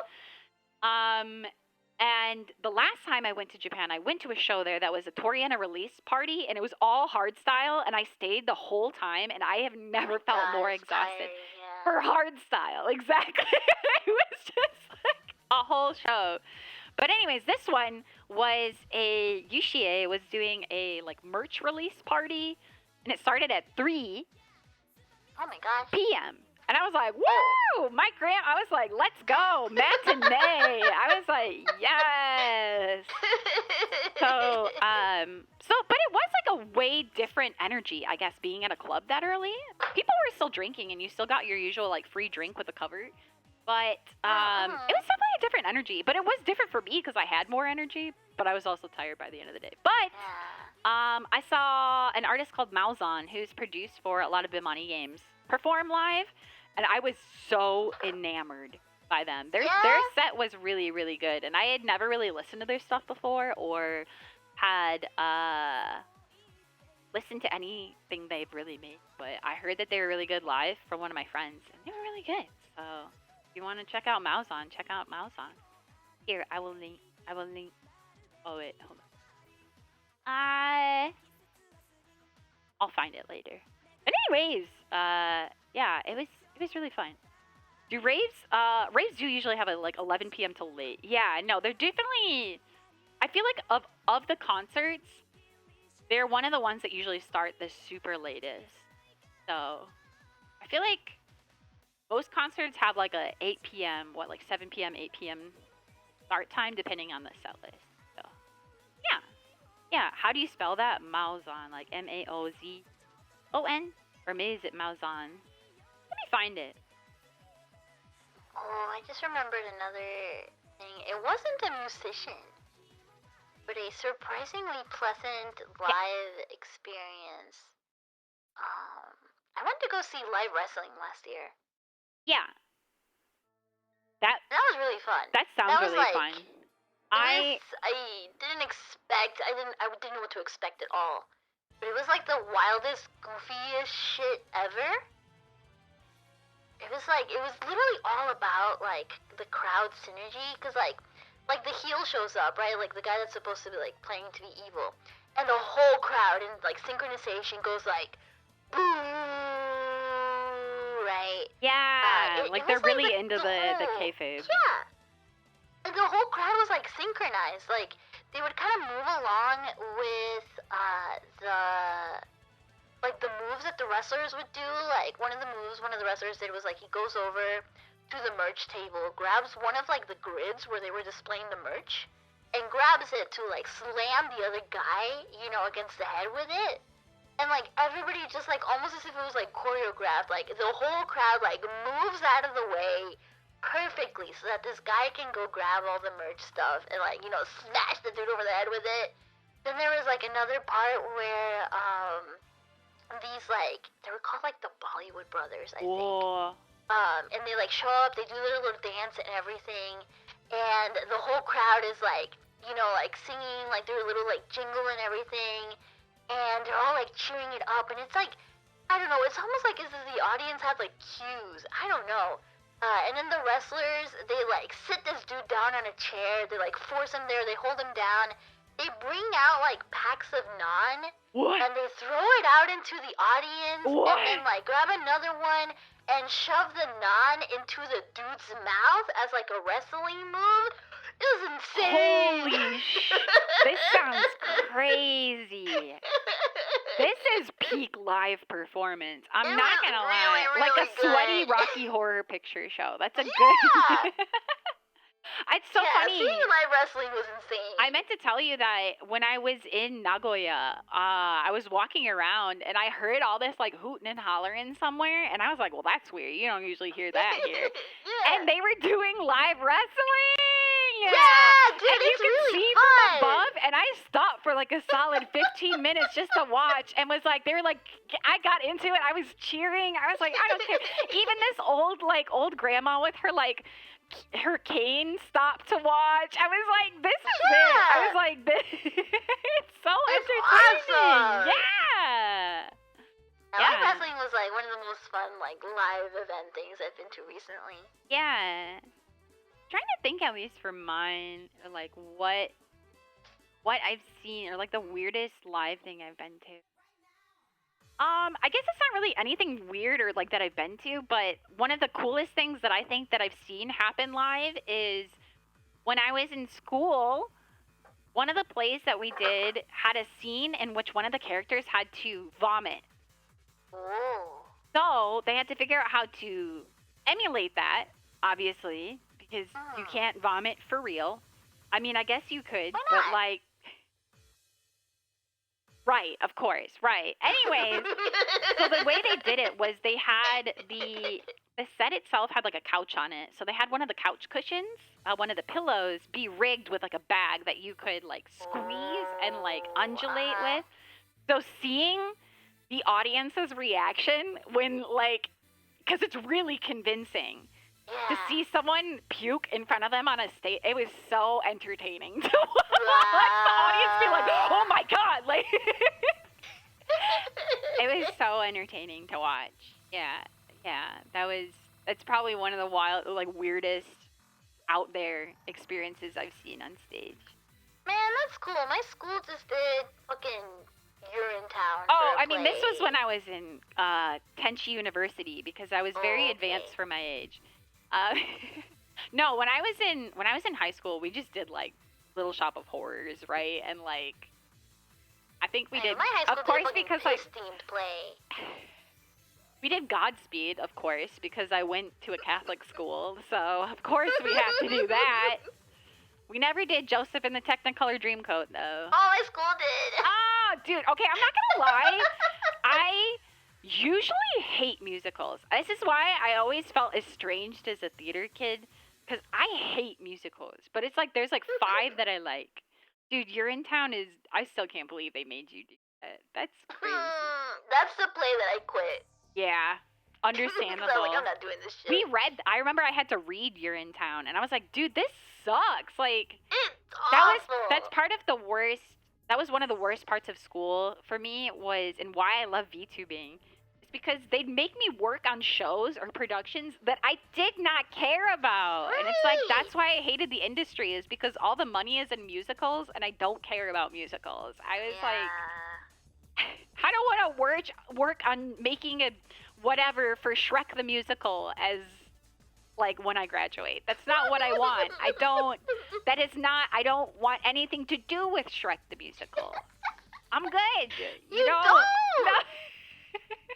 You don't. I don't know about you, but I need a hero.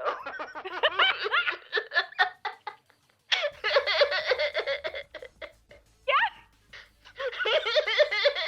And then I saw her face. Yeah, aren't you a believer? You know they're doing Among Us musicals now. You know it. You know You wouldn't work on the Skibbity Toilet musical? The Skibbity Toilet musical? Oh.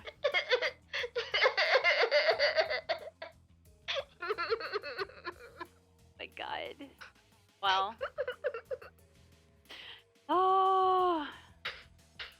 Well, I think I've been talking now for almost 5 hours. Yeah. Oops.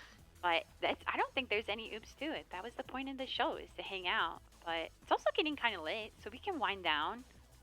It's amazing that the sun stayed up this long back here behind us. Wow. Time dilation. Time dilation, exactly. Time goes slower when you're here in Siberia. But I hope you guys enjoyed your stay here. Mono, I hope you've enjoyed your time here. Yeah. Yeah, I don't know. Made me remember a lot of the live shows I've been to. There's like a lot of shows that I forgot I went to. I forgot I saw Caro Caro Bonito live. Oh, they must have been awesome. Yeah, that was fun. That was a very goofy show. They had a lot of toys on stage. You know who also was cool live? Nowhere. Nowhere was cool because it's just like the girl singing and the drummer. They were sick live. They were awesome live. I feel like, yeah, this is why I was happy I brought it up. I just thought of it because, you know, there was the discourse about Coachella and Miku, and I was like, we both really like live shows, and like a whole part of our friendship has been live music and sharing that kind of live experience together. So I thought it was the perfect thing to talk about. But I saw the Blue Man Group live too. Oh, dude, okay, I'm not gonna lie. Blue Man Group hit. Blue Man Group fucking hits. I don't care who says otherwise. It hits. The white girl in me loves Blue Man Group. White girl loves Blue Man Group. Go, white girl, go. I'm allowed. I'm allowed. Of course she likes Blue Man Group. Blue's my favorite color, okay? I mean, one of. It's a good color. Stop, white girls. Certified Hood Classics. You get it. You understand. again, the most normie live show. Okay, but it's fun. You can't deny that it's fun. It's true. It is the It's most fun. normie It shit, is normie. but it was It's kind of made to fun. be fun for literally everyone. It is perfectly handcrafted to be entertaining no matter who is in the audience, okay? And that is a fucking feat of live performance, okay?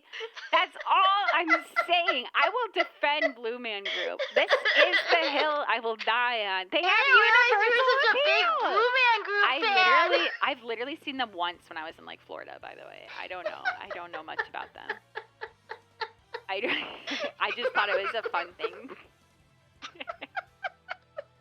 I do remember the girls with us were so like, oh my god, they kissed me on the cheek, because then they give you the blue lip mark on your cheek. Oh my and god. then they were like so proud to walk around. I was too shy to ask. Also, I thought it was weird, and I was like, I don't know you, thought it was like, weird too. right?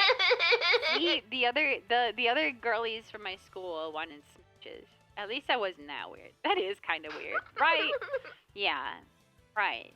But anyways. I mean, we can look at Listener's Corner unless you want to head out, like, right now. Listener's Corner? There's just a couple. There's 3. Let's see. What you got?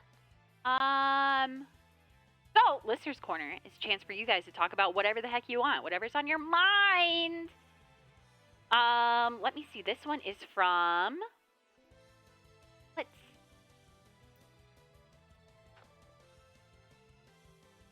From Nerd Blase, I'm assuming.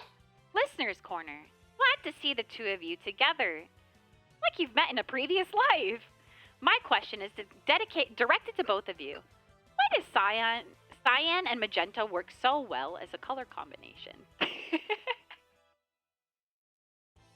We do look cute next to each other. We do. It is a good color combination. You're right. I don't think I've actually seen, like, once I made the thumbnail, I was like, oh. It looks good. I mean, we could look up the true scientific reason. I do know that you like scientific reasons. Let's see. But it's something, I mean, because even, CMYK has cyan, magenta, right? It's like 2 of the primary colors for CMYK printing. And CMYK printing is what most printing uses. At least in current times, from my experience. So maybe that's why. You just need the yellow, right? And the what else? Okay, CMY. Yellow. What's the K, huh? Isn't that black? Why is it K, huh? Why? I never thought about it this far. Kudo. I don't know. Kudo. That's exactly what I was thinking. My weeaboo ass. Kudo. Because B is blue? Oh, key, black. Oh. I see. Oh, and because B is also blue. I see. It all makes sense. Everything makes sense. I can feel it. I can feel the cosmos. I thought it was black. Right. Of course. We'll read this last one. Let's see. Lately, I've been finding myself without any personal drive to achieve my own goals. But when it comes to the goals of my friends or loved ones, nothing stops me from giving my all. Question or advice I would like to ask is, how do you find or give yourself personal motivation for taking on projects, streaming, or anything you face? I thought this would be a perfect question to kind of round everything out and end on. What's the question? How do you give yourself motivation? Oh, it's okay. I'm sorry. If your brain's already broken by now, I don't blame you. No, I was like, what was it like? Oh, yeah. I would like to ask, how do you find or give yourself personal motivation for taking on project streaming, anything you face? I'm like a dog. I'm food motivated. So it's like, I'll get like a snack that's really tasty, or like an ice cream in the freezer or something like that. And I will tell myself I'm only allowed to have it if I do this Girl's treat. The power of girl's treat. I understand. I get it. Literally me, for real, for real. I do it all the time. Where like I'll get like a nice ice cream or something. Like I'll go to the convenience store and I'll get like the freaking like double loaded chocolate brownie fudge ice cream, you know?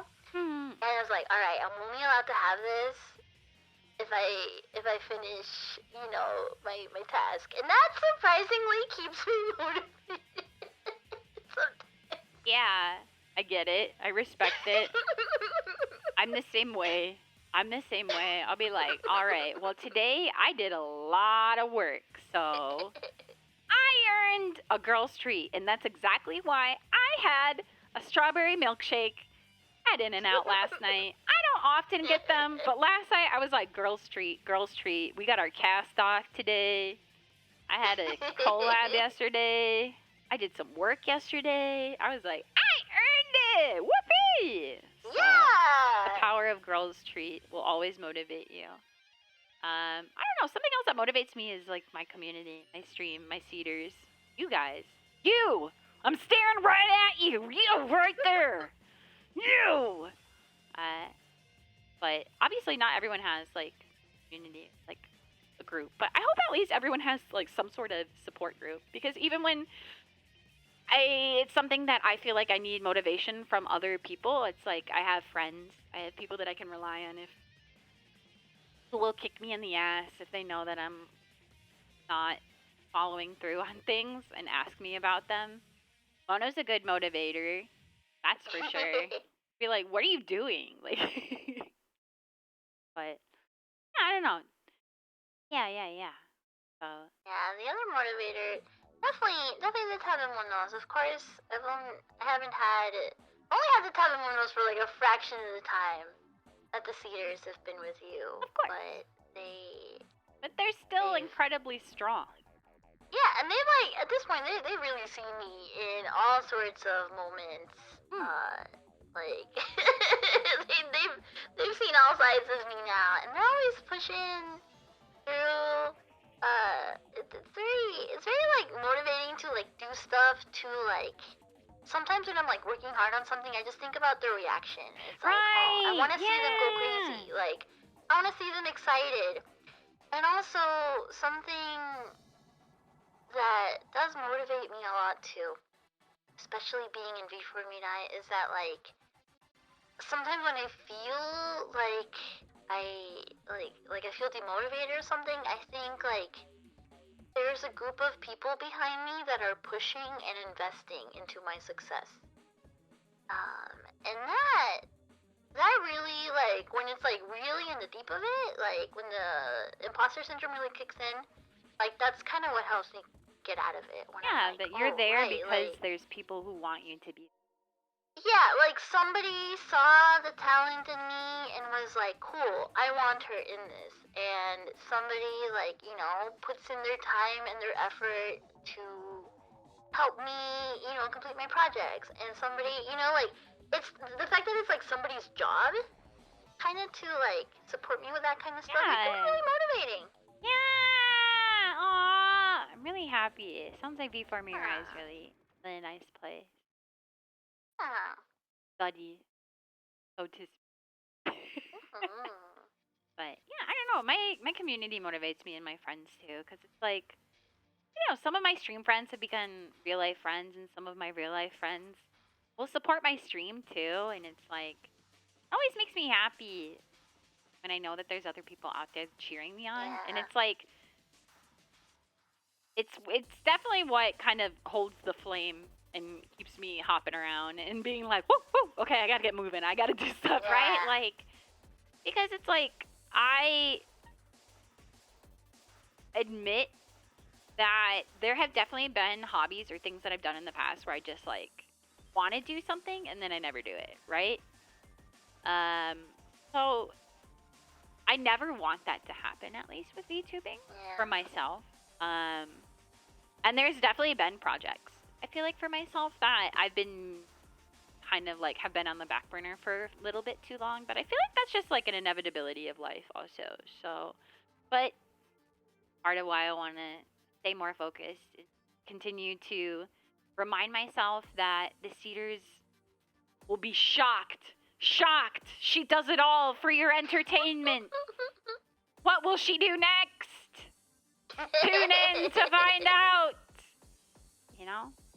Like what wakes me up in the morning, honestly. As someone who used to struggle a lot with like oversleeping and not having enough motivation to even exist in the past.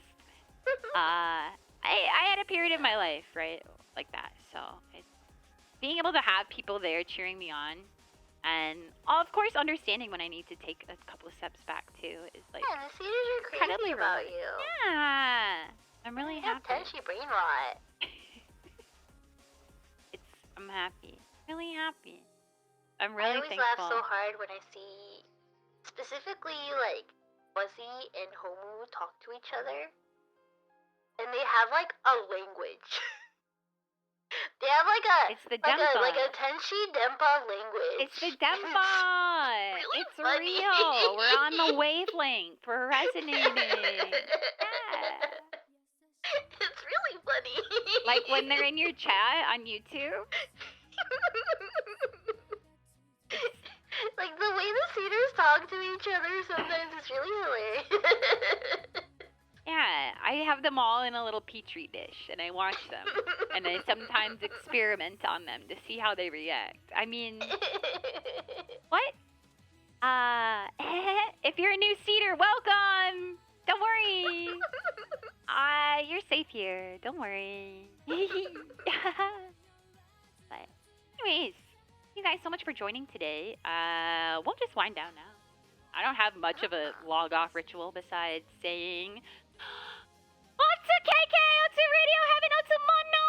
Or where do you have a sign off? Otsu Curry! Otsu Curry! Thank you guys so much for joining today. Thank you, Seeders, for having me over. Thank you, Tabemonos, for being normal today. I know you don't have to took be a lot normal. of effort. I just want to say, freaks are welcome. Creeps, not so much, but freaks are very welcome here in Siberia. If you ever, any Tabemonos, if you ever find yourselves over here on Twitch, I hope you'll stop by Siberia Cafe and Club again sometime soon. You'll probably find me not on the roof slacking off like I am right now hanging out with Mono, but I hope you'll come visit again. But also, all of you seeders, listen up here, buddies. You better get off your little stinking CRT butts. Get on over, lock on, get in, on over to YouTube and subscribe to Mono Monet right now. Right now. Okay? Here, I'll get the link again. Hold on. I got it. Thank you guys. What color? Oh, are we answering? They're asking what color. You know, I actually have an answer today. Oh. Blue flowers with lace. Blue flowers? I just got black.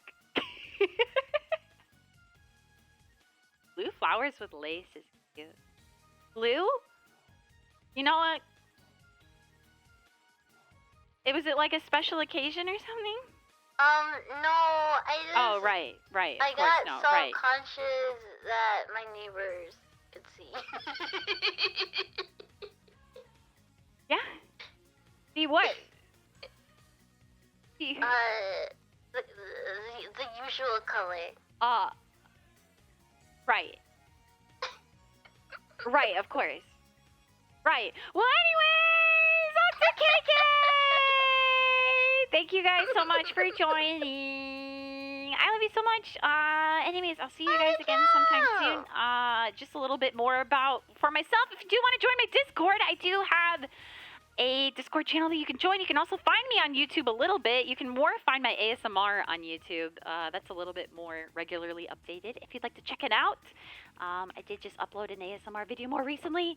But Mono, we say goodbye, and then I'm gonna go on BRB for just a second afterwards. Actually, I'll thank all of our donos and subs and everything next stream.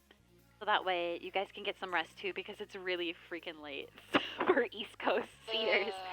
So we'll do it next stream. Yes, it is very late. Thank you so much for sticking through the whole almost 5 hours with me yapping. 5 hours yapping. Yippee! Thank you guys so much for joining. Let's go, KK. Goodbye. Bye. Bye me. Bye me. Bye me. Bye me. Bye bye. Bye bye.